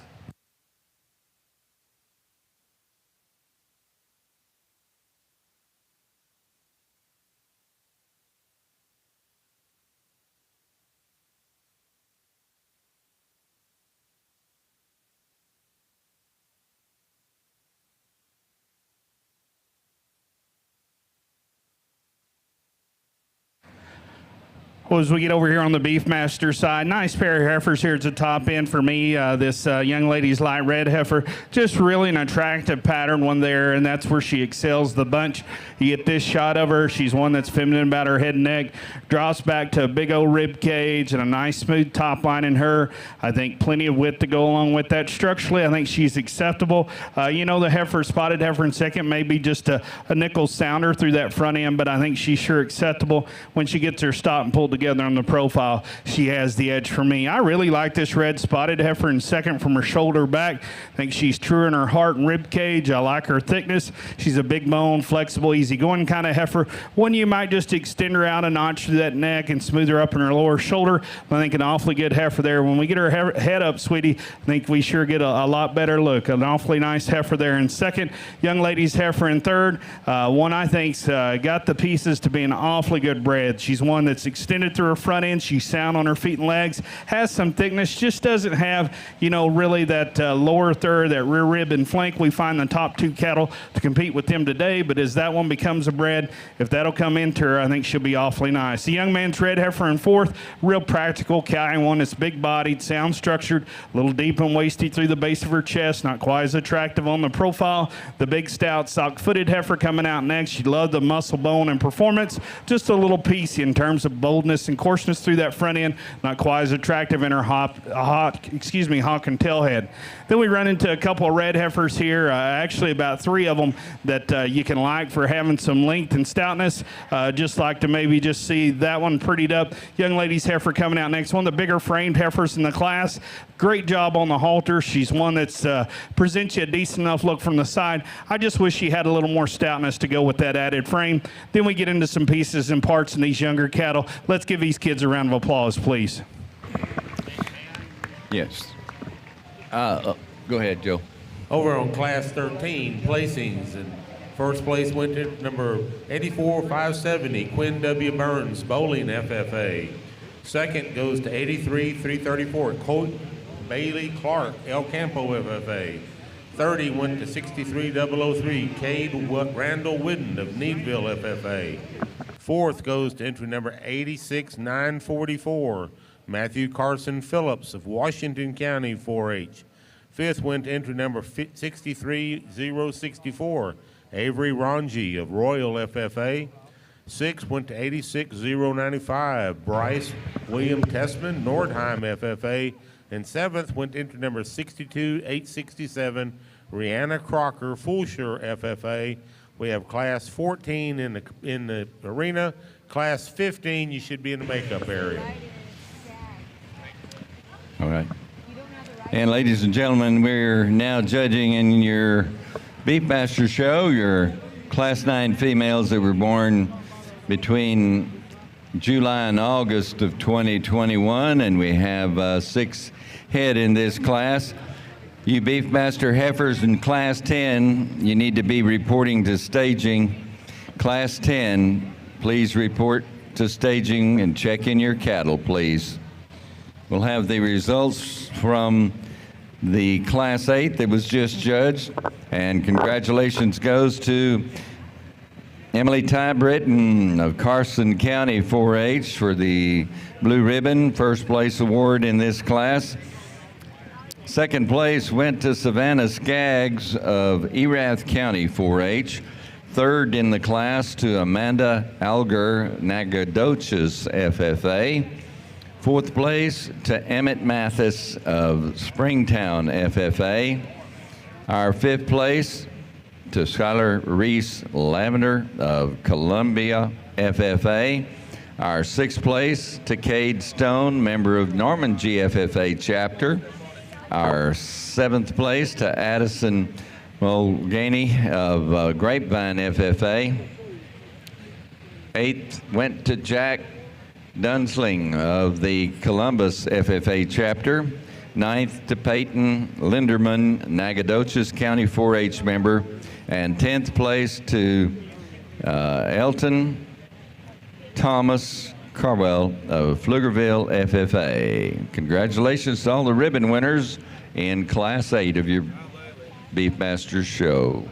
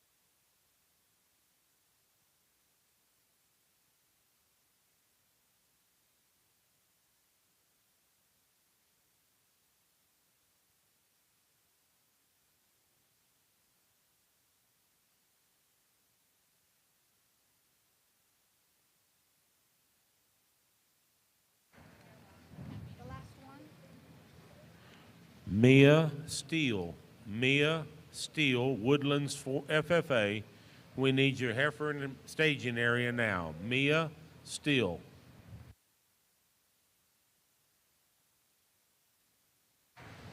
Might to sound like I've said the same thing a few times in a row, but again, we got a pair of them, and they're different, but they're good, and I just hope that you can appreciate both of the cattle. I'm not sure I'm really rooted in which one has to beat the next one, but I'll tell you the differences I see. The young man's heifer's just a little more square in her build. On top of that, I think she's quite a bit fuller in her heart and forerib, comes back deeper to her flank. Kind of cuts both ways. She's probably a little over-conditioned, but I think what I really like about this female is her hip. When you study them from their hook bone to their pin bone down to their back leg, I think she's absolutely phenomenal in that regard, and I appreciate the way she's built there. Little over-conditioned, little long-teated. but she's the hard kind to keep fresh. She's big-bodied, she's sound, and I compliment you on keeping her together this late in the game because I think she's the right kind, and she's a good kind, and congratulations on winning this class. Second place heifer hit me a little fresher, and there's times she hits me with more quality because she's a little nicer and more reserved about her teat length. She's really beautiful in her top line and from hooks to pins, a big boned, good back-legged kind of heifer, little crestier necked, wants to get a little open and wing out at her shoulder and kind of tuck in her forerib, but represents good cattle. I like both of them heifers an awful lot, just some differences in them. A really neat designed up-headed heifer coming next. It's got some bone and hip in her, little flatter in her upper rib cage to run with that next pair, just in terms of cow power, but boy, she's the good kind of cattle as far as being up-headed and nice structured and good looking. I like this heifer coming next, young lady. She's very functional. She's probably a little too far gone in terms of her condition, but there's a lot of brood cow there. It's a big forearm and rib cage and hip, just like to freshen her up to let her play ball a little harder. The next female is good-footed and sound structured, a little long about her teats. I like her athleticism and how her neck comes out of the top of her shoulder. I'd like to improve her in terms of her heart. She's just a little flatter and more snug in the mid part of her body. Then we get into a deep-sided heifer that pulls her hock in and gets a little plainer from behind in terms of sheer muscle and power, but she's a functional kind of heifer. And we close with two cow-calf pairs that I do appreciate the fact that they've entered lactation, and they certainly are not being penalized for being here with the calf. As a matter of fact, I probably appreciate it. I'd like to improve both of their udders, so, and to me, it's enough of a detriment to fall here, but I do appreciate their fertility. I like their body in these cows and their fleshing ability, just like to improve their udder structure. Congratulations to the exhibitors in this class, a very fun top pair of cattle to discuss. Thank you, Mr. Jensen, for those comments on Class 14 and our Brangus Heifer Show. Winning the class is Caden Pickett, Hardin FFA. Second place goes to Eris Basie, Williamson County 4-H. Third place, Colton Smith, Toller FFA. Fourth place heifer exhibited by Carly Medding, Nordheim FFA. Fifth place goes to Alton Edwards, Bonham FFA. Sixth place, Leonardo Balderas, Jacksonville FFA. Seventh place, Madison Hanson, Pecos County 4-H. And eighth place goes to Ty Hewlett, College Park FFA.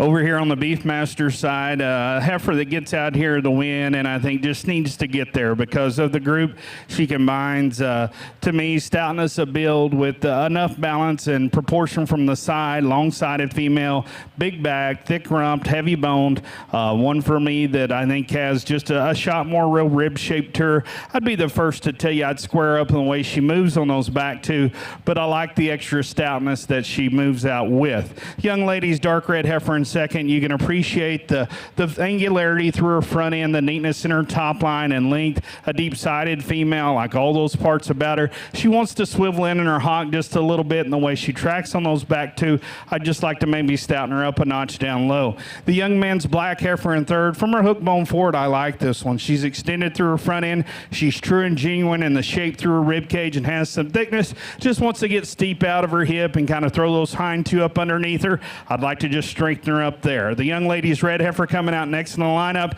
I think this heifer's maybe not as far along in terms of just body volume and mass, but I think that heifer has some good. She's leveling her lines. She has some extension and bone to her. Just to me, a little tighter yet in her forerib and flank. You'd like to drop that one down there to make her more competitive. The brockle-faced heifer, kind of a practical, big-ribbed, flexible one, not as attractive as we turn her to the side, kind of deep and waisty through her front end, and one I'd like to level up from hooks to pins and clean her up in her hock. Then we've got the red heifer that wraps up the class. She's a wide-based one that's bold-ribbed and thick-made. Unfortunately, with that, just a little heavier through that front third of her body. You'd like to see her more refined and feminine to make her competitive in this group.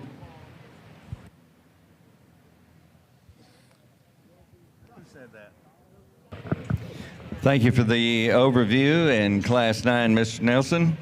First place in this class went to Megan Kate Rudder of the Columbus FFA. Second place in the class goes to Valerie Cardona of the Veterans Memorial FFA chapter. Third in the class to Nathan Crawford from Chisholm FFA. Fourth to Kendall Addison Chanel of the Lee County 4-H. Our fifth place award to Carrie Cantu of the Alice FFA chapter.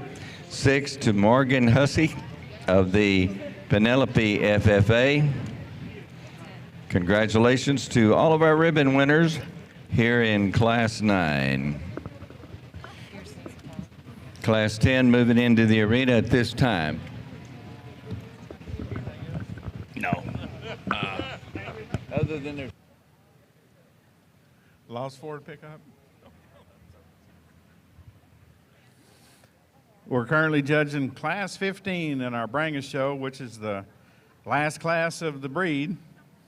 We finish this and we'll select our senior division winners. So you heifer calf and junior division need to start migrating to the north staging area. We'll be in the Grand Drive before you know it.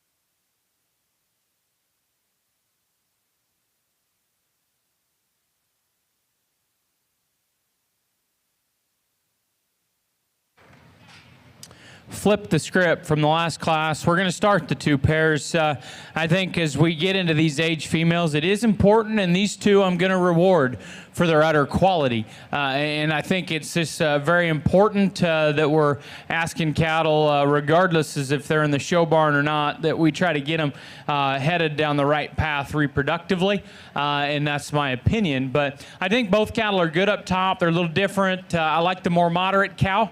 I think she's an improvement in terms of just body.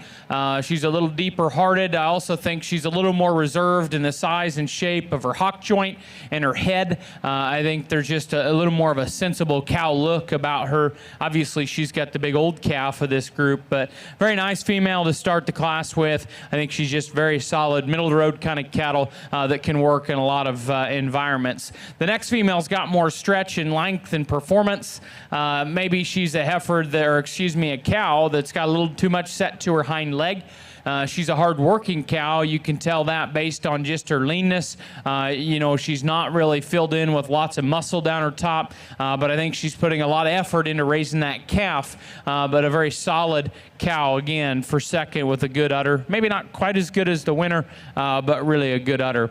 I slid third and fourth around here because I didn't get real struck by your heifer, but the more I study her, I just like her. She's very fundamental. She's good-footed. She's correct in the angles of her skeleton. Very complete cow prospect that hopefully she'll udder up and have a udder quality like the two ahead of her, because if she does, you're going to be smiling, and I think you got a good project ahead of you. She's a little bit conservative just in terms of body length, but I think a very nice female there for third.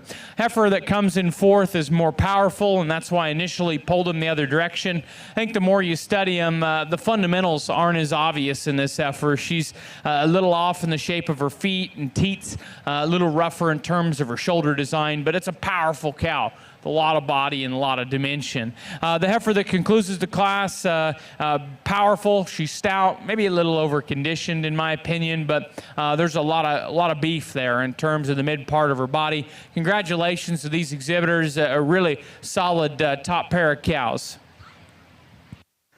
We need Class 13 in our Beefmaster heifer show to the south staging area. Class 13, Beefmaster heifer, south staging area. This time I'd like to give the results of Class 15 in our Brangus heifer show on the north side judging arena. Winning Class 15, Mia Steele, the Woodlands FFA. Second in that class, Madeline Glaze, El Campo FFA. Our third place heifer, exhibited by Ella Yonder from DeWitt County 4-H.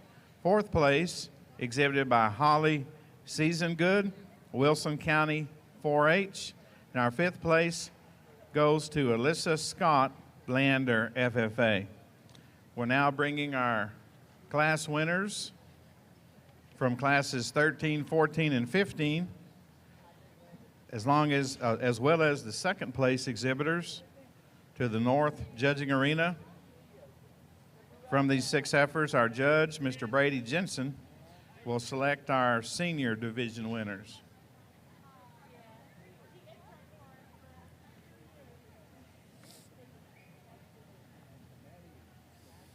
You heifer and junior division winners, we need to have you to the north staging area in our Brangus show.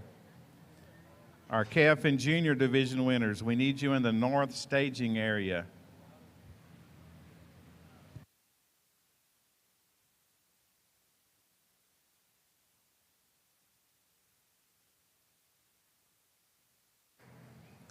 While we have a little time, I'd like to announce the contenders for our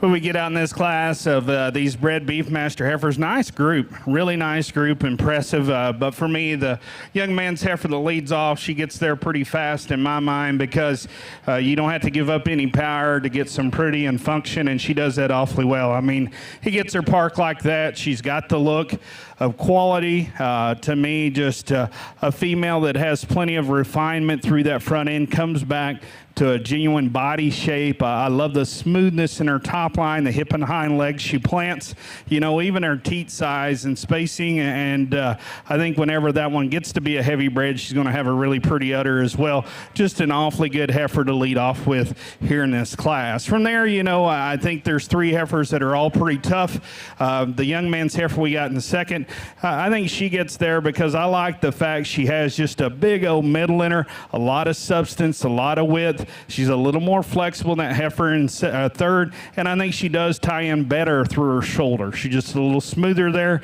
comparing her to that class winner. Just not the neat look we get from the side as our class winner, but I think a lot of the same function and mass for sure in her. Young man's heifer in third, man, she's stout. She's big hipped. She's one that's heavy structured and has a lot of mass and shape, and even with that still has a pretty good look from the side. But you can see in her, you'd like to smooth her up in that shoulder, clean her up in that base of her chest, and just have that tie into her just a little smoother if I'm going to get her up there and have her rival those top 2 for me today. Young man's heifer in fourth, a lot like those top 3 from her shoulder back. I think she's big-bodied, she's thick-made, a little coarser about that shoulder and over the crest of her neck and back through her hock. You'd like to smooth her up in both those spots. The brindle heifer coming out next, an attractive pattern one that's smooth in her top line, just reads a notch plainer as you get in behind her, one that's a little straight and forward through that shoulder and front end. Young man's red heifer coming out next, a female I like for her stoutness and having some weight per day of age and performance to her,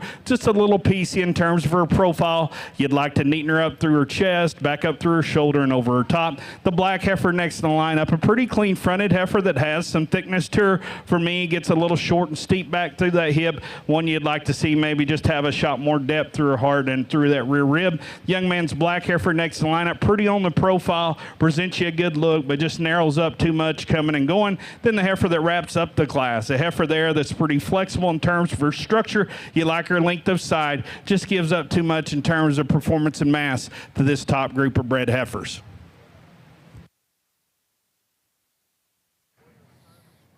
On the north side, we're leading in our class winners and second place females for our senior drive. Our class winner in class 13 is Quinn Burns, Bowling FFA. Winning class 14, Caden Pickett, Hardin FFA. And our class 15 winner, Maya Steele from the Woodlands FFA. From these 3 females, our judge will select our senior champion female. Also leading in In contention for reserve are second place exhibitors in those three classes. Second in Class 13, Coit Clark, El Campo FFA. Class 14, second place, Eris Basie, Williamson County 4-H. And our second place exhibitor in Class 15, Madeline Glaze, El Campo FFA. Right now. Class 13, Beefmasters, we need you to the staging area. Class 13, Beefmasters, please to the staging area. We're now judging on the junior breeding heifers for our junior junior champion, and we have the representative from the winners of the previous four classes moving into the arena at this time. Once again, Class 13 to staging, please.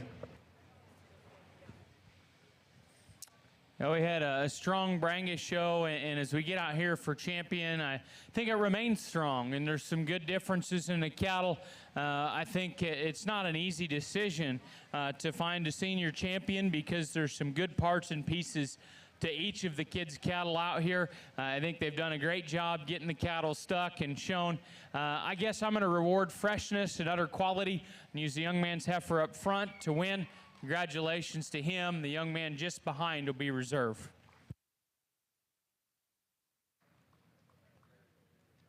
What's your champion?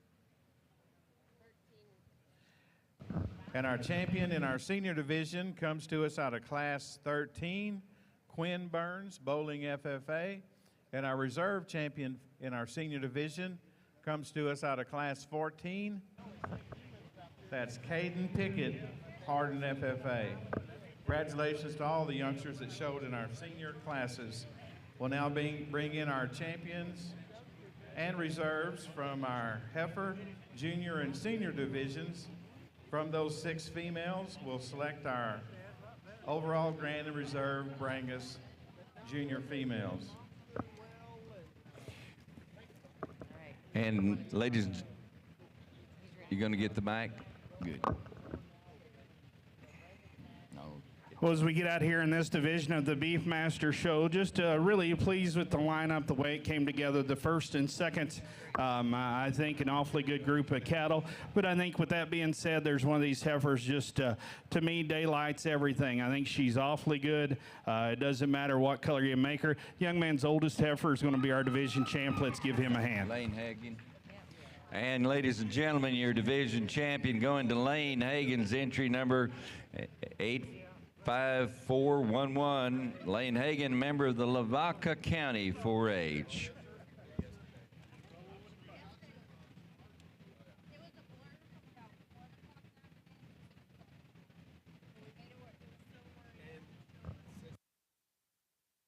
And we're moving up that second place in Class 10 for reserve consideration.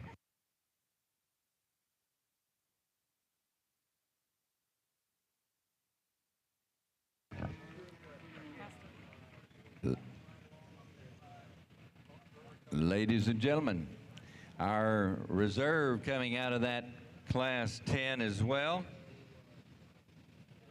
And that goes to Forrest Hubbard of Friendswood FFA, taking reserve division honors here in the junior division of your Beefmaster show.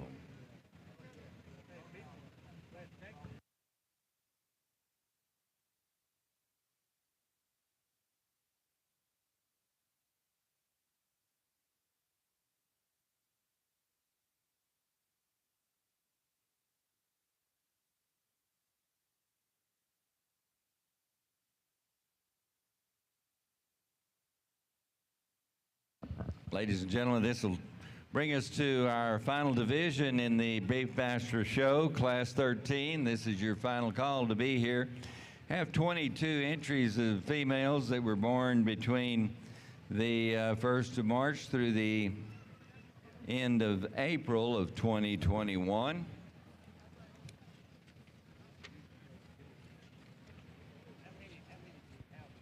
I've really enjoyed working with the young people here in the Brangus breed. It's been honestly a great show. It was fun to work with them because the cattle were good, the showmanship skills we're very high level. And I think as you get out here and you study the cattle and you look at them, I hope you can find some parts and pieces that you appreciate. You know, it's really hard to make a perfect one, and we're always breeding cattle to try to make them better. And I think that there's parts and pieces of these that can help people, or these young people, advance their program in the right direction. I think if you've been following along in a Brangus show since lunch, you probably have a pretty good gut feeling on what's going to happen, and I'd say you're probably right. So put your hands together for the two calves. They're going to be your champion and reserve in this division. Congratulations to all the exhibitors. And there's your champion and reserve overall female in our 2023 Junior Brangus Heifer Show here at San Antonio. Both coming out of the Heifer Calf division. Our champion exhibited by Maddox Hartman, Wilson County 4-H. And your reserve overall Brangus Junior female, Kaylin Hine, Royal FFA. Congratulations to those exhibitors and all of our Junior Brangus exhibitors. Final call for Beefmaster Heifer in Class 13. We're short entry 83532.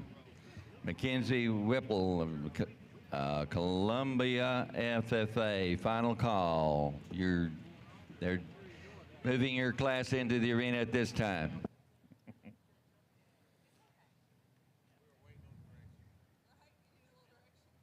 We're going to go ahead and start in on our ARB heifer show. So we need Class 1 ARB heifers.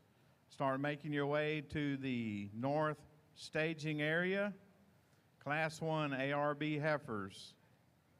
Start making your way to the north staging area. Now, just so you'll know, in our ARB heifer show, we're going to start in on that. We're kind of looking at how the shows we're going to fall together, but we're going to have a brief ceremony probably during the ARB heifer show. So we'll take a timeout. We'll give you a little heads up. We're going to go ahead and start our ARB heifer show. We'll take a timeout. We don't know where, but we can handle it to do a little brief ceremony. But let's get our ARB heifers up to the north staging area. Class 1 ARB heifers, north staging area. Class 2, be right behind them.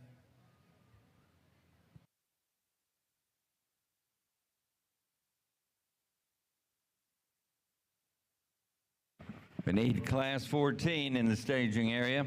Class 14 Beefmasters to staging.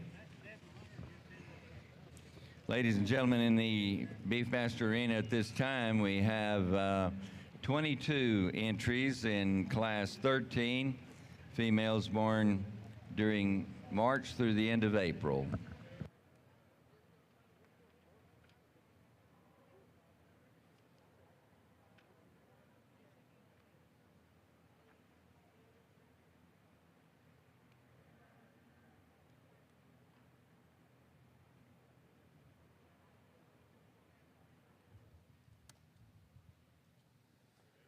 You Brangus heifer exhibitors that were champion and reserve, if you haven't gotten one, we need a bio sheet filled out for you for the scholarship ceremony this evening.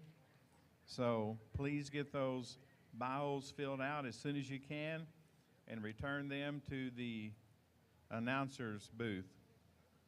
Champion and reserve Brangus exhibitors, we need your bios filled out and back to the announcer's booth as soon as you can.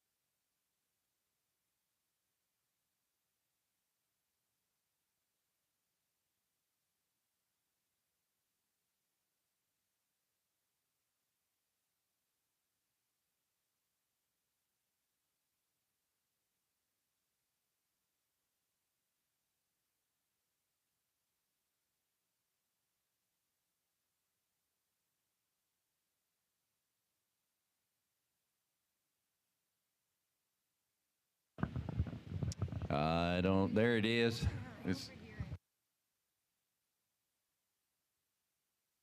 She's ahead of the game. That's great. Well, guys, again, another big class of these big breds. I commend you guys for bringing them out, and we're going to have them pass one more time and let some of the kids exit just for room's sake. As they do that, please give them a big round of applause for their efforts out here.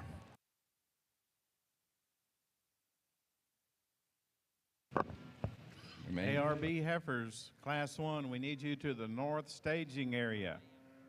Class 1, ARB Heifers. North staging area, Class 2, get it on your mind. ARB Heifer Show will start here in just a minute.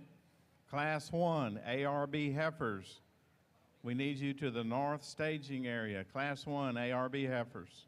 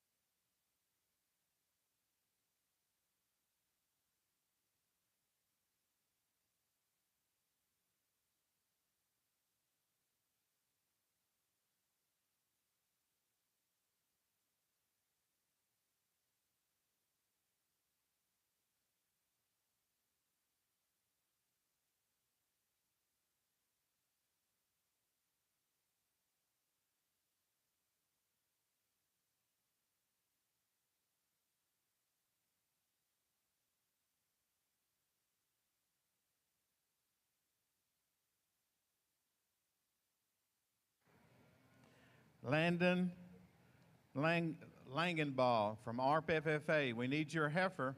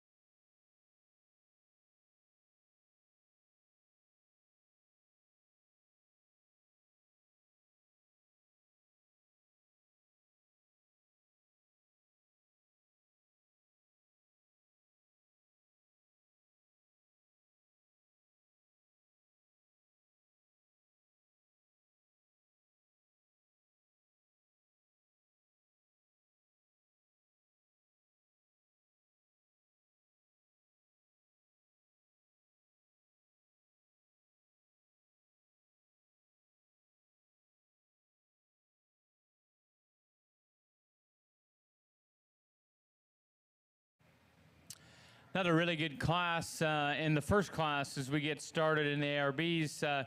I think as you analyze them, the Smoky Heifer is really standalone as far as structure quality goes. And I think you could probably put a lot of different sorts on these cattle, but I think when you find some that do everything and then come with some extras, it's going to be this Smoky Heifer here to start. She's just the highest quality in terms of her balance, her look, her profile, and it's a derivative of her structure. She's a little easy topped, and she didn't hit me super hard from the rear view, but I think as you let the cattle balance, walk, and have some future and left in front of them, that's the heifer that I find and tie to in this setting. Congratulations, young man, on your class winner. I think from there we can do some different things. The heifer in second is the bull-bodied, powerful heifer of the class.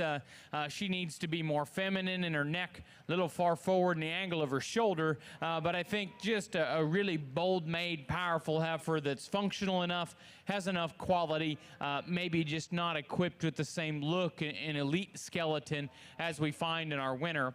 There's parts of the next two cattle here in third and fourth that I really like, and I just like to maybe complete their parts and put them all in one package. A really big-ribbed, wide-pinned, moderate frame female is the one that comes in third. She's a little shorter ribbed, maybe not quite the extension we find in some of the other cattle, but really a great rib cage and hips and pin setting. Good female there for third. I think the red heifer is really unique. She's long-necked, she's heavy-boned, has some muscle to her. I think just needs to fill out with more forerib and depth to her flank, and we could tone her down in terms of her frame size. A pair of immature-looking heifers come here right in front of me. Beautiful fronted, very flat-shouldered. Maybe that matches their muscle pattern a little too much, and you'd like to stouten them up just ever so slightly. We're going to work into a pair of powerful heifers that just need a little more extension up front or a little more slope to their shoulder, but they're big rib, thick-ended, and powerfully made females. Then we're going to get into some cattle that are a little bit more variable in their mature size, their muscle, their smoothness, and their balance. But I think you can find parts and pieces of each of them that you can like. I just think we could probably complete their package a little bit better. Congratulations to the exhibitors in this class, a really solid set of ARB females.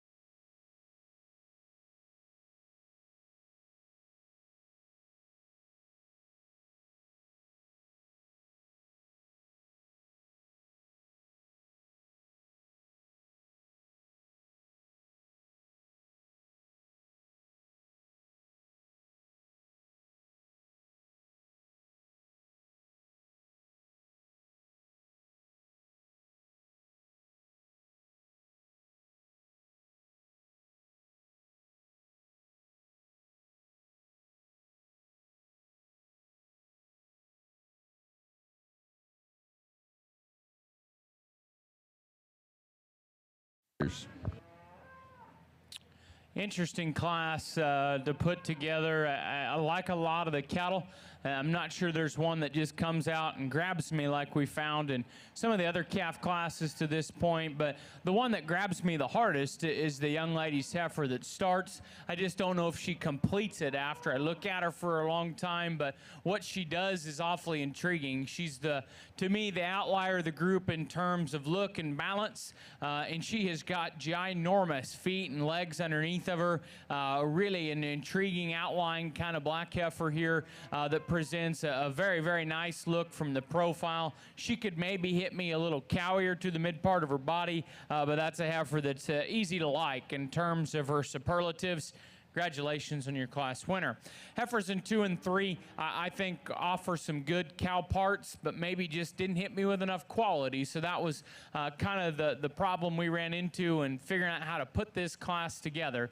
The young man in the black cowboy hat's got the performance heifer of the trio with some power and substance to her hip. I think she's just a little awkward in how she's built in the travel of her back leg. Wants to maybe get a little more snug in her forerib.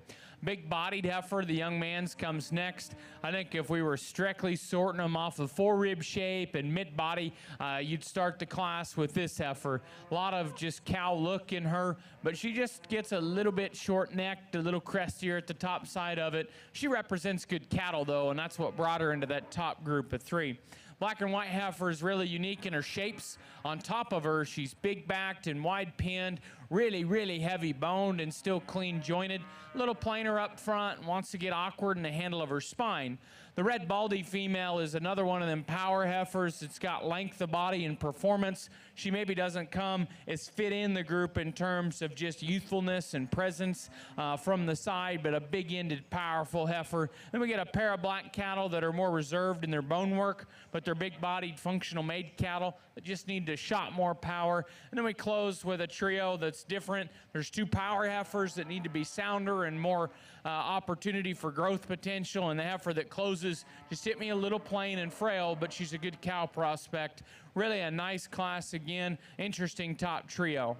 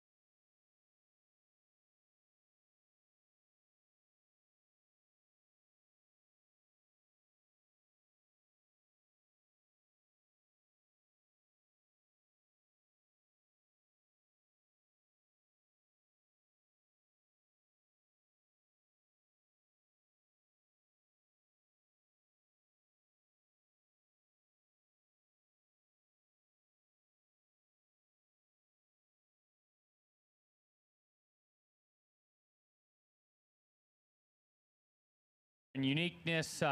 To me, she just stands alone in terms of her neck set, body shape, muscle, and structure in this set. And all that totals up to her being just pretty darn good. So congratulations. I like your heifer. I think she's very unique. I think she's very hard to make. And to me, she wins rather handily. I think we can do a lot of things after that. The young lady's black heifer that comes in second, to me, comes the closest to resembling the kind I would like to be after as far as body and structure. And then she equips it with some quality. She's relatively neat about.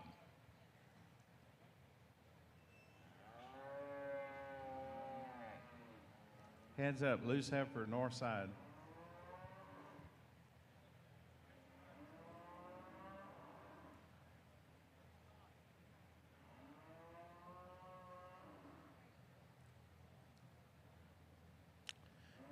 Relatively neat still about her lines. I think just a really nice heifer. She wants to maybe get a little ewe-necked.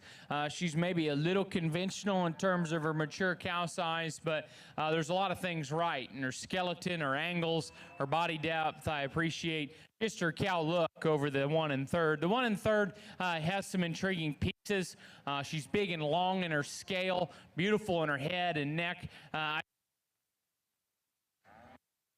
Hello, there we go. Heifer that's got a really good set to her back leg, just a little off behind her blades and flat in her mid part of her body. Then we get into a pair of powerful heifers that are wide-topped and thick-ended. We could probably change them skeletally ever so slightly, but they're good cattle in terms of power and performance. I think as we work on down the line in this class, we found some really, really good cattle that just at the top end, I think as we get to the balance of the class, there's some parts and pieces you appreciate, but I don't know if there's one that just really puts all the package together.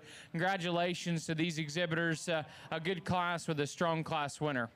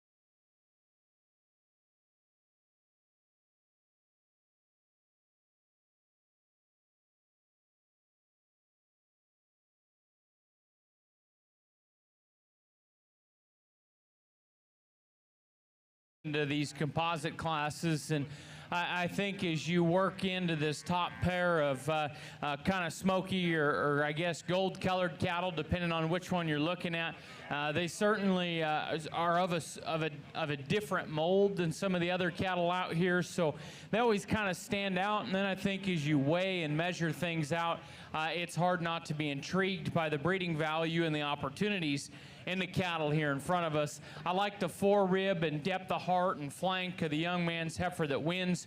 A really stout back leg, a big pin set, a wide top. I think she's a little bit plainer at the base of her throat and down through her chest, but she's a powerful, heavy structured, sound moving kind of cow prospect to go ahead and win the class. Congratulations, young man, on winning your class at the San Antonio Livestock Show. I think the gold heifer is a little neater necked. She ties higher in her neck, out of the top of her blades. She's hard and wide down her back and big in her pin set. She's a little straighter in her shoulder, not quite as soft through her forerib and back into her flank, but I think there's a lot of muscle shape, and I think structurally she gets by in this class to maintain that second slot, but we could see her more athletic up front.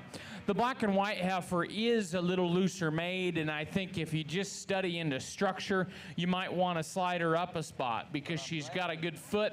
She's really good in the slope of her shoulder, plenty of set in her hock. I think there's an adequate amount of dimension in that heifer. We could stretch her out a little bit. She runs downhill and gets a little deeper about her chest floor. Then we got a big framed, long-bodied, kind of really feminine, smooth-built heifer that gets a little upright in the angle of her shoulder and maybe not quite as genuine a muscle as you get in behind the cattle. Genuine muscle is not as you get back into her heart and flank, but I think a really bold-made, powerful female. Like the refinement to the heifer that's next, she's a little too tight in her spine. The red heifer is strong in her spine, but gets a little tight underneath in terms of her ankle. Then we get kind of a Brangus appearing heifer that's got some shape that maybe gets pinched in her forerib. And then as we kind of get into the next group of heifers, I would say need to be a little fresher in their condition, but they're bulky and powerful heifers. And we conclude with some cattle that maybe get a little flatter in their makeup, but they're fundamental in terms of their structure. Congratulations to the kids and cattle here in this ARB class. Well, thank you, Mr. Jensen, for that critique of Class 4 in our ARB Heifer Show. Results of this class: winning the class, Heston Turner, Oak Ridge FFA. Second in Class 4, Cooper Koffelk, Whitney FFA. Our third place award goes to Maddie Johnson, Yeah, he usually gives them. Austin County 4-H. Placing fifth, Mabry Ringstaff, Lexington FFA.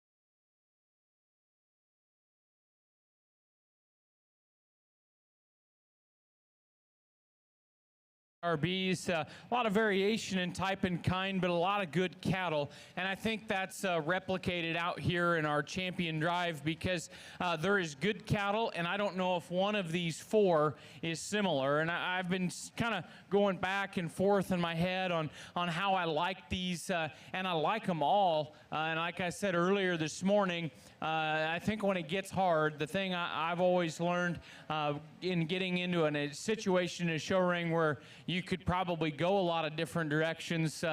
Which one would you want to take home and maybe utilize in a breeding program, or you see has the most breeding value? Because I think as we discuss the four in front of us, you could say a lot of different things about, which one you think holds the most value, and it depends on how you look at cattle. The young man's heifer out of Class 1 is probably the most prototypical show heifer in terms of being flat-shouldered, sound-structured, neat-necked, and long-bodied. I think she's a little slack-framed and flat, so it's a little bit hard to go back and forth. Then you got a black heifer that's really big-footed and heavy-structured, jerk-necked, and really wide-pinned, but a little concave in her forerib, but offers a lot of quality look. Then you got a round-bodied, muscular, powerful, neat-looking heifer that's not prototypical show heifer, but I think offers a tremendous amount of value when you study how the hard things she does and how she puts those together. But she is the different one out here in the lineup. And then you come to the one at the end, kind of the fuzzy stout one, really bold and really big-legged. Motors around good in terms of her hind leg. Little plain and a little quicker in a maturity pattern, but young man's done a fantastic job getting her stuck, shown, and presented here today. Like I said, I think we can do a lot of different things. I'll just show you the two that hit me the hardest, and we'll go from there. Put your hands together and congratulate these exhibitors.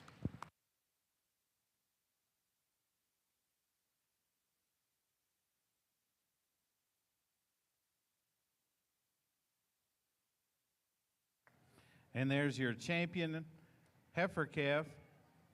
Comes to us out of class number 3, exhibited by Lake and Beerwinkle, Lubbock County 4-H. We'll lead in our second in that class, Chastity Nowicki, Brenham FFA.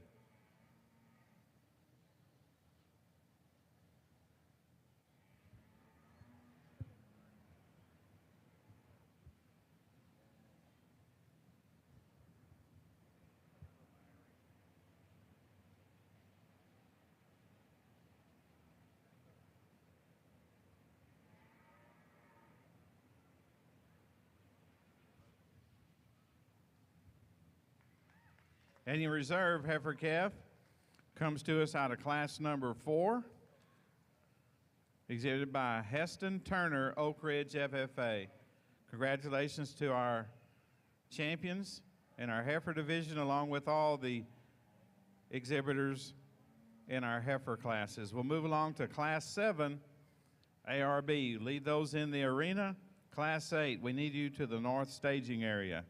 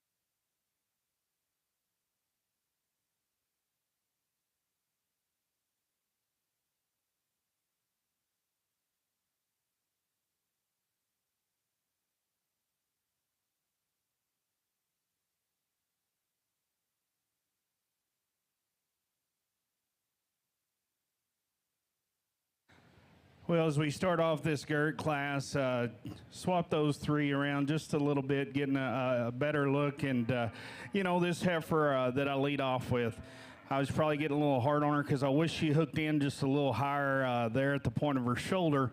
But after you say that, you got to lay off, because I think after that, she does have the most good. I think in terms of a heifer that combines base width, body shape, thickness, levelness of lines, she does that awfully well. I'd just like to see her transition a little smoother right there on the top of her shoulder, but that is a good heifer. Young man in second, I think you got your good heifer, bud. We need to put a little practice keeping that head up, pulling that tail down, and really showing her off. I think if we do that, you're going to get along and have a lot of fun with her, because she is a structurally sound heifer that's smooth made, has some depth of side to her, enough width. Just the way we're showing her right now, you got her maybe looking a little off in her hip and not right in her tail set, but when she gets down the stride, you can really appreciate the good in her. The young man's heifer we have in third, I think this one has some pieces. She just needs time. She's big hipped. She's got a lot of bones. She has some length to her. I just want to see a little more depth through that rear rib and flank to match up with that front end, because she's rocking a little more shoulder there. That comes with the width. I get that, but out here today, a little more weight pushing through that front third, and just like to see a little more middle in her. Young lady's dark red heifer, one of the youngest heifers in the class. I like this one a lot. I think she's one that balances up pretty good. She has some stoutness and certainly works a lot of thickness and body shape. With that, a little more shoulder in her. I can't tell, she's fighting a halter some, but I would like to maybe free her up just a little bit in how she strides out of that front end. From there, we get into some pieces and parts. The young man's big heifer coming next. You like the thickness, you like the cleanness and extension. Just a little bigger kind of a female there. You might tone her down a notch in frame. Young lady's heifer coming out next. Those next two, you like them from maybe being cowy, stout, big-bodied ones. Just a little more shoulder and front end in them. Then we start running into some younger, greener heifers down here that have some promise. That's why I wanted to pull them. The structure's there, the pieces are there. They just need some time and some groceries. Let's give those kids a big round of applause, please.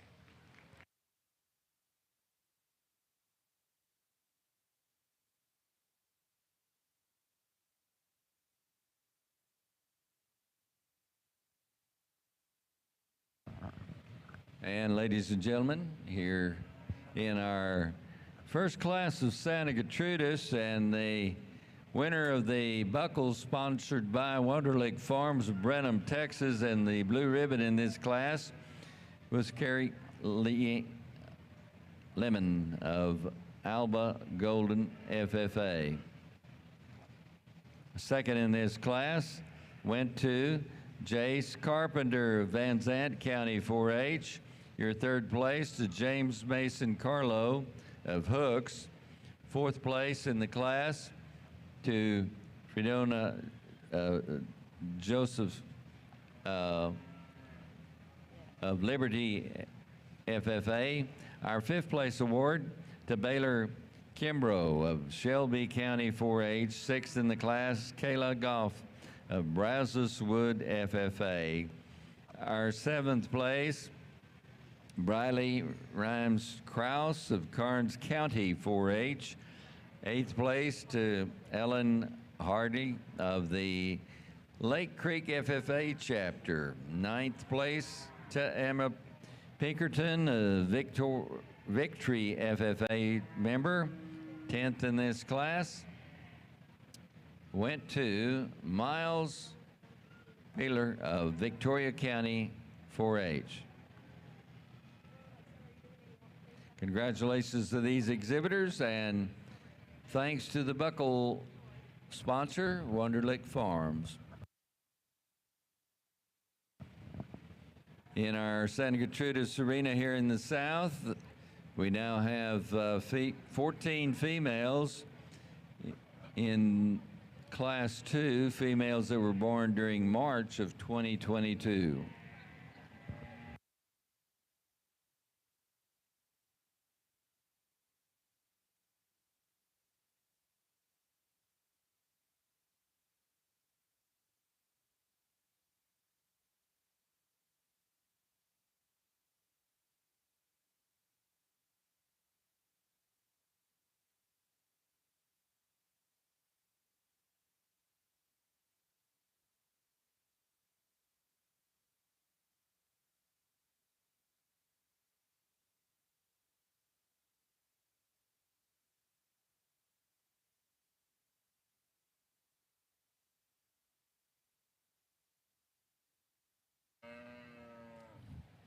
another really good class, and I guess thoughts go to the gal that brought a nice heifer but couldn't make it out here, just was being a little tough to handle. But we have a really good trio of cattle out here in front of us, and I think when you total things up of muscle, stoutness, quality of skeleton, she's the heifer you should land on. Maybe she's not as attractive and as neat about her head and neck and as smooth in her shoulder design as the cattle just behind, but she's certainly one of the power heifers that's big-footed and sound structured. I think the star-headed female is the biggest, highest volumed heifer in terms of the mid part of her body. She's a little plainer to look at maybe for some, but I think as you compare her to the heifer in third, she's got more width and shape throughout. Heifer in third is smooth and deep. I think a female that gets a little too flat, but she's functional, structured, and has some depth of body, and that's why she lands where she does. The red and white heifer comes next, big-footed and heavy-boned. I like this young man's heifer in terms of shape of muscle and power out of her hip. For me, she got a little too plain and out of balance as I studied her from her chest back into her heart and flank. Then we get a really powerful heifer that needs to be more extended. She's well cared for and well fed, and my compliments to the young man on that. The next two cattle are fresh, really neat neck, but a little hard flanked. And then as we get into the balance of the class, we find some skeleton things we'd like to tweak, but you could tie to pieces of muscle and body in each of those cattle. Congratulations to those exhibitors. Very good class with lots of differences.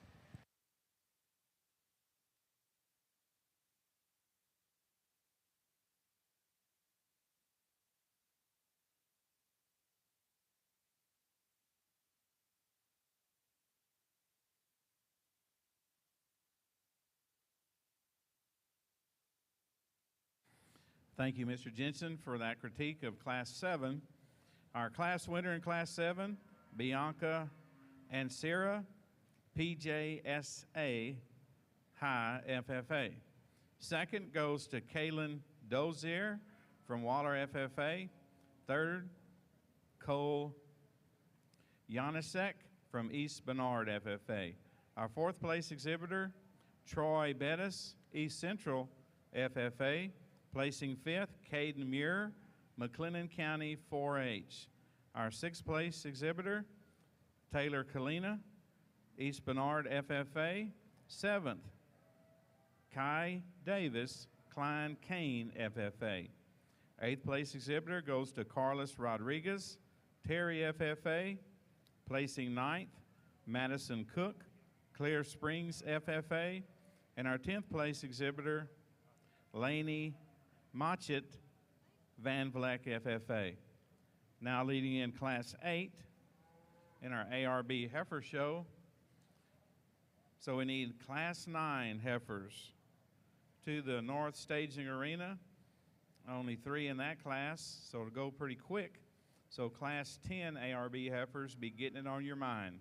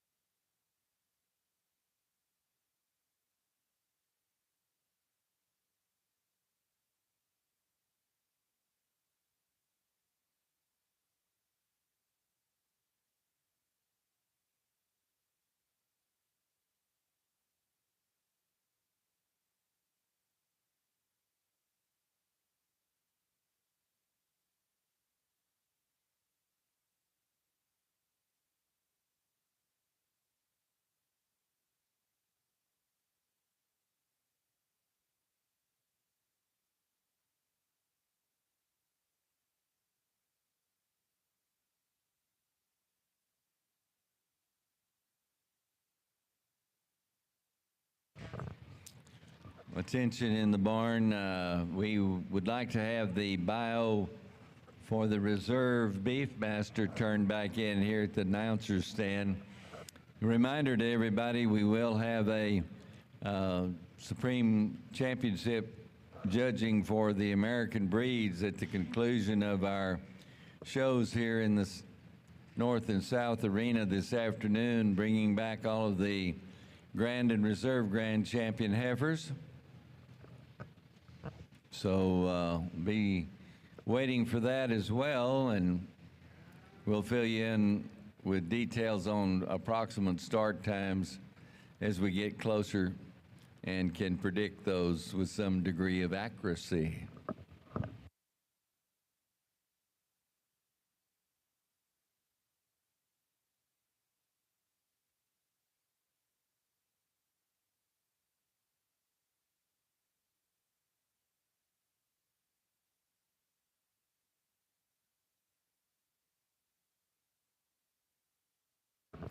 Attention Santa Gertrudis exhibitors in Class 3. We're short entry 84-421. Austin Keene from Carrizo Springs and 57943. Cullen Qatar of Flatonia. Please report to staging.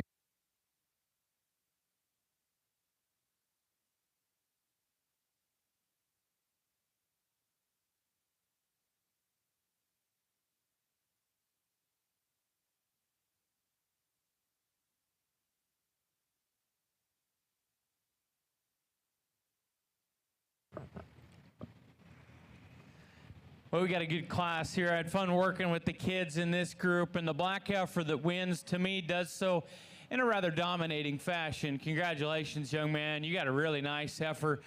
Beautiful fronted, very stout and big-ended. I really like how she gets about the ring. Maybe you could say she could be toned down in her teats or cleaned up in her chest, but at the end of the day, that's a good heifer. Neat fronted, wide-ended, really sound. I like her freshness versus the next two heifers quite a lot. There's parts and pieces of the heifer in second that you have to admire. I like the mid part of her body. She's strong in her forerib and deep in her flank. I think she's really a nice-headed, smooth-shouldered, good top-lined heifer that's very sound on the move. Maybe she's not quite as eye-appealing as our winner, but she just represents really, really good cattle. The heifer that comes in third, a bigger bodied female that's maybe a little further along in her condition, not as genuine in the shape of her rib and muscle, but she's good cattle, big bodied and sound structured, and that's why she lands where she does. The next pair of cattle to me had some give and take. I thought the black heifer was a little deeper. I thought the red heifer was a little more intriguing in terms of her hind leg design. Both the cattle are a little more low set in terms of their front end. Could be extended a little bit. Then we get to some frame size deals where we got a couple big ones and a couple small ones. Probably like to find them to be somewhere a little more in the middle. We could maybe enhance their image from the side ever so slightly. And then we conclude with a trio of heifers that need just a shot more power and oomph from behind. But a really good class. I thought a nice class winner for that young man at the top. Results in Class 8, winning the class, Aaron Towns, Rudder FFA. Second, Sarah Altman, Liberty County 4-H. Third place, Ashlyn Dutcher, Brazoria County 4-H. Fourth, Lillian Chenier, Normandy FFA. Fifth, Cody Barnett, Wise County 4-H. Sixth, Brody Dietze, Belleville FFA. Seventh, Jaden Gilbert, Matagorda County 4-H. Eighth, Mia Fitzgerald, Bowling FFA. Ninth, Cameron Hill, Burleson County 4-H. And 10th, Peyton Armstrong, Wharton FFA. Go, Blake. As we get out here in the Santa Gertrudis side, really nice heifer to lead off with. I think one for me that puts a lot of upside together, and then after that it gets to pieces and parts. But I think you find a female here that combines body shape, look, and quality with the added shot of width, and structurally I think still moves out plenty good. You know, is she as level topped as the two right behind her? No, but I think she's sure good enough there. Young lady does a good job on the halter there. I like that extra shot of power and mass in her to get up here at the top top end. Young lady's heifer in second. I think this one's extremely attractive, and to have that kind of look from the side, very up-headed, ties in smooth in her top line. You step in behind her, that heifer has some spring and arch out of her spine, sure has some thickness. What she doesn't have today is quite as much depth through that rear rib and flank, but she looks like to me the kind that's going to mature into that, and when she does, I think she's going to be awfully, awfully nice. Young man's heifer in third. You've got to appreciate this one from the profile. I think she's deep-sided, smooth-made, flexible, and sound structured. Unfortunately, you step in behind her, she just flattens up a little too much for me. I'd like to power her up all the way through from end to end. The young lady's heifer in fourth, a little more of the powerful kind. She's wide-based, she's bold-sprung and thick, but with that, a little more opened up through her shoulder. Not quite the neatness and femininity through that front third of her body, but for the kind of thickness she has, she flexes and reaches pretty darn good. Young lady's heifer coming out next, one of the younger heifers, but one I think has a lot of promise. This one to me has some balance, structurally not too bad. She just needs time to go ahead and body down, and I think that one's going to be awfully good for you, young lady. In time, you take good care of her. The young man's heifer coming out next, another big body, thick one, gets a little shorter sided, a little more jammed up.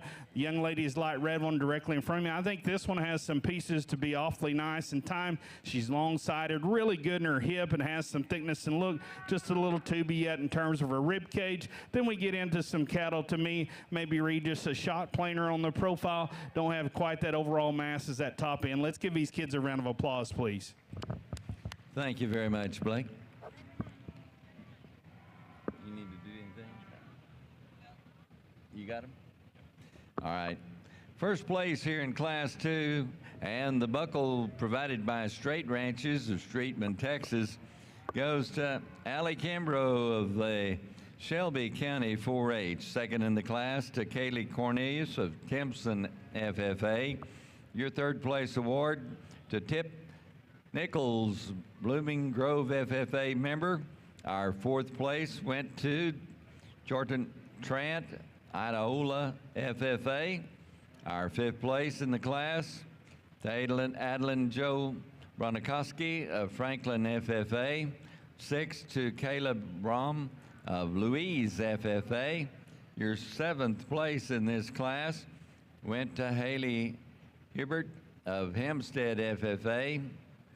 And your eighth place award, Angel Alanis, Pasadena FFA chapter. Ninth in the class went to Blake Privet of Chisholm FFA, and wrapping up the class, Ty Pennington, Atlanta FFA chapter member. Congratulations to these exhibitors. Another really good class winner. White-bellied, big-bodied, good-looking, sound-structured. I think just a really nice place to start. Young lady's got her female presented at a high fashion, and she does a tremendous job getting her stuck. Just a calm and cool and collected show person out here. My congratulations to her on her class winner. The differences between second and third are refinement and just freshness. The heifer in second's a little neater necked, a little cleaner in her condition. The heifer that closes has got more bulk and power to her. We would probably like to freshen her up in her overall condition. Congratulations to those exhibitors in this class. Thank you, Mr. Jensen, for that critique on Class 9 and our ARB Heifer Show. Winning the class, J.C. Walker, Huffman FFA. Second in Class 9, Olivia Adams, Alvin FFA. And third in Class 9, Jada Jones, Crockett FFA. Now leading in Class 10, we finish this class, we'll transition into our junior division in our ARB Heifer Show. So Class 13, ARB Heifers, start getting it on your mind. Class 13, ARB Heifers, start getting ready. Won't be long. And in your Santa Gertrudis show, we need all of our Class 4 heifers in staging at this time. Class 4, final call for staging.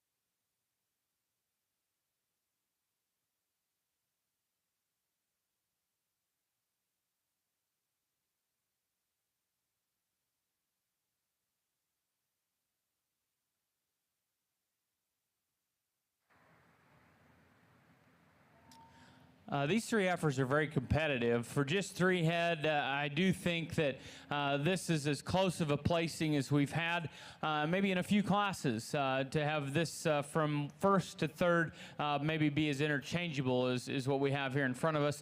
I think as we start diving into quality pieces, the young lady's heifer that wins, to me, does so in all of those regards. I think she's the most attractive in her head and neck. Really, really nice in her heart, and how she comes into her flank. She has a decided advantage in terms of teat structure versus the heifer just behind, and I think she's just fresher in her overall condition. Little awkward in how her chest comes out in front of her, but when you just tie into a cow look with quality, it's pretty hard to turn the heifer that wins. There is a lot of body volume in the heifer that comes in second. She is the big-ribbed, wide-built heifer that's still really fundamental in terms of her rear leg. She might want to twist in up front a little bit. I take the most issue with her teats, but I do think you got an awesome female, and this is a close placing. Congratulations to you, young lady. It's a very powerful brood cow that's going to do a lot of good on down the road. Fresher condition female comes next. You can make an argument for her tightness of throat, her width of pin, and shape of back to be an advantage in this setting. I probably like to see her as maternal as the other two. She's a little tighter flanked, a little drier flanked, and just a little bit closed up in her teat structure. But let's remember, that's a good heifer that's fresh conditioned, muscular, and neat up front. Our results in Class 10 ARB heifers. Winning the class is Molly Hackstedt from Needville FFA. Second goes to Kinley Fail, Wilson County 4-H, and placing third in Class 10, Shane Baylor, San Patricio County 4-H. We'll now bring our class winners from Class 7 through 10 back into the North Arena. From these first and second place females, we'll pick our champions in our junior heifer division.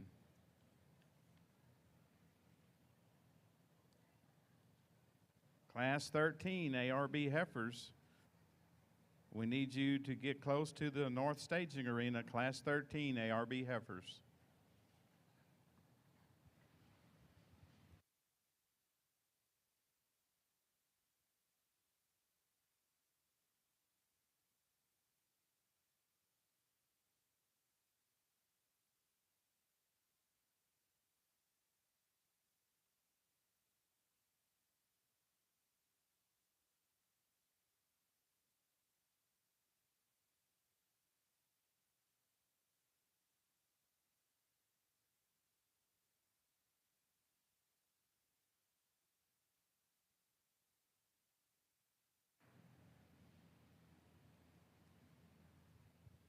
Recognize these heifers coming back in and their exhibitors in our junior division.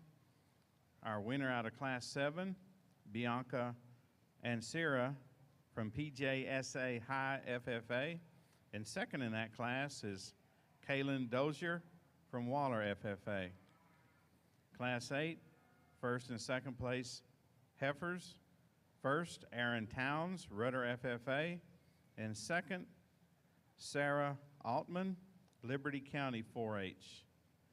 Class 9 winner, J.C. Walker, Huffman FFA, and Olivia Adams, Alvin FFA. And our just recently judged Class 10 winner, Molly Hackstedt, Needville FFA. Second, Kinley Fail, Wilson County 4-H. From these females, our judge, Mr. Brady Jensen, will pick our champions in our junior heifer division.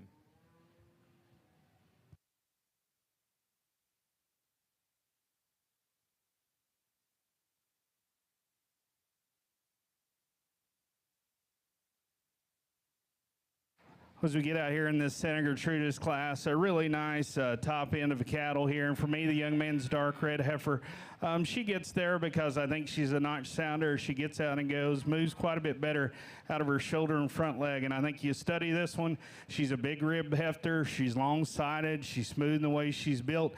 Maybe not quite as just wide base as the heifer in second, but I think she's got enough width. And I think she's a little more ideal in terms of condition there.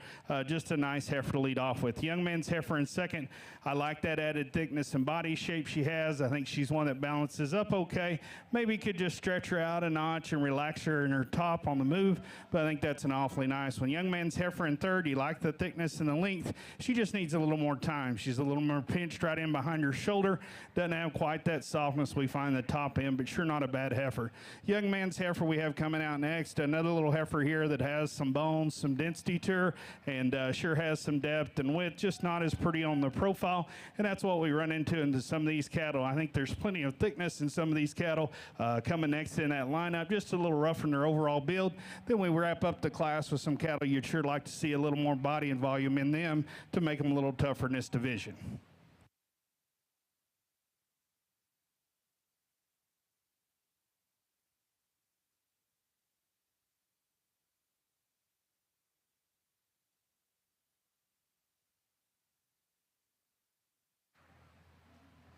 Another class, or excuse me, a division that was really fun to work through.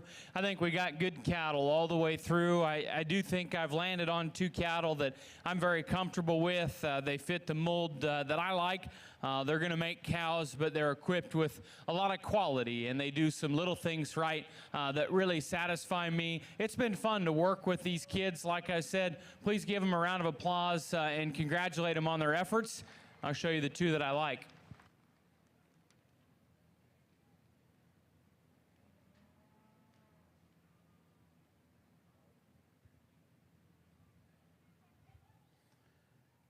And there's your junior champion heifer coming to us out of class number 10, exhibited by Kinley Fale, Wilson County 4-H. Excuse me, Molly Hackstedt, Needville FFA's champion. And a reserve out of the class 10 is Kinley Fale, Wilson County 4-H. Congratulations to all the ARB exhibitors in our junior classes. We'll now move on into class 13. ARB heifers. So class 14, we need you to the north staging area. Class 14, we need your ARB heifers to the north staging area. And ladies and gentlemen, back over in the south arena with your Santa Gertrudis cattle, we have our class 4 Santa Gertrudis in the first division.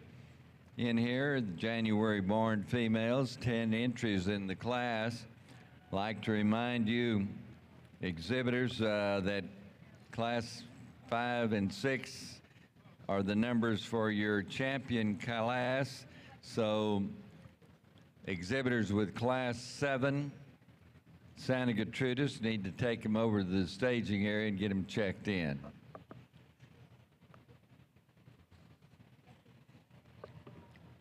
Placings here in class 3.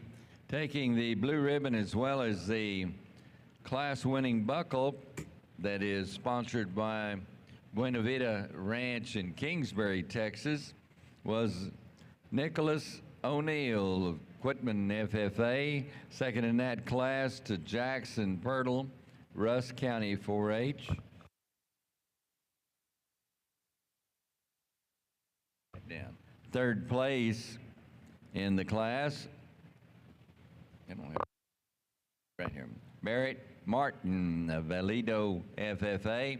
Fourth place to Cade Brom of Louise FFA. Our fifth place award went to Adley Ginstaff of the Lake Creek FFA chapter. Sixth in the class to Kaylin Torres of Friendswood FFA. Our seventh place ribbon to Annalena Munoz of Hill County 4-H. Eighth in the class to Ethan McLennan of Gaines County 4-H. Ninth to Cullen Kutak of Flatonia FFA. And 10th place to Amber Pavlak of the East Bernard FFA chapter.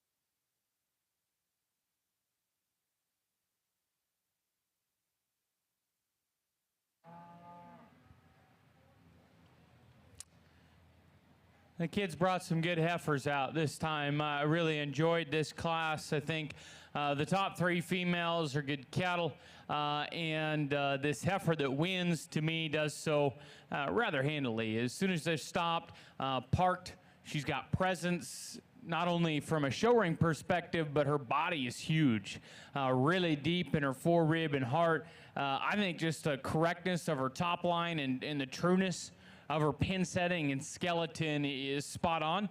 Her teats are spaced beautifully. We could shorten them up a bit, but I think a phenomenal female on the standstill. You can maybe pick a few things apart as she moves, but I think as you watch her stand and just evaluate everything a cow should do that's got some quality, she does it, and she does it very right. The heifer just behind her is kind of a bigger, stouter, longer version of her, but she's not quite put together as nice in her skeleton. She's a little bit twisted out up front and harsher in her forerib, but she's going to raise some big calves for you. You're going to get some extra performance and length out of the cattle she raises, and I think you'll really like those. The red heifer that comes next has got good teats. I like her feet. I like her joint work and moderation. She needs stretched out a little bit and maybe just opened up a bit through her midrib to run with them top 2, but she's good cattle. I like her, and I think she fits with them very nicely just in terms of the way she's built and designed. The Baldy heifer is another one of them big-scaled cattle that's really loose in terms of her structural build. She wants to come apart more in her top line and get rounder and flatter out of her pins and down to her stifle, but a big old body in her that's real sound, and you got to like that in her. Next, we should have this pair. I think we must, there we go. The pair, nice kind of teats on that one. Calf's obviously doing well, good and pretty up front. And I think that's where she beats the cow that's just behind. The cow that's behind is big bodied. She's maybe a little bit fatter in terms of her pin bones and around through her brisket, consequently up through her neck. But she's a big bodied cow that's got a nice refined teat setting. I think we got a nice class here with a really good class winner.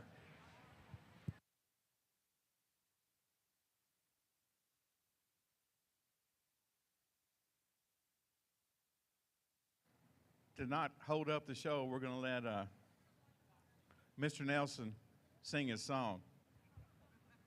Doug, I'm just writing the song. Harvey's got the voice. He's going to sing it for me. We already worked it out, but thank you.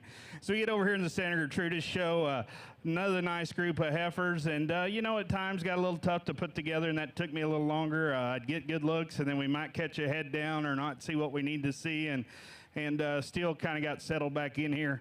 I feel good about where we landed. The young lady's heifer that leads off, I think you got to get there pretty quick in my mind. She's the one in this particular bunch that just a heifer on her own. There's a lot of good there. I mean, a big-boned heifer there that has a nice look from the side, a pretty good hip in her. She's not quite as soggy in her middle yet, but I think that's going to be come in time.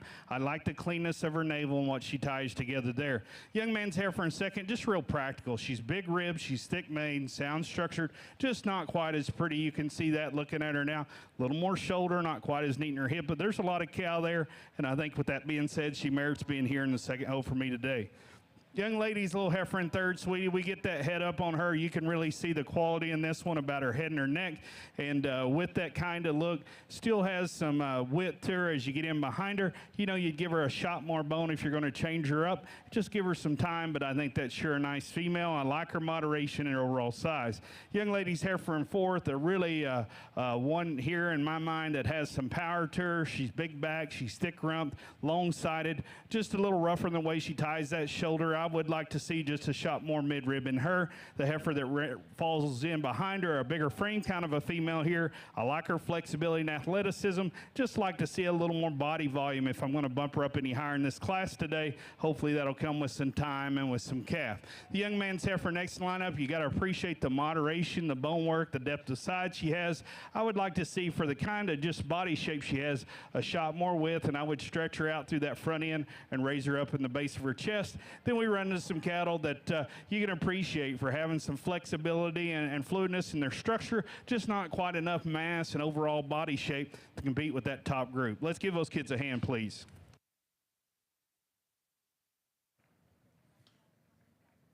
I'd like to take this opportunity to announce the placings on Class 13 in our ARB Heifer Show. Winning the class, Barrett Merton, Washington County 4-H. Second in that class goes to Catherine Allen, Houston County 4-H. Our third place heifer was exhibited by Mackenzie Lowe, Cherokee County 4-H. Fourth place, Avery Glick, Columbus FFA. Fifth place, Jacob Blackman, Polk County 4-H. And our sixth place exhibitor, Emily Blackman, Polk County 4-H.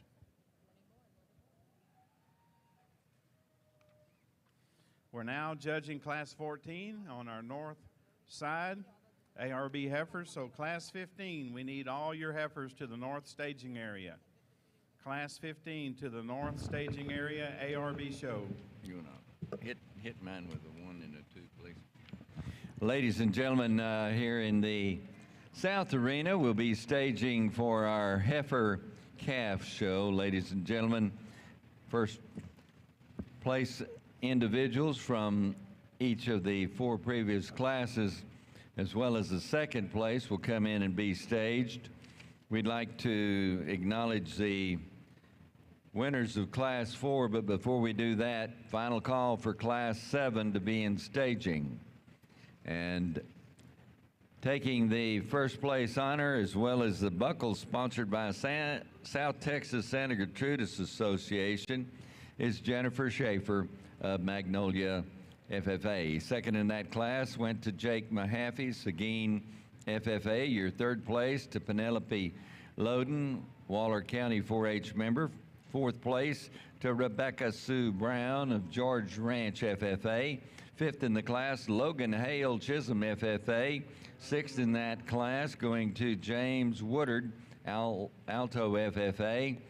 Our seventh place, Kenneth Mount, the exhibitor of Iowa Colony FFA. Your eighth place, Alexis Robertson of Glen Rose FFA. And ninth in that class, Avery Haynes, Foster FFA chapter. And rounding out the class, 10 went to Belair Lynn Moya of Longview FFA.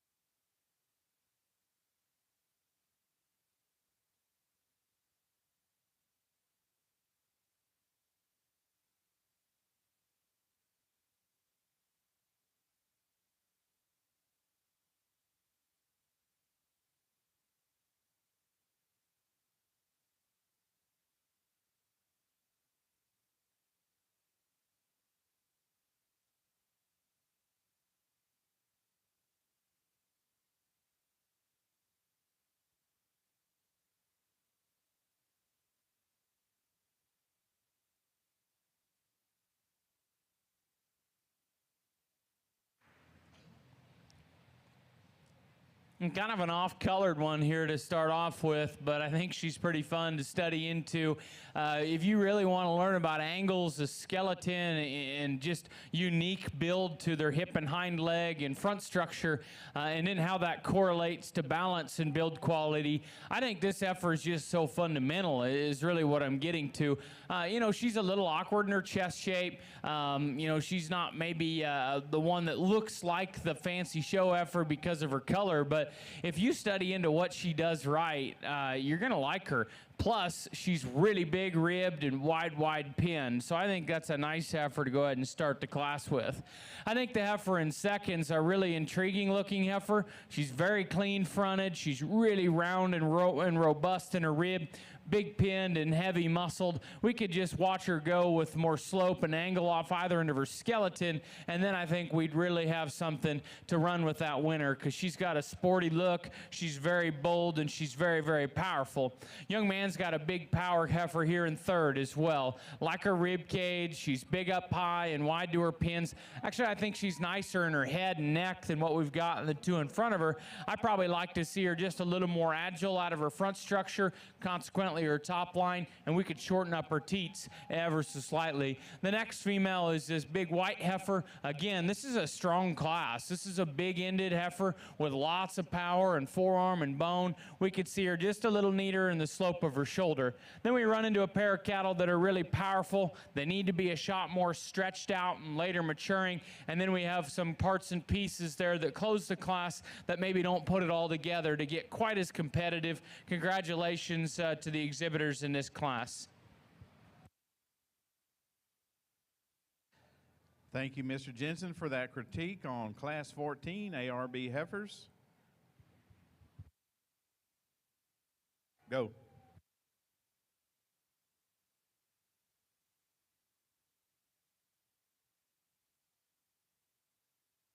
We get out here in this calf division on the Senator Gertrudis show. Really pleased with the first and seconds out of this group. I think we took some time getting there in some of those classes, but really like where we landed. For me, as we get out here in this drive, I think there's a couple of heifers that just fit what I like pretty well. And of that pair, one of them has a decisive advantage in terms of just putting together a nice look with just a little more substance. Young lady out of the Class 2 is going to be our division champ. Let's give her a hand, please. I'm going to follow up with the young man out of Class 3. 2 and 3. And ladies and gentlemen, taking the honors here in the division championship drive from Class 2, that's Allie Kimbrough of Shelby County 4-H taking the championship. And what was it, reserve? Out of 3. And the reserve honors going to entry number 462, Nicholas O'Neill of Quitman FFA. Congratulations to our division winners. And this will bring us to Class 7 in your Santa Gertrudis show. Take this opportunity to give you the results for Class 14, our ARB heifer show. Winning the class, Macy Lowe, Cherokee County 4-H. Our second place exhibitor in Class 14 is Madeline Gitlitz from Waller FFA. Third goes to Jade Stone, Martin County 4-H. Fourth place heifer exhibited by Callie Smith, Brazoria County 4-H. Fifth place honors go to Julia Farquhar, El Campo FFA. Sixth place, Aiden Preuss, The Woodlands FFA. Seventh, Colton War, Brangus FFA. Eighth, Sophie Kutok, East Bernard FFA. And ninth, George Perez, Jacksonville FFA. Now judging Class 15, which will be our last class in our ARB heifer show. Conclusion of that class will transition into our senior division drive.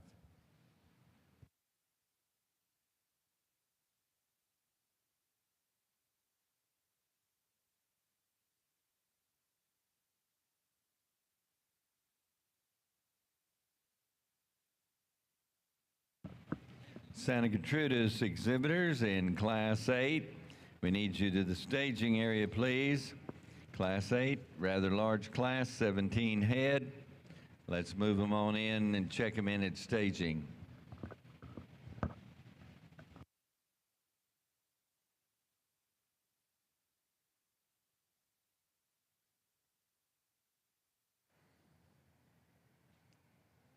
Again, we're on our last class of ARB heifers before we go into our senior drive. So you winners in our heifer and junior division, you need to get your ARB heifers close to the north staging area.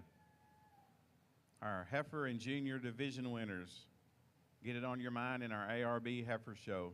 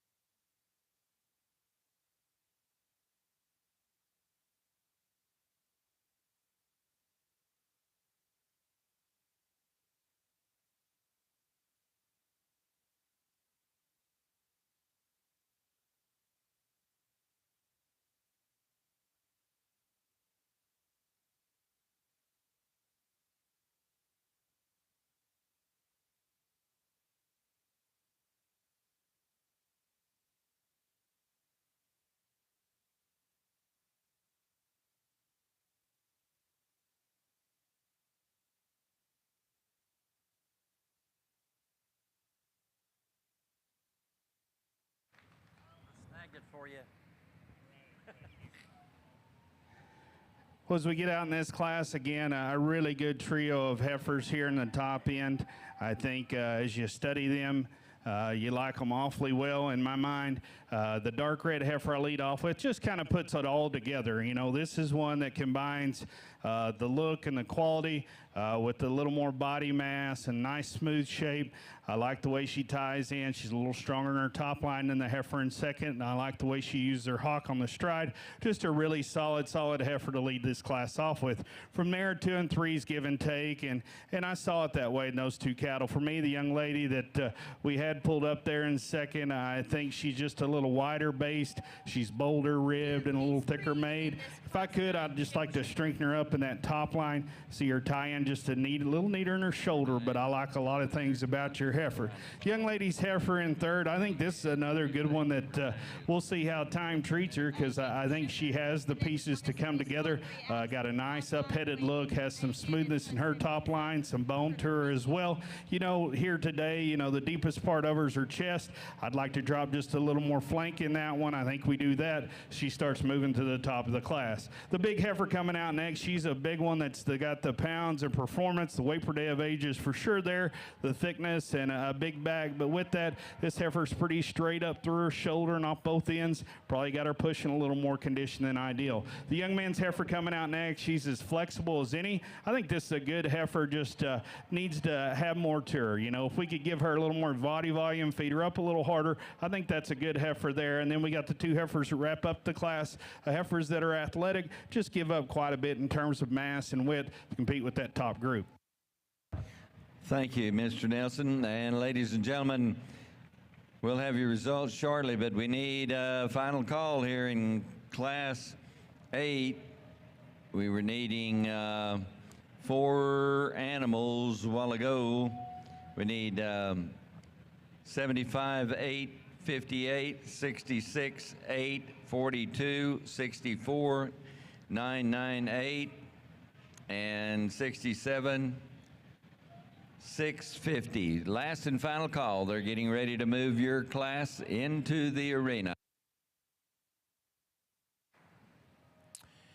I think this is the final class of the day here in ARB. It's in a good class. So lots of good cow-calf pairs and a really good heifer that's yet to calve to start off the set. She's very intriguing to look at. Huge boned. I think she's set right in her back leg angles. We could probably deepen her heel up a little bit, but I think when you think of what an animal should look like in terms of her top line and profile, relatively fresh in her condition, I think she does a lot of those things very well. Little sloped about her udder, maybe not the most maternal about a few places in her body because of that, but I do think she's got a very attractive look. I think she's the highest quality individual out here.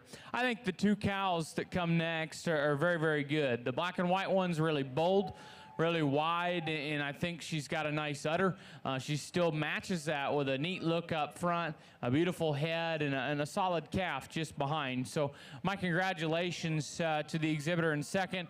Your cow's just got a little extra set to her back leg, and I think if we'd critique that, maybe neaten her udder up, she gives that gold heifer all she wants. As much as I like this cow in third, I really like the calf too. So I think you got a good project here heading your direction. I think she's just really, really neat looking. She's very, very muscular and attractive in her design. We could probably neaten her udder up. Her calf is kind of built the opposite. He's like set back in the angles of his skeleton and really wide built, but maybe gets a little piecier. Then we go to another good pair, this black cow with a really sharp looking white heifer calf, just the kind of that chubby baby you always like to look for when you're out looking at pairs. But I'd like to neaten the mom's udder up just a little bit, and I think she's just a really neat and attractive cow up front that gets a little straight in her hock. The pair that comes next, the baldy pair, one black, one red. The red bull calf is got a really nice design to his hip and hind leg. I think the cow outdid herself in raising the bull calf, because for me, I could improve her a little bit in terms of her hip and hind leg design. I think we get into some cattle after that probably just need a little more body shape. We could improve them from a quality perspective in terms of their design and balance, but they got some things that you can tie into like bone and muscle.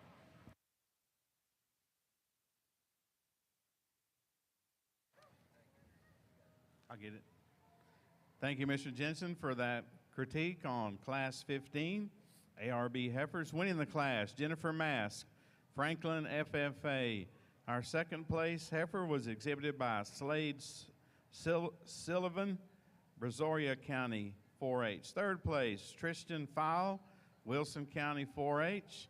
Fourth, Garrett Sanders, Lynn County 4-H. Fifth place, Jess Poole, Henderson FFA. Sixth goes to Reagan Kalina, East Bernard FFA. Seventh, Charles Purcell, Eagle Pass FFA. Eighth, Nathan Hosea, B County 4-H. And ninth goes to Avery Mobley, Divine FFA. We'll now bring our class winners out of classes 13, 14, and 15, along with seconds in those classes, back into the North Judging Arena to select our senior champion females. Attention Santa Gertrudis exhibitors, we need to have Class 9, and the superintendent's asked we bring Class 10 up as well to staging, Class 9 to staging. We're now leading in our class winners in our senior division drive. Winning our Class 13, Barrett Merton, Washington County 4-H. Second in that class, Catherine Allen, Houston County 4-H. Out of Class 14, our first and second, Macy Lowe, Cherokee County 4-H. And second in that class, Madeline Gitlitz, Waller FFA. And our last class, just previously judged, winning the class, Jennifer Mask, Franklin FFA. And our second in that class, Slade Sullivan, Brazoria County 4-H. From these heifers, we'll select our champion and reserve in our senior division classes. And ladies and gentlemen, over in the South Arena Santa Gertrudis show, we're now judging in Class 8, and these are September, October females born during 2021. I'd like to give you the results from Class 7. Taking the blue ribbon there, as well as the buckle sponsored by Passion Farms of Luling, Texas, is Charlie Gogan of the Eustis FFA chapter. Second in that class went to Laney Ellis McGregor, FFA member. Third place there, Olivia Southard of Blooming Grove FFA. Your fourth place, Estella Trevino, member of Terry FFA chapter. Fifth to Micah Galvan, Fort Bend County 4-H. Our sixth place there, Bailey Nicole Edwards from Sims FFA. And seventh place in the class, Connor Brantley, Iola FFA. Congratulations to all of our ribbon winners in Class 7 of your Santa Gertrudis show.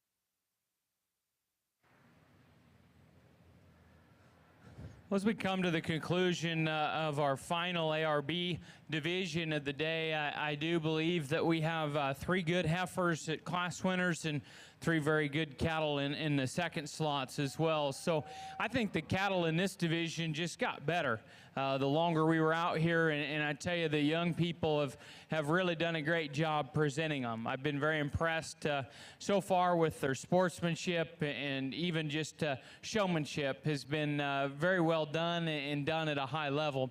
I pretty well got my mind made up on which two I would like if I move forward with these. I think we certainly have some breeding pieces and some differences in all three of these cattle. But I'd like you guys around ringside to reward these exhibitors with a round of applause and a congratulations.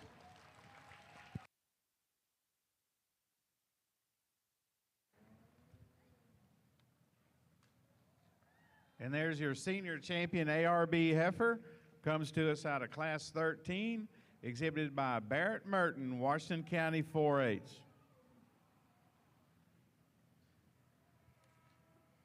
We'll lead in second in that class, Catherine Allen from Houston County 4-H. And there's your reserve in our senior division. Comes to us out of class number 15, Jennifer Mask, Franklin FFA. Congratulations to our winners in our senior division, along with all the exhibitors in our senior division. We'll now bring our division champions out of our heifer, junior, and senior division back into the north arena to select our overall champion ARB heifer.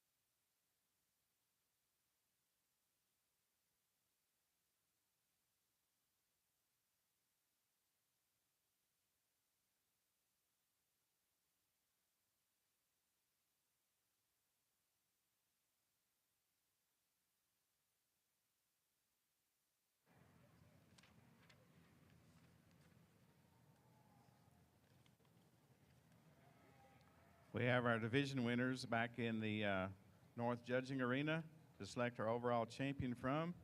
Again, our heifer division winners exhibited by Lakin Bierwinkle from Lubbock County 4-H, and our reserve heifer, Heston Turner from Oak Ridge FFA. Our junior division winners were Molly Hackstedt from Needville FFA, and reserve junior, Kinley Fowle, Wilson County 4-H. And our senior division winners, Barrett Merton, Washington County 4-H, and reserve senior, Jennifer Mass, Franklin FFA. Again, I'd like to thank our judge, Mr. Brady Jensen, for doing an excellent job of working through our ARB heifers. And from these 6 females in the ring, he will select our champion and reserve overall in our ARB Junior Heifer Show.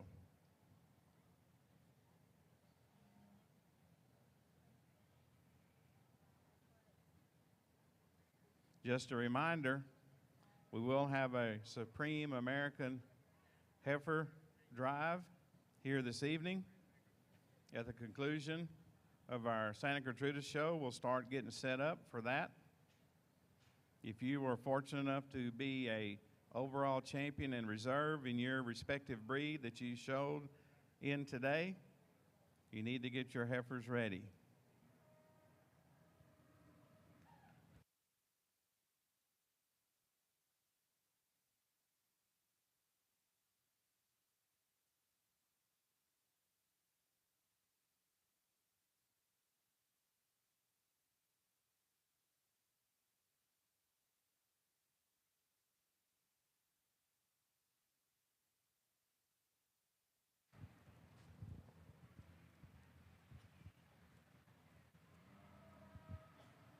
getting ready to pick champion. Yeah. It's okay. He's still looking. Well, we'll go real quickly, get through this, so don't interrupt Brady's champion slap over there. But nice class of Santa Gertrudis heifers. Quality stepped up in this bunch, and to each his own. The female that leads off, I think she gets there pretty quick in my mind. Again, one that combines a quality look with the added body mass and thickness, and handles her feet and legs extremely good on the move as well. The young man's heifer in second. We get her a little stretched out in the profile, bud. When that one pulls together and go ahead and lead her out, she'll look better, trust me. You can appreciate the pieces and parts in her. For as thick as she is and bold in her body shape, she's pretty good in her neck set. She's flexible on the move. She's just not quite as deep and soft as our class winner. Young lady's heifer in third. If I could clean up that hock on her, I'd sure bump her up a little higher in this group, because I do like the up-headed look. I like her body depth. I think there's plenty of cow there. I just, as you can see, a little rough in that hock and the way she handles it, we'd clean her up and free her up a notch. The female in fourth, really cowy and broody, just don't have quite the look from the side. Then we run into some cattle, again, that I think have quality to them, just maybe not as far along in the game in terms of a rib, or maybe a big one that's a little rougher. A good set of Santa Gertrudis heifers. Let's give these kids a round of applause.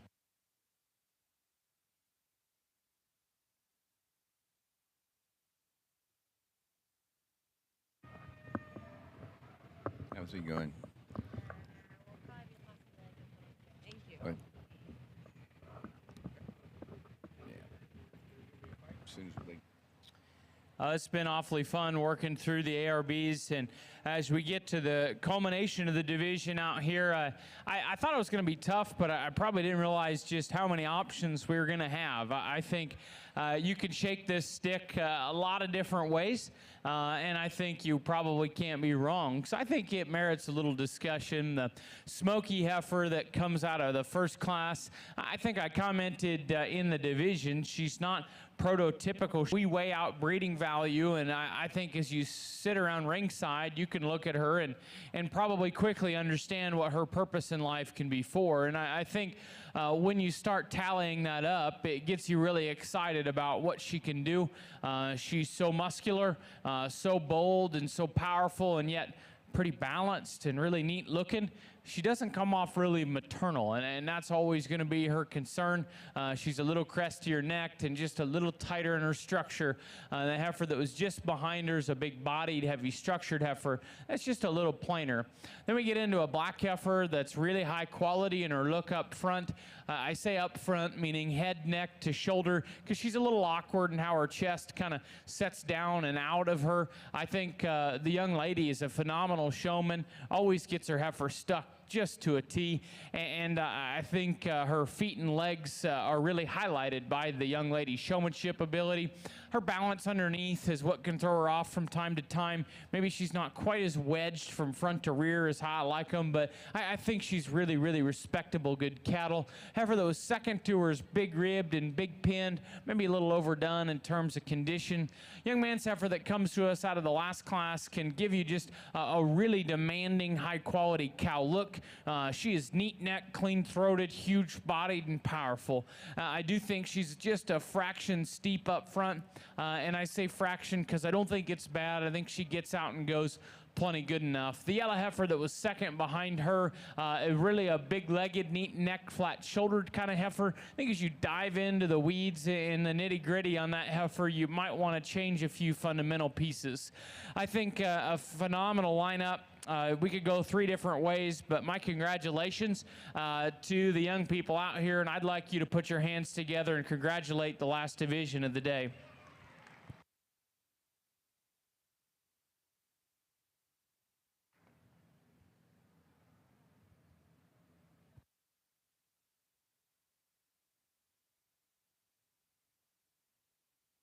And there's your overall champion, ARB heifer of the 2023 San Antonio Livestock Show. Comes out of our senior division, exhibited by Barrett Merton, Washington County 4-H. And there's your reserve overall champion, ARB heifer. 2023 San Antonio Junior Heifer Show comes to us out of the junior division, exhibited by Molly Hackstead, Needville FFA. Congratulations to all the young people that showed in our ARB Heifer Show. Just a reminder, Barrett and Molly will need to get your bio sheets completed and up to the announcer's booth as soon as you possibly can. We'll need those tonight for the Supreme Drive. I'd like to congratulate Mr. Brady Jensen for doing a very outstanding and efficient job of going through the Sembra, Red Brangus, and ARB heifer today.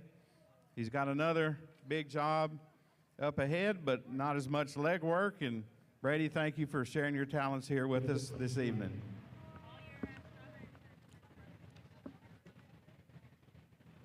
And real quickly, while we have a moment to finishing this class up, we'd like to catch up on results of the Santa Gertrudis show.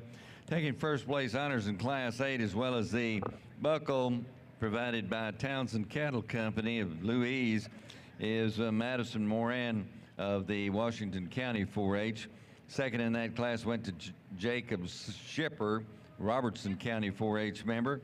Your third place award, Ken Cannon, Columbia FFA member. Our fourth place, Nicole Powers of Central Heights FFA. Fifth in the class went to Addison Pavlik, East Bernard FFA chapter. Six goes to Nolan Wunderlich of Washington County 4-H. Your seventh place to Lana Tess Wunderlich of Washington County 4-H. Our eighth place, Elizabeth Denbo of Aldo FFA chapter. Ninth in that class to Hudson Novosad of the Burleson County 4-H. 10th place went to J.C. Miller of Manville FFA. Congratulations to those ribbon winners in Class 8.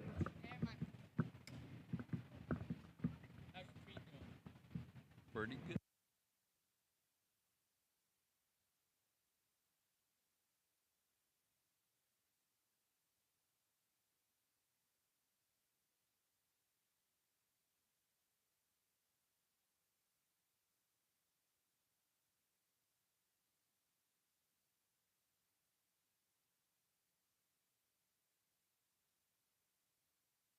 Well, as we get out in this class in Santa Gertrudis division, again, some nice females. There's not a bad one in this bunch, but for me, the young man's heifer leads off. Gets there because you get this side view of her, and I just like the way she flows together a little more neatly in terms of her shoulder and transitions into a bigger rib cage, just a little more drop, and gets progressively deeper back through that flank. You like her length and smoothness of hip. She is one, at times maybe just hammers that hawk a little bit, but I think still takes a long enough stride. Again, I think she has the edge when we turn them to the side. Young man's heifer we have in second. I like some parts about her. She's, to me, maybe in a little awkward stage just in the way she's developing. I think that's a good heifer. She's up-headed. She has some width, and structurally is pretty good. Just, hasn't quite started maturing down quite through that flank. And I think when she does, that one could sure turn some heads. But out here today, just a little piecey on the profile for me. Young lady's heifer in third. This is another one of those. She's as long as you could ask one to be, as sound and easy going, and movement is awfully good. We kind of see her tie in a little lower in her neck. Like to see her maybe just deepened up in her heart and just a little more mass through. But because of her structural correctness, that gives her the edge over the big heifer coming next. This big heifer, you got to appreciate the weight per day of age, the width and performance in this one. However, she comes to the ground really straight and pushes out on that front end. You'd like to free her up on both ends. Great showman on the halter. Just unfortunately, that one we get her and ask her to lead out, and you can start seeing the structure issues as she goes. Young man's dark red heifer, that one sure has some breeding value. She's clean made, she's thick-ended, just grew up in a class where she gets a little piecey, a little rougher in her makeup, not quite the overall maternal look we find in the top two. Thank you very much for the overview here in Class 9. I'd like to call exhibitors in Class 13 to be moving to the staging area. Class 13, Santa Gertrudis. We'll have Class 10 moving in, and then the division drive. If we could, We're ready to move in our Class 10 Santa Gertrudis females, born from May through the end of June of 2021.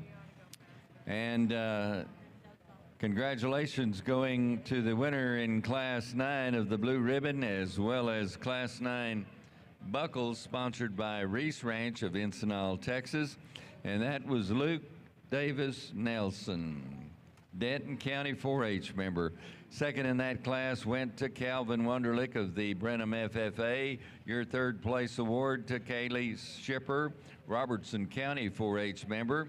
Fourth place went to Avery Tobla of the Tomball FFA chapter. Fifth place in that class went to Carson Seth Herndon of Caddo Mills FFA. Congratulations to all of those exhibitors in Class 9.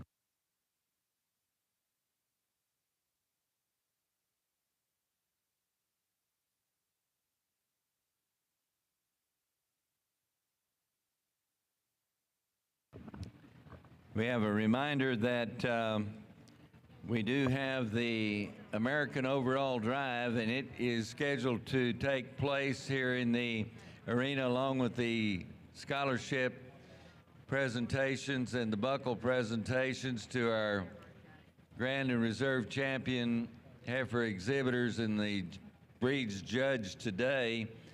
That will begin 1 hour after the conclusion of the Santa Gertrudis show. And we'll be calling for lineup. Here's a little tip on the procedures. We will have each of the Grand and Reserve exhibitors may have a adult handler that will bring that animal into the staging area on the south. That handler will hold on to and care for that animal while the exhibitor moves over to the north arena staging area for the scholarship presentation. And once they have received their scholarship or buckle awards, they'll move back and take over the halters for their respective animals. And then we will bring the parade of champions in, and the two judges who have worked our cattle arenas in the north and south will have an opportunity to look over the Grand and Reserves from all of the breeds judged today and come to a consensus as to the two animals that they would like to award the title of American Overall Champions.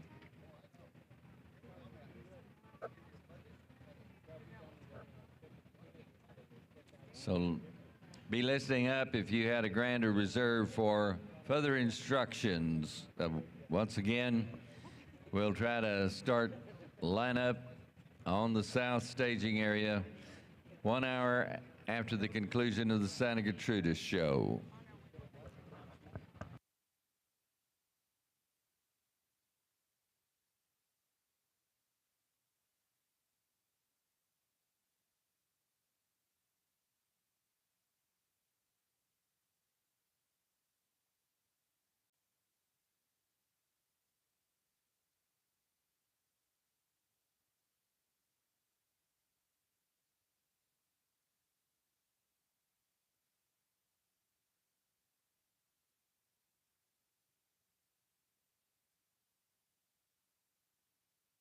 Time now on the wardrobe that we've collected.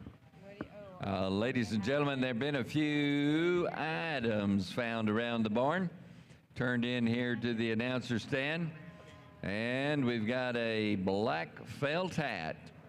Looks like a youth size, found in one of the restroom areas.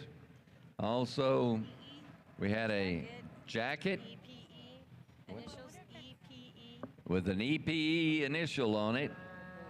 That was turned in. Had a little box with some necklaces, if you can describe them. We'll turn them back to you, as well as a earpiece device. So they listen to telephone or music, or what do they do with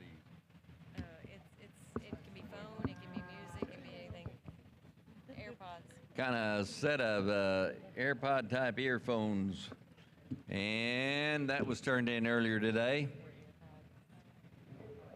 Be happy to return those to the rightful owners once they are identified and they're up here at the announcer stand.